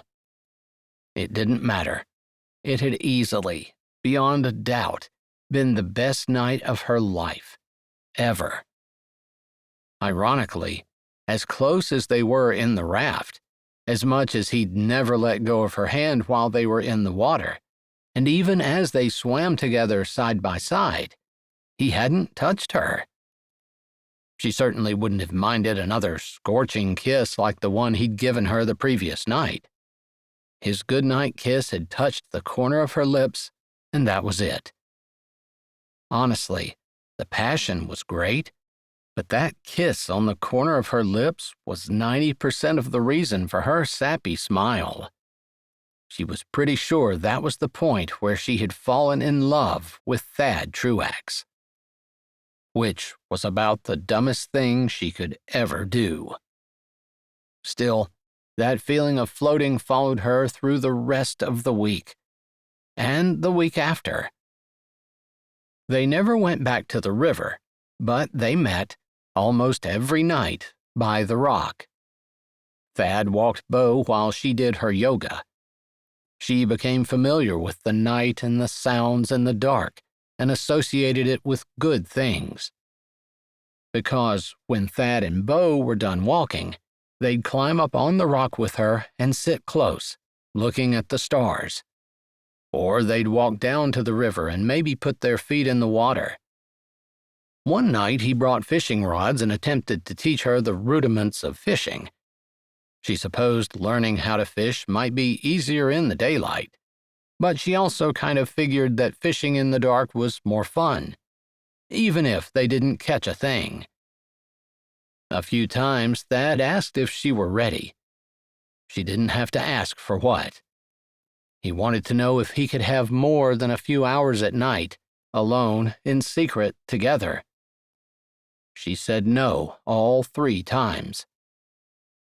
But the memories they'd made over the hot summer nights were the best of her life. She couldn't think about what might happen as the weather turned colder and summer slipped away. So she didn't, and the weeks flew by.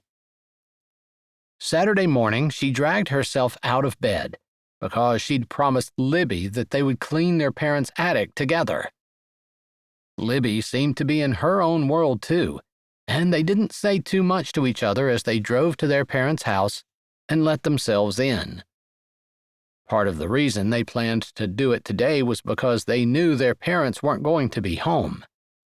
The fourth Saturday of the month was their perpetual breakfast date with coworkers and friends at the country club. They should have the house to themselves until lunch at least. Justice couldn't let Libby clean the attic by herself, and she couldn't help but feel protective toward her sister, who was sweet and nice and whom everyone loved. She did kind of want to ask about Libby's relationship with Blade. Libby had explained that it was a fake relationship, and Justice had worried about her. As Justice had figured, everyone talked about it. Most of the talk wasn't good.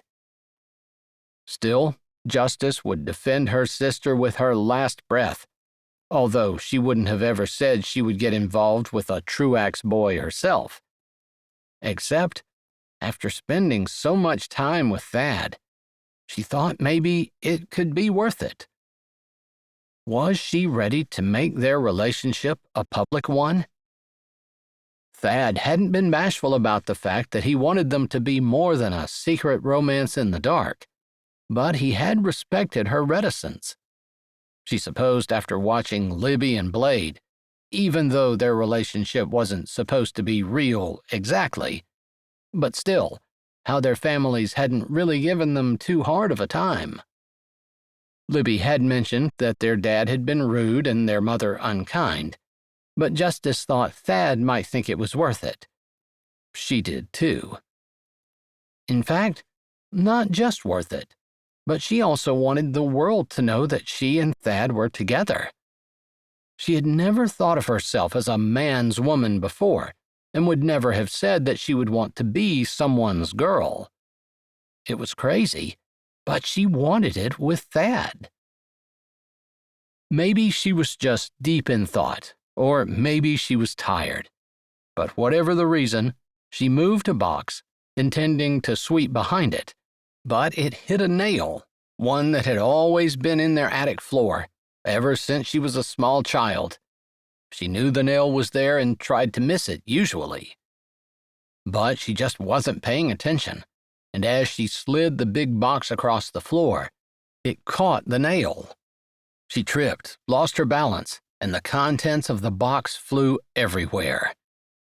Immediately, Libby rushed over as fast as she could, asking if she was okay. She was, of course, just mad. She knew that dumb nail was there, and she knew she needed to try to miss it. Now she had a mess to clean up. Libby knelt down on her side of the mess and began picking things up. At least it was Miriam's box. Miriam had at least 3 or 4 big boxes up there from their childhood. There were a bunch of other things of Miriam's up there too, but Miriam never helped clean. It was ironic that it was Miriam's box that had been spilled. Although, as she knelt, picking up books and dolls and whatever else Miriam had thought valuable enough to stick in a box and keep at her parents', she tried to imagine how it would look to have Thad with her family. Miriam, who had accused Blade of molesting her. Thad's brother went to jail because of her family. Libby had explained to her that she and Blade were pretending to have a relationship because they needed their shop to look respectable. It was only for the summer. It wasn't like Libby was actually going to have Blade at the family table, spend holidays together. But that's what she wanted with Thad. How would that even work? She'd been so caught up in her thoughts and what she was doing that she didn't realize right away that Libby had stopped picking things up and was reading a handwritten piece of paper. No, it actually looked like one of Miriam's diaries had flown apart when the box hit the floor. Libby was reading Miriam's diary. "What are you doing over there?" Justice asked. "If you don't want to help, that's fine. And if you're reading Miriam's stuff, that's weird. Maybe you should read it." Something about her tone made Justice freeze as Liberty handed a page over to her. Normally, Justice wouldn't touch something like that, but there was something in Liberty's tone that made her feel like this was big. 30 seconds later, Justice said, "Oh my goodness, our parents, Dad, needs to see this." That's my thought exactly. Liberty gathered up the rest of the diary, along with its cover, and took the page that Justice handed her back. I'm not sure, even with this, that they will believe Blade is innocent, but it's worth a try. How could they deny it? It's right here, in her own handwriting, in her diary. Justice stood. Her heart burned in her chest. Anger. Anger at herself, yes, because she'd been duped. But mostly anger at Miriam. How could she have done this? How could she ruin someone's life like this? How could she have lied? How could she have gotten her entire family to go along with her lie? She owed Thad a major apology. Justice paced. I don't know exactly how it would work. He'd probably need a new trial, but he's obviously innocent. He shouldn't have to register anymore. Justice stopped pacing. I'm sorry. She faced her sister. They'd argued about this before, with Liberty saying that without evidence, she couldn't convict Blade. Justice had just assumed that Liberty had never had the experience that she had, where she'd been attacked and no one believed her. I'm truly sorry I didn't believe him, and I argued with you. Liberty met her eyes. Thanks. Forgiven, of course. Justice sighed, her lips downturned.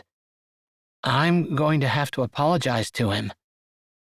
That would probably be right. A lot of people owe him an apology. He'd better get one from our parents, from Dad, from Miriam. Most of all from Miriam, but her parents too. Their whole family had done that man wrong. And after the way Thad talked during that night on the river, about their childhood and everything that they had suffered, it just made everything worse. Justice and her family had so many advantages, and they'd used them against the Truax family, against Blade. I can't wait to tell him. Liberty was practically glowing, and Justice wondered whether her feelings for Blade were more than just wanting to help his shop improve their reputation. She almost suspected Liberty might be falling in love with Thad's brother. I'll finish up your work. I think you should rush off and let him know immediately. Don't wait.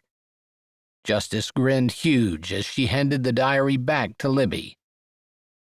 Normally, Libby would turn that down. She would work until the work was done. Liberty struggled some physically, but she never allowed that to keep her from doing just as much work as everyone else. Thank you. She took the diary, returned the smile, and hurried to the stairs. At that point, Justice had a lot to think about as she slowly picked up the rest of the stuff in Miriam's box and shoved it back. They could finish cleaning the attic some other time. This was huge. Her parents needed to know, definitely. Justice needed to talk to Thad. But she didn't know what to say. I was wrong, for starters. But what else? It wasn't too long until she had the attic in good enough shape that she could leave it indefinitely, and she hurried down the stairs. Libby must have called or texted Blade, because he was there, and they were talking, with Libby holding the diary. At that moment, her parents pulled in the drive, in their red sedan. Justice could tell from the look on Blade's face that even though he was happy, of course, he didn't really think anybody was going to believe him. Justice could sympathize with that look. She'd been there when there was evidence, and people only believed what they wanted to believe. It didn't matter how much evidence was staring them in the face.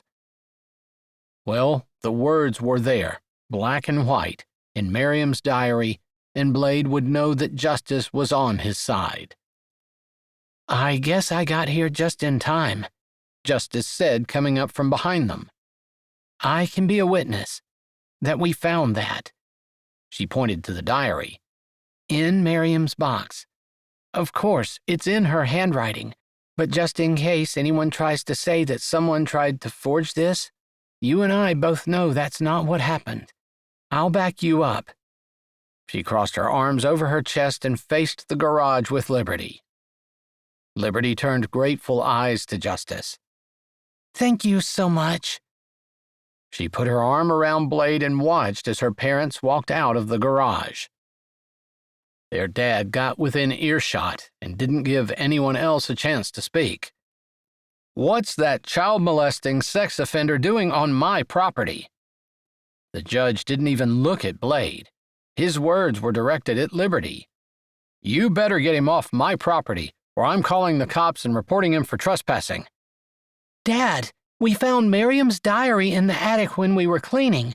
Justice accidentally dropped a box, and I read the pages where she admits that she lied about Blade." Liberty's words were slightly rushed, but she said them with confidence. Justice took a deep breath and kept her mouth closed. She was here for backup. "You're making it up. I'm not blind. I've seen you two around town. I hear about it, too. It's embarrassing, after what our family's been through because of him, that you're running around being his little tramp." Justice cringed. That's exactly what she expected her father to say if anything were to ever come out about Thad and her. She wasn't sure she could put Thad through that. Maybe he wouldn't want to go through it. Not for her. She could hardly imagine that he would think she was worth it. Liberty kept her chin up. "Daddy, you didn't hear me. Miriam lied." Justice couldn't stay silent any longer. "I was there. Liberty is telling you exactly what happened. I spilled the box, the diary came out in pieces, and when she picked up the page, she noticed the date and read it. She didn't have time to make any markings on the page. Plus, you can see it's all in Miriam's handwriting." Justice waved at the book that Liberty was holding.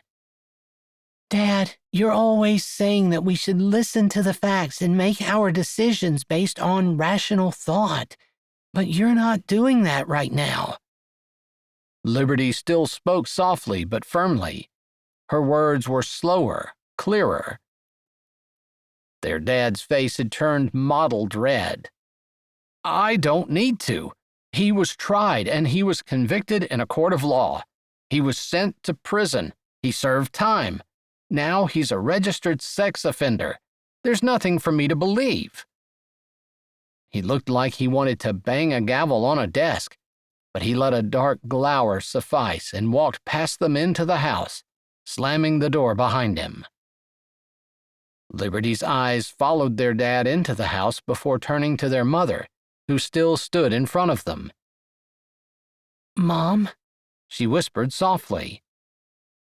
Justice's heart broke for her. Their dad wouldn't listen. Justice wouldn't be the slightest bit surprised if he never did.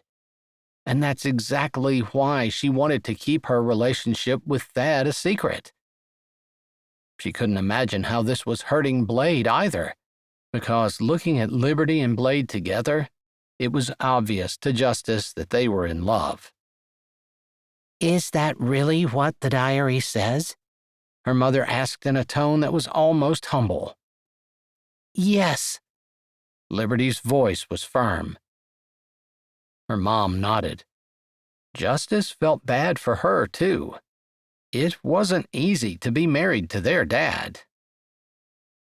"Your dad can be pretty hard at times, but if the diary is real, if that confession is in Miriam's handwriting, then he will come around. He will believe you." "I know that too, Mom." Chapter 15.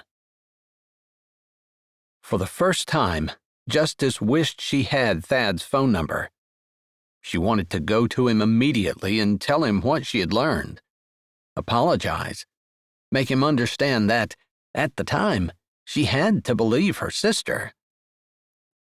After what they had talked about before, she was pretty sure he would understand, although she had always been adamant about Miriam's innocence and Blade's guilt. And she had been wrong.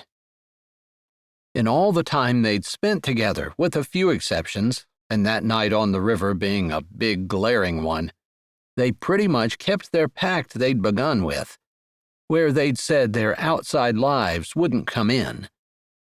She didn't even know where he lived. She could, however, find the Richmond rebels' garage. Everyone in Peach Bottom knew where that was.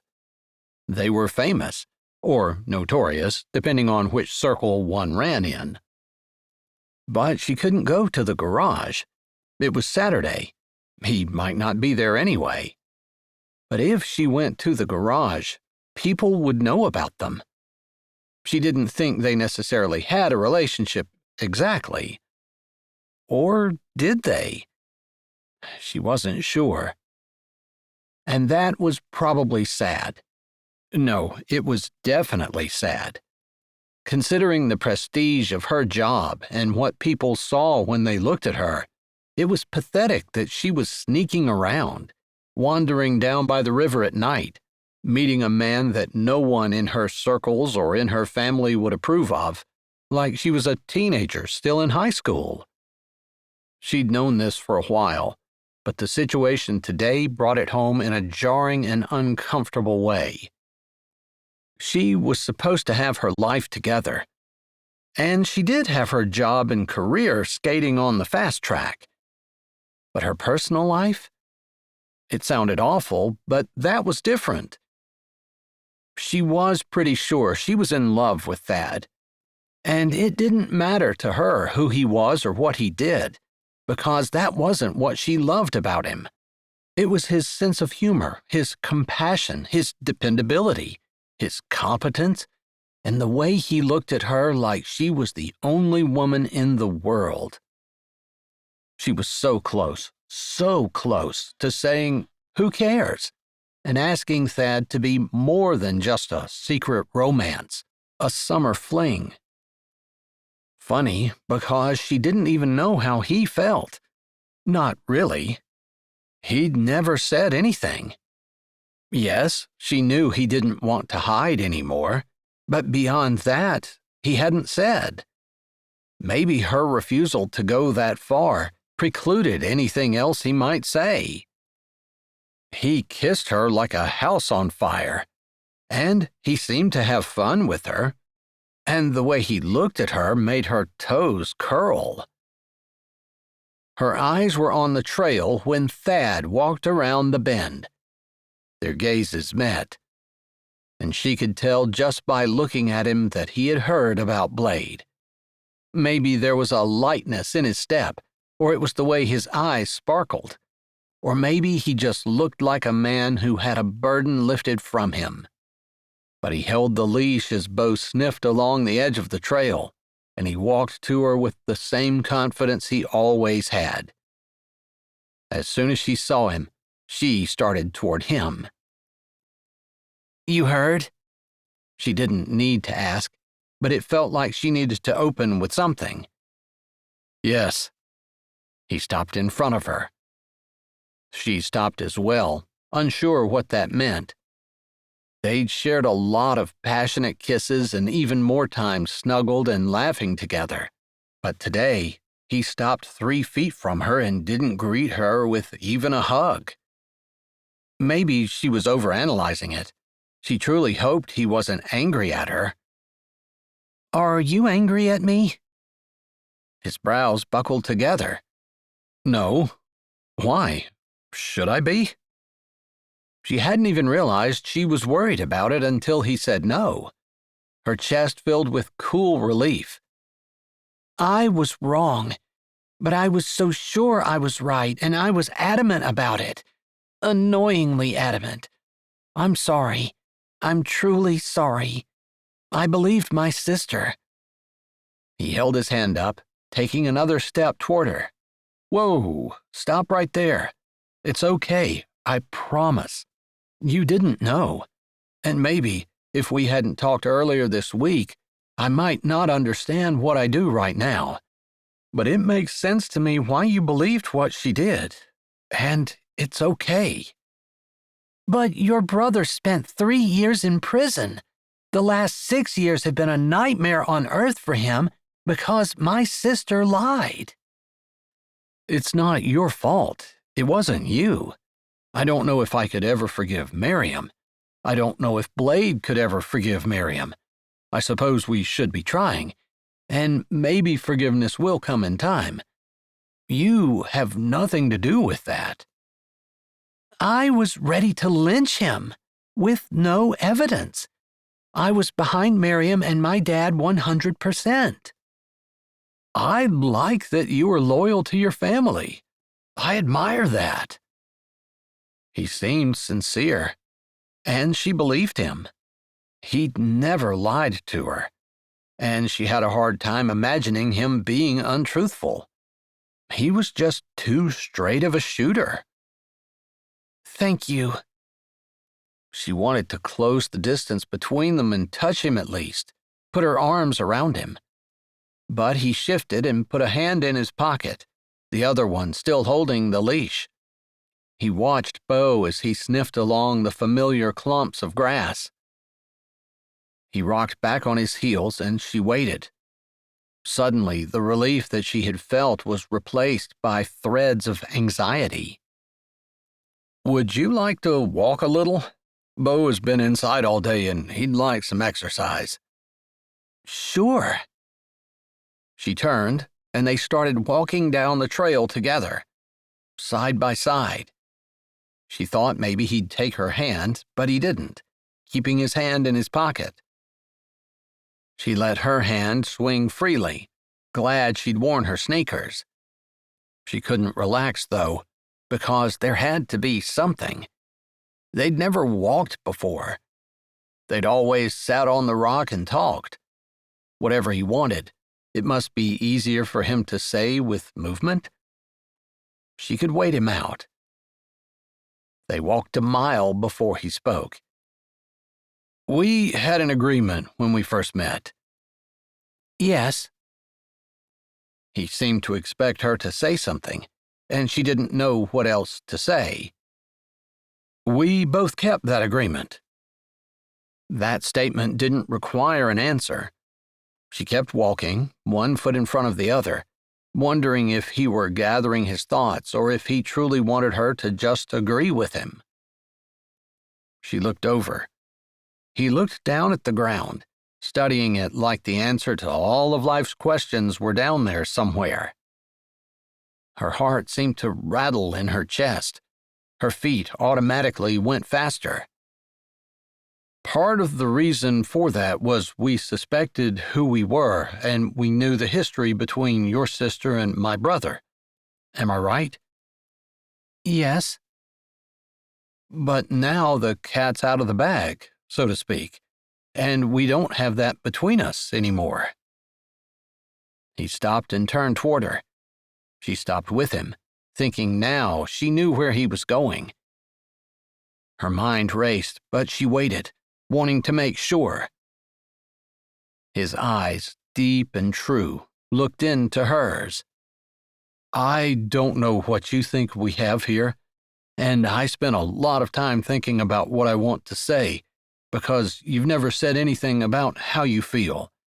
I'm taking a risk, but I think it's worth it. And I guess it doesn't really matter how you feel, because I wanted to let you know about me. And that's not contingent on anything that you do or say."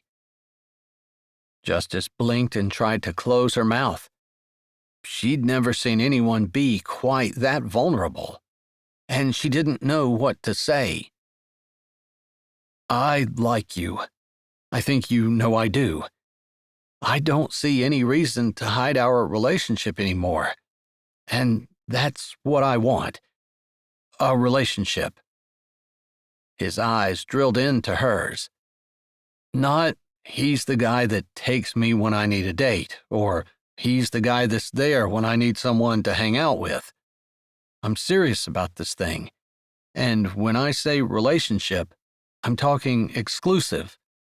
I'm talking I want everyone to know that you're mine, and I'm your guy.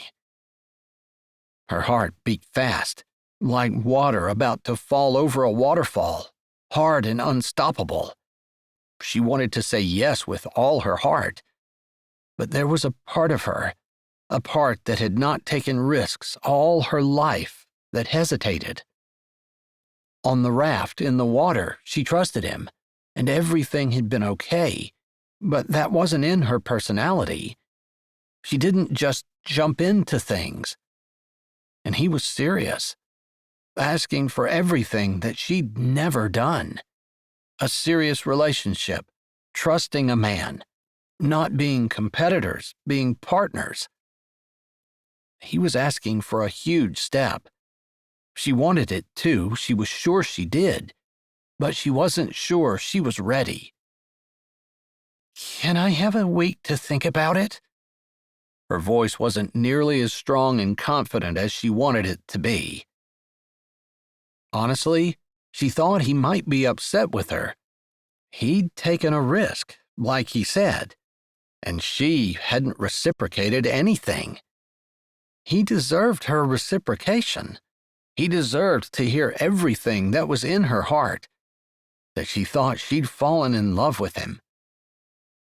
Actually, it had gone beyond thought. She had definitely fallen in love with him. And it scared her. Maybe his lips tightened, she wasn't sure, but there was no other reaction on his face. "You can have as much time as you need. I've lived almost 3 decades and never felt anything like this before. I doubt it's going anywhere anytime soon, and I doubt it'll ever happen again either. I guess the next move's yours." "Thank you. I appreciate the time. I... She swallowed. She owed him words, even if she couldn't give him a commitment right now. "I realized a while ago that I'd fallen in love with you. I don't know what that means. This wasn't part of my life plan. And yes, you're right. The situation with my sister and your brother has changed, but it's not really resolved. I think it might be best, if we do decide to move forward, to still wait. I think our family is going to have had enough of a shock." His serious, intense look had broken into a smile after her first line. "You fell in love with me?" She nodded, unable to say more. "I did a lot of pacing today, wondering if I could get the nerve to tell you what I just did. I guess that was a risk worth taking." His mouth curved up. "That was a sweet payoff." "Thank you. I wouldn't have said anything if you hadn't." He moved closer.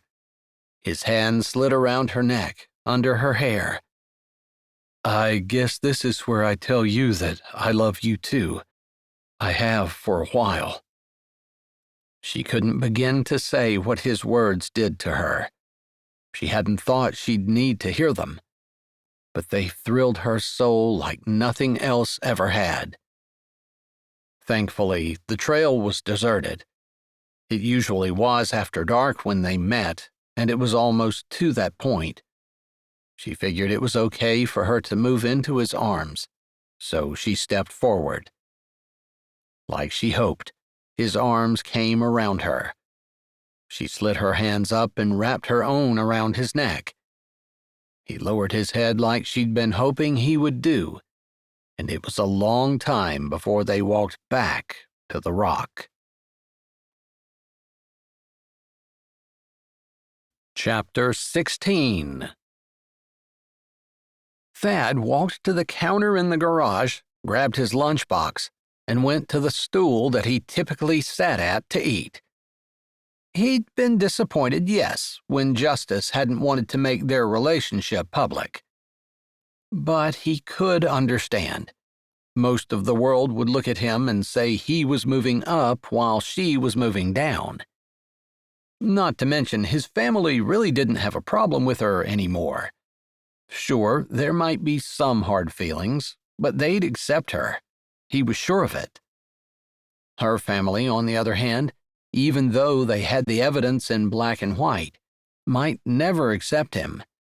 But still, the biggest thing for her family was the idea that by being with him, she was moving down. There was nothing he could do about it. He was what he was, a decent mechanic and a pretty good welder. Although, since the shop hadn't gotten that contract, the welding jobs were slim. Foster came over and grabbed his lunch. "So, Liberty, what's your plan with Blade? After your dad showed up yesterday practically groveling and Blade forgave him. Blade's been pretty tight-lipped, but I figured you'd tell us." Thad listened with interest. He hadn't seen Justice last night, since she had to go to Florida for her job, and she wasn't due to come back until tomorrow. She'd mentioned her job, but they still weren't really talking too much about their real lives. They might talk about their paths now and talk about their future a little, maybe, although since she told him she loved him, they'd done more kissing than anything. They definitely hadn't talked about their relationship. Liberty, who was light where Justice was dark, didn't say anything. She was sweet and quiet anyway, and she and Justice were almost opposites in every way. Still, Thad liked Liberty. Blade deserved a girl as good as she was. Definitely, Liberty made Blade smile, and the bitterness and anger that had lain on him like a lead blanket since Miriam had accused him of molesting her had lifted. It didn't matter what kind of person Liberty was. If she made his brother smile like that, Thad was going to love her. And he was in love with her sister. That thought made him smile. Liberty didn't say anything, but she blushed, her cheeks turning an adorable shade of pink, while she held up her ring finger where a pink diamond glittered. "Whoa, that was fast," Foster laughed. "He just got permission yesterday when your dad was in here. It didn't take him long at all." "No," Liberty beamed. "He'd already bought the ring, apparently, but he really wanted Dad's permission." Blade walked over, but he didn't stay on their side of the counter, instead walking around. He glanced at his brothers. "You guys better not be flirting with my fiancée." He grinned before he put his arms around her and kissed her. "Okay, that's enough of that," Foster groaned. "The rest of us have to eat our lunches. Liberty's cute, but it's kind of gross to think about you kissing anyone, so you can spare us." Blade lifted his head. "You might as well get used to it."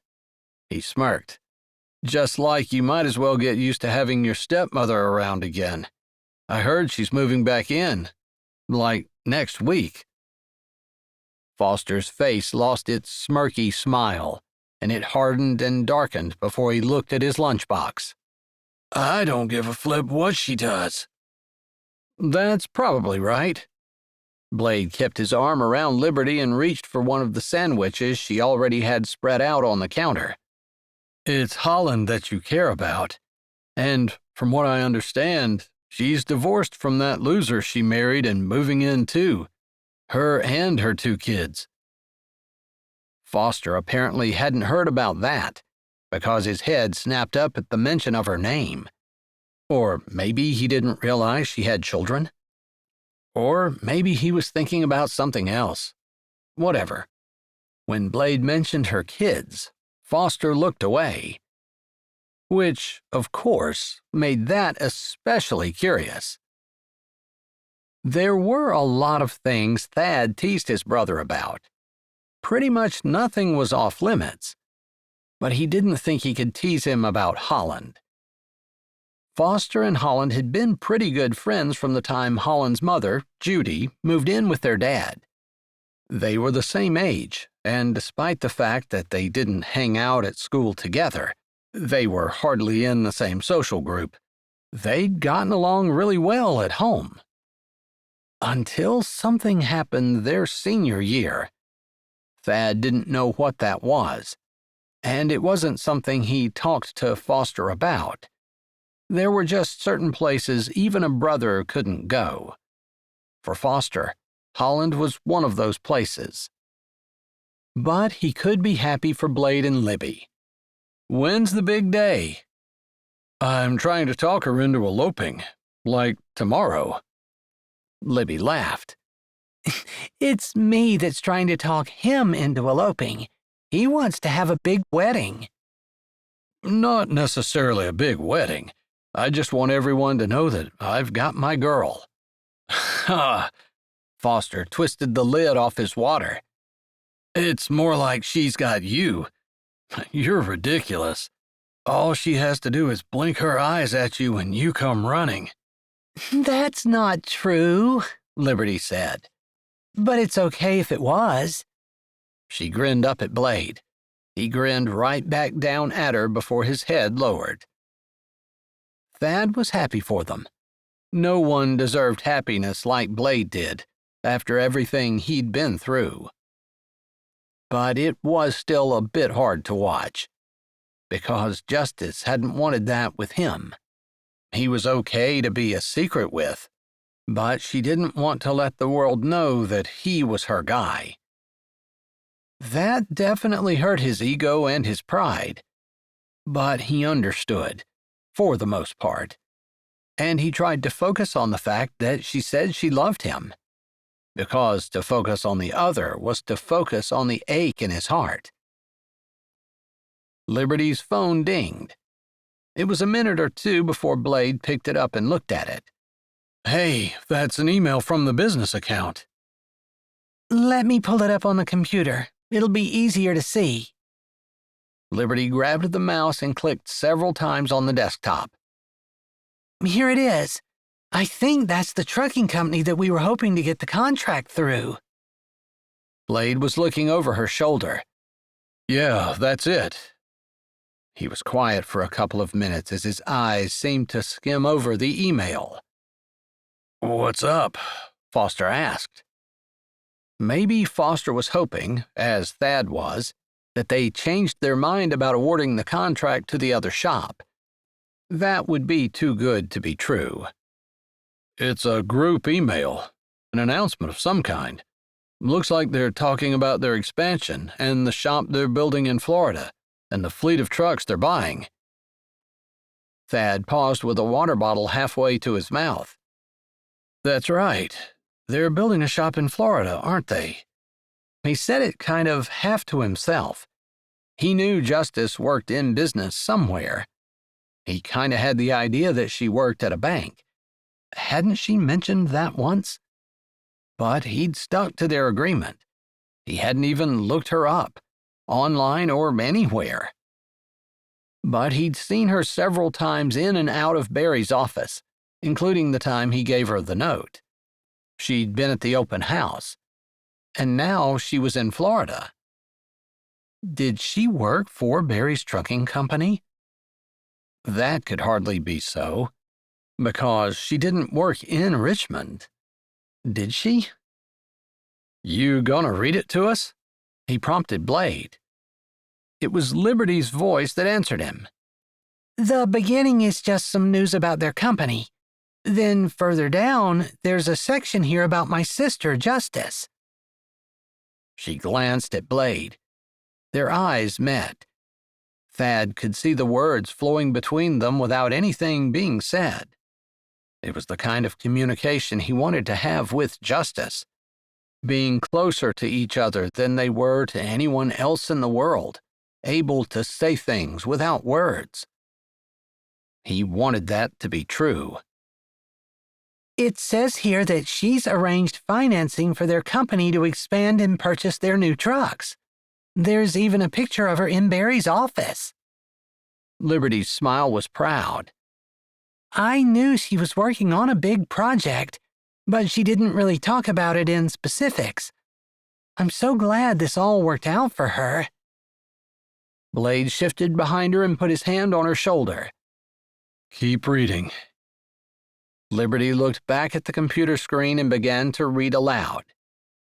"Ms. Hopkins not only helped secure the money for a multi-million-dollar, state-of-the-art garage that we're erecting in Miami, Florida, but she also brought in an all-female repair and welding shop to our attention and spent many long hours fighting for those talented ladies to receive the welding contract that we were offering for our shop in Richmond." Liberty's voice trailed off. Thad sat on his stool, with a water bottle in his hand forgotten. That was the contract their shop had needed but didn't get. The one they'd been working to get all summer. While he'd been fighting and working and trying with his brothers to get that contract which would keep their shop open, Justice had managed to talk Barry into awarding it to a female shop that had just started up. Justice could be the reason the Richmond rebels went out of business. Suddenly, Thad was very happy that he hadn't told his family about his relationship with Justice. His brothers were not very happy with her right now. "It says here that the all-girl shop is new to the area. I can't believe that." Blade slapped a hand on the desk and straightened. Foster got off his chair and paced back and forth. "I know that's what we suspected, but that's outrageous. I can't believe it. After all the hoops they had us jumping through. The inspection, they went through our books. They were here at the shop. They wanted references of work that we had done. How could they award the contract to a new shop?"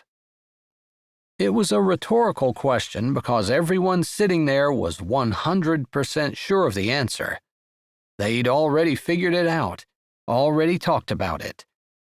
It was because it was all female. That was the point of the email. That was Barry and his company working on their PR. "I guess I'm not hungry anymore." Thad shut his lunchbox with a snap and stood. "I'm going to go back and finish welding that frame. That's where I'll be if anyone needs me." Thad set his lunchbox down on the shelf and walked away. He couldn't even stand to think about it. Although the one question that bothered him was, had Justice known that he and the Richmond rebels needed that contract too? Chapter 17. Justice sat at her desk, looking out the big picture window in her large office in downtown Peach Bottom.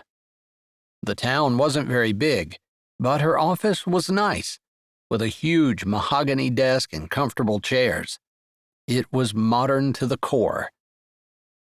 She'd gotten the big account in Miami and spent the last 3 days working on finalizing the details and sitting in meetings. It was a huge triumph in her career, the biggest accomplishment yet. That, combined with the contract that she'd gotten from her personal investment in the girl's garage, had made this year her best ever. This month alone had been the best. In her career, everything was coming together. Funny, though, she got in late last night, early this morning, really, and she was at work like she was supposed to be. But all she wanted to do was see Thad. She was in early because of having to catch up on all the paperwork that had piled up on her desk since she left for the trip. She had a computer open in front of her, her planner app up on her phone, and a list of things she needed to accomplish. But her hands were steepled, and her eyes were drawn to the window. She needed to make a decision. It wasn't fair what she'd asked Thad to do. Maybe a week to think wasn't unreasonable, but she couldn't expect the man to be satisfied with a relationship that he couldn't tell anyone about.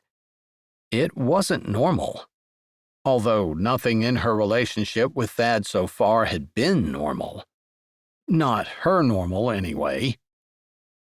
At any minute, the president of the bank was going to walk through the door along with one of the vice presidents, coming into her office for a meeting. Justice suspected she knew what they were going to want. She could be wrong, of course, but there had been a lot of chatter in Miami about opening a branch there, a big one. Several times, Ron, the president, had hinted that she was in contention to be the new branch manager. It was a huge opportunity for her, a massive step up in her career, a promotion she probably couldn't refuse, not without there being a lot of hard feelings at the bank. It was something she'd worked for and definitely not something she thought she would achieve as young as she was. She didn't know what to do, and that was unusual since she usually knew exactly what she wanted. But suddenly, the big career that she'd always dreamed of didn't look so good if she was going to be all by herself, which had never bothered her before. She was a solo act, and she liked it that way. Except she didn't anymore. She liked the idea of being part of a partnership and everything that being with Thad had to offer. Her musings were interrupted with a slight change in the murmuring voices coming from outside her cracked door. She turned her head, looking out the window beside the door. The bank president had arrived. She shoved all of those thoughts to the back of her head and stood, straightening her desk before walking to the door and going out to meet the president. Thad leaned against the rock with his arms crossed over his chest. He had seriously considered not coming tonight, for the first time. And it wasn't that he didn't want to come, wasn't that he didn't feel pulled to come. It wasn't that he loved Justice any less than he ever had. He just knew things now that he hadn't known the last time he saw her, and it made him feel like she'd gone beyond their agreement. The things that he'd found out were things that were huge and made a difference. But he couldn't shut her out. He couldn't leave her in the dark. He couldn't walk away without saying something. He couldn't hurt her like that. Not on purpose. The idea of walking away made his heart clench and protest, but he didn't see any other way. So he was here, waiting. He'd been here long enough, Bo had tired himself out and lay at his feet. Thad was looking in the direction of the trail, so he saw immediately when Justice appeared in the distance. He watched her walk closer, his muscles tensing with little springs, like they always did when he saw her. His heart started beating faster, and his fingers ached to touch her. He wondered if that would be the reaction he had to her forever. He wanted to have the privilege of finding out. As much as he wanted to walk toward her, to greet her, he didn't, but continued to lean against the rock until she stopped in front of him. There wasn't any confusion in her eyes, so he figured she probably knew or had figured out that he knew everything now. Indeed, her first words made that clear. "I take it you saw the email about the contract and my part in it." "I did." "I knew that would make a difference. That's part of the reason I really wanted us to keep our lives out of it. Out of us." "That seemed like a good idea. But our lives are part of who we are. If I don't know all of you, I can't fall in love with all of you." He couldn't even believe he was talking about falling in love. He half wished he'd never said anything, because that vulnerability lay opened and exposed in front of her, and he hurt right now. Actually, just seeing her hurt him. Just because she'd hurt him didn't mean he would do the same to her. If he loved her, he wanted the best for her. It didn't matter how much pain that caused him. So he forced his mouth open. He rubbed the back of his neck. Yeah, I read the email that Barry sent. Congratulations on the big account you secured. You have a lot of stuff going on, and it looks like you've done really well with it. His words were sincere, his tone the same. He was pretty sure he was doing a good job of hiding how his heart pinched and his chest burned. Her brows twitched. Maybe she hadn't expected him to be nice. Thank you. Her eyes drifted down to Bo and looked at the dog for a moment before she looked back up at him. I'm sorry I didn't tell you about the contract. Figured she probably was sorry. Now. I forgive you. I do wonder, though, if you had to go back and do it over again, would you do the same thing? Keep it from me? He wasn't sure where those words came from. He hadn't been thinking that. But he supposed it would be easy for her to say yes at his point. He didn't know if he'd be able to tell if she were being honest or not. Her jaw moved and her eyes narrowed slightly. He felt like she was thinking about her answer. That made him think that he might get the honest truth. She'd never lied to him. There were just a lot of things he hadn't known. I know this is going to be hard for you to believe, but when you and I first met, I was a different person than I am now. It wasn't that long ago, but I've done a lot of changing, and most of the changes are because of the time I spent with you and the things we talked about. So, no, I don't think I would handle things the same way if I were to go back as the person I am today. It was more than he had expected her to say. That sounds fair. Thanks for being honest. She crossed her arms over her chest. What about you? Would you do anything differently? He didn't like the way the question sounded, like they were over. The relationship. That wasn't what he wanted at all. But he supposed that's what he suspected was going to happen when she came today. Probably why he considered not coming. It would have been easier, less painful, to not show up. It was a lot harder to face her. No, not her, but the pain that came with seeing her and talking about the demise of their relationship. He supposed he'd never been big on easier, and so he listened to her question and thought about it for a bit. She waited, giving him the time he needed. He didn't know how long it took. Finally, he took a deep breath, because he wanted to be honest. Yeah, I would have done some things differently. If I'd known how short my time with you was going to be, I would have kissed you more, held you more, and I would have fought you more to keep you from leaving. His jaw flexed, because that last part probably wasn't true. No, I wouldn't have fought you. You have to be with me because you want to be, and not because I fought to keep you. It only feels good to me, is right for me, if you're here of your own free will, because you want to be. She was biting both lips until he was finished. She whispered, Sometime this summer, exactly what I wanted became a shifty thing that I wasn't even sure about, and that's never happened to me before. He nodded, kind of understanding. Certainly the things that he wanted had changed over the summer, and all because of her. And now I'm not sure whether I should do what I want to do or what everyone expects me to do. He pressed his lips together. He wasn't sure where he fit into that equation.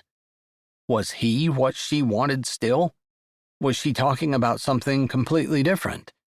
He couldn't say for sure. But her eyes held confusion, and she seemed to look at him like he might know the answer. I can't help you. All my advice would involve giving up everything and being with me, and that might not be the best thing for you. He wanted to tell her he'd work for it, with everything he had. He wanted to say he'd keep her safe, protect her, love her like no one else in the world could love her. But he wasn't under any big illusions that being with him would be anything like the life that she dreamed of, or that he could keep her happy. If he'd learned anything from the mess that was his childhood, it was that no one could make someone else happy. Not long term. That was a choice each individual had to make. He could promise to be true. He could promise to be faithful. He could promise to listen and support and never leave. Those were all within his control, and he'd be happy to make those promises. But he couldn't make the choice for her. Not to stay with him and not to decide that she would be happy with him. Those were her choices to make. The president of the bank where I work was in my office this morning. She shoved her hands down in her pockets, and for one of the few times that he'd seen her, she looked insecure. That sounds important. She lifted her shoulder like it didn't matter, but her head nodded, so he assumed it did. He didn't know. Yeah, I guess. They're opening up a new branch in Miami, and they want me to be the manager. Wow. He gave a little whistle. Miami's quite a bit larger than Peach Bottom. That's a step up. It would have been, but I turned him down. I don't know if I'll be able to keep my job here in Peach Bottom or not. They weren't very happy with me. I don't think they'll fire me, but they might make it so that it's better for me to leave. He heard her, but he hadn't gotten over her earlier statement. It had seized his heart and made it squeeze. You turned them down. Why? I wondered that myself. The old me, the me I was at the beginning of the summer, wouldn't even have given it a second thought. Automatic yes. But the new me? She met his eyes, hers serious. The new me doesn't want that anymore. Sorry about the contract. I knew the Richmond rebels wanted it too. And I knew I was working against you. And I did it anyway. The ladies' garage who won the contract, I know they deserved it. But I was uncomfortable at the time, and I hate it now that by them getting the contract, you didn't. It doesn't even matter about my personal investment. That's not what I care about. Even the contract was a second. Because what has really been bugging me since the contract was awarded was what it would do to us. You and me. The way she said that, you and me, made him think that maybe his first assumption had been wrong. Maybe this wasn't goodbye. I'm disappointed about the contract, and I feel betrayed that you knew about it and I didn't. But it didn't affect the way I feel about you at all, if that's what you're asking or saying. It had to have. I pushed for the contract for the girls' garage because they were female, not because they could outwork you or do a better job. Although I do believe that they will do excellent work. I know they will. But that's not why they got the contract. I know. Think we all know. And that's not fair. I didn't play fair." "Don't take this wrong, Justice," he said, the corner of his lips twisting up. "There's someone bigger than you directing the workings of the universe. If that garage hadn't been meant to get the contract, it wouldn't have mattered how fair you played or didn't play. Things work out the way they're supposed to, despite our fighting. Although sometimes God lets us have what we deserve, maybe to teach us a lesson." She snorted. "You're right. Still, it doesn't change the fact that I feel bad about what I did, and I'm sorry." "I forgive you. We don't need to talk about it anymore, unless you absolutely need to." "No, I want to talk about where that leaves us." "I haven't changed. Everything I said to you still stands." He hoped she remembered. She was the one who had asked for a week to think about things. She was the one who was going to decide whether or not they made their relationship public, or if they stayed a secret romance, or if they stopped being a romance at all. He wanted everything. Maybe he needed to remind her of that. "I want you, however that looks, whatever it takes." "Would you move to Miami?" she asked with an arched brow. He only took a couple of seconds to think about it. He didn't want to give her an answer that he couldn't back up with his actions. But it didn't take very long. "Yes, if that's where you are and where you want me, I'm there." He could find a job in Miami. Welding jobs weren't hard to find. He might end up having to travel. Still, he was confident he could move down there, if that's what he had to do to be with Justice. "It hardly seems fair that I just asked you if you would move to be with me and you simply said yes. Shouldn't you be asking me if I would move to be with you, or what I would give up to be with you?" "I don't want you being with me being a matter of you giving up." Her smile stretched. "That's beautiful. Thank you. I don't want you to have to give up anything either." "I've already told you what I'm willing to do. I think the last time we talked about this, the decisions were all yours to make. I'm just waiting on your answers." "I'm choosing to stay here in Peach Bottom. I'm choosing to be with you if you want me." "I want you." His arms dropped and he stepped forward. She pricked his heart and shifted his world with her words. But there was one more question. "Are we still a secret?" Her head shook and his heart leapt. "No. I want everyone to know that I'm with you, and I especially want them to know that you're taken." He could no more stop the smile spreading across his face than he could stop an avalanche from hitting the bottom of the mountain. He finished closing the distance between them and took her in his arms. "I think this is where I kiss you." She smiled up at him. "It took you long enough." Epilogue. Thad pulled at his collar. Why was it so tight? And fought the urge to adjust the ball cap he wasn't wearing as he walked around his pickup. Justice waited for him, and she smiled as he opened her door. She was stunning tonight in some kind of flowy dress, high heels, and shiny hair. Her smile was real, with none of the anxiety he was feeling, of course. She'd grown up eating in fancy restaurants. He hadn't. But he wasn't afraid of the restaurant.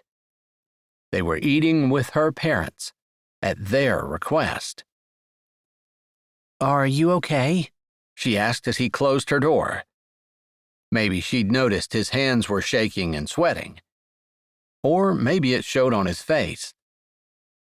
She didn't wait for him to respond. Her hands went to his shoulders, then slid to his neck, and she pressed closer. The judge could be in the parking lot. They were 10 minutes early. But Thad put his own arms around Justice and pulled her even closer. Her dress shimmered with warmth and life under his hands, and he ran his hands down her back, lowering his head. "They're going to love you," she whispered. Love might be too strong of a word for any feeling that might develop between the judge and him, but he hoped they didn't hate him at least. If things went reasonably well, he had a question he wanted to ask Justice's father. At the thought, his stomach clenched and his throat tightened. He kissed her forehead. She stroked the back of his neck before dropping her hands. He took one in his and they walked to the door. Her parents were waiting just inside the door. They greeted each other without much warmth and were led immediately to their table. Thad didn't know much about such things, but it seemed like a great table, in a private alcove tucked back, dimly lit. It might be considered romantic, except he didn't think eating with the parents of one's girlfriend lent itself to much in the way of romance. There wasn't much conversation as they looked at their menus and the waiter came and took their drink orders. Thad managed to order something that he could pronounce. He wasn't real concerned with his meal. Whatever it was, he would eat it. He wasn't here for the food. "So you've been seeing my daughter for a while." The judge had barely given the waiter a chance to get out of hearing distance before he spoke, his bushy white brows lowered over shrewd eyes. Thad had watched him apologize to Blade in the Richmond Rebels' garage and knew the man was fair, but he wasn't sure how this was going to go over. Yes, he couldn't lie, although technically a while could be anything. But you kept it a secret. The statement didn't need an answer, and the judge didn't wait for one anyway. Scared? He lifted a shrewd brow. Thad huffed a laugh. The judge wasn't going to intimidate him. Sure, he wanted to make a good impression, and he was completely out of his element right now, but scared? No way. Not now, not this summer. Nope. He allowed his mouth to curve up. I think we knew our families weren't ready for us to be together, and we wanted to get to know each other first. Put a foundation down without having to fight anyone. Thad wanted to look at Justice, make sure they were together on this, but he held the judge's eye and didn't turn his head. Justice's fingers touched his leg. He moved his hand and their fingers entwined. I see. The judge steepled his fingers. When you keep secrets, it makes you look guilty. "Darling," his wife said, putting her hand on his arm. "Do we really need to talk about that?" The judge looked down at his wife. He put his hand over her fingers and patted them. It was such a sweet gesture that Thad was almost taken aback. Immediately, the idea that the judge was a husband and father, intent on protecting his offspring, determined to make sure that they were safe at all costs, tripped through his brain. Of course, the man believed Miriam. He wanted justice for his daughter. It didn't change the fact that there had been no evidence, but it did make it so that Thad suddenly saw clearly the position the judge had been coming from. They chatted through the appetizers and main courses, the conversation flowing more naturally than Thad had ever thought it might. They ordered dessert, and Thad could hardly believe the meal was almost over. Even more unbelievable was that he'd actually enjoyed it. "Sweetie, I'm headed to the ladies' room. Do you need to go?" Justice's mother's regal air had never disappeared, but Thad no longer considered her a snob, just different than most of the ladies he knew and had grown up with. "I do, actually." Justice touched his leg before pushing back and walking gracefully away beside her mother. "You have a lovely wife and daughters to be proud of." Thad didn't include Miriam in that statement, but he didn't figure he needed to be obvious about it. "You do understand it is my duty, as their father, to protect and defend them." The judge's eyes almost seemed to have a trace of pleading in them, like he really wanted Thad to know that he'd done what he did out of zeal for his family. "Yes." Thad sucked in a breath. This seemed like a perfect opening. He plunged ahead. "I'm not sure Justice is quite to this point yet, but I want to ask her to marry me. I'd like your permission." Of course, Thad was cognizant that Justice was an adult out on her own, but the old-fashioned courtesy could never hurt. It showed respect and deference to Justice's father, which is what Thad wanted to give. He hadn't given the idea of having a daughter of his own a whole lot of thought, but it wasn't hard to realize he'd want the same respect and deference shown to him. The judge didn't seem surprised, but he didn't answer right away, staring instead at Thad as though trying to see inside his head, or, more likely, his heart. "Justice looks tough." "I know." He narrowed his eyes. "It's a front." He wouldn't say any more. "I know." The judge fingered his napkin. "Sometimes the tougher the outer shell, the softer the inside. That's true in Justice's case. I don't want her hurt." "Neither do I." The older man nodded. "You have my permission." 2 weeks later. Foster Truax set the jug of punch down carefully on the folding table. Immediately, a waiting customer started filling their empty cup. August in Virginia was hot, and they had the big garage doors open for the Richmond Rebels Customer Appreciation Day. Foster certainly hadn't expected this many people to come, but the shop had been crowded all day. Things were clearing out a little now, enough that he could see Thad and Justice's heads bent together. Justice's hand rested on Thad's arm, and it wasn't hard to see the sparkle of the ring on her third finger. Although why anyone would be looking at her finger when they were whispering and laughing together was beyond him. Foster loved seeing his brother happy. And he had to admit, Justice turned out to be not too bad herself.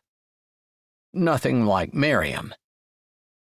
Shaking that thought aside, he wove around a group of people who were standing and talking to Liberty and Blade.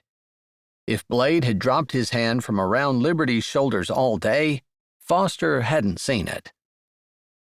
He was happy for his brothers, truly happy. It was not a small thing to find a woman who would be a lifelong love affair, and Foster believed they'd both managed that feat. But his own stomach felt cold and empty, deflated. If Blade and Thad had managed to beat the odds, there wasn't much chance Foster would do the same. Their new shop dog, Bo, trotted up to him as he headed toward the back door of the garage. Foster knelt to pet the pup, who immediately dropped to his stomach and rolled over, all four legs sticking up in the air while Foster scratched his stomach. Foster had taken the entire next week off to work on the home remodeling he had planned. He was staying with his dad, which wouldn't be bad, but he kept hearing that his former stepmother was moving back in. So far, she hadn't materialized. Whatever. He didn't really care if he ever saw Judy again or not. The thing that made him think he might want to buy a tent and sleep under a bridge for the 3 weeks he'd be out of his house was that Holland was rumored to be coming too. Just the thought of her made his stomach blow up like helium filling a balloon. Painful, but sweet. He had so many good memories. They'd been friends, nothing more. until he'd finally approached her about making their friendship into a relationship. Her no hadn't exactly been polite. They hadn't spoken since, despite the fact that they lived in the same house for 5 weeks after that fateful day. She'd moved out and he'd moved on. Not exactly on. The pain stopped throbbing in his chest after what felt like years. But he'd never really been able to find anyone with whom he could have the great friendship he'd had with Holland. Was it so awful that he wanted to be friends, as well as lovers, with his eventual wife? Friends, the way Thad and Justice whispered to each other and laughed. The way Blade loved his wife's company and didn't want to be separated from her. That's how he'd felt about Holland. As he straightened, Foster noticed Bram standing across the room, arms folded over his chest, deep in conversation with Barry Smithson. The big contract had already been awarded to their rival garage, and Bram, of all the brothers, had been the most upset about it. Bram wasn't exactly upset with Barry, but he really resented the all-girls garage that had stolen the contract from them. Foster wasn't sure if Bram was on speaking terms with Justice or not. He probably was. Bram wouldn't be rude. But there were definitely some hard feelings there. Foster started toward his brother. He could mingle a little more before heading over to his dad's house. Halfway across the floor, his eye caught on someone standing in the open doorway. A woman in heels and a skirt, with a child holding each hand. He looked away and kept walking another 2 steps before stopping short and looking back over. He knew he was being obvious, but he couldn't help it. The haughty angle of her head, the set of her shoulders, even that adorable bump in her nose that she'd always been embarrassed about, since it made it look like it had been broken at least once, all gave him the clues he needed to figure out her identity. Holland Powell was back in town. Foster took a shaky breath, unsure whether to run toward her or away. The 3 weeks at his dad's house were looking a lot more interesting all of a sudden.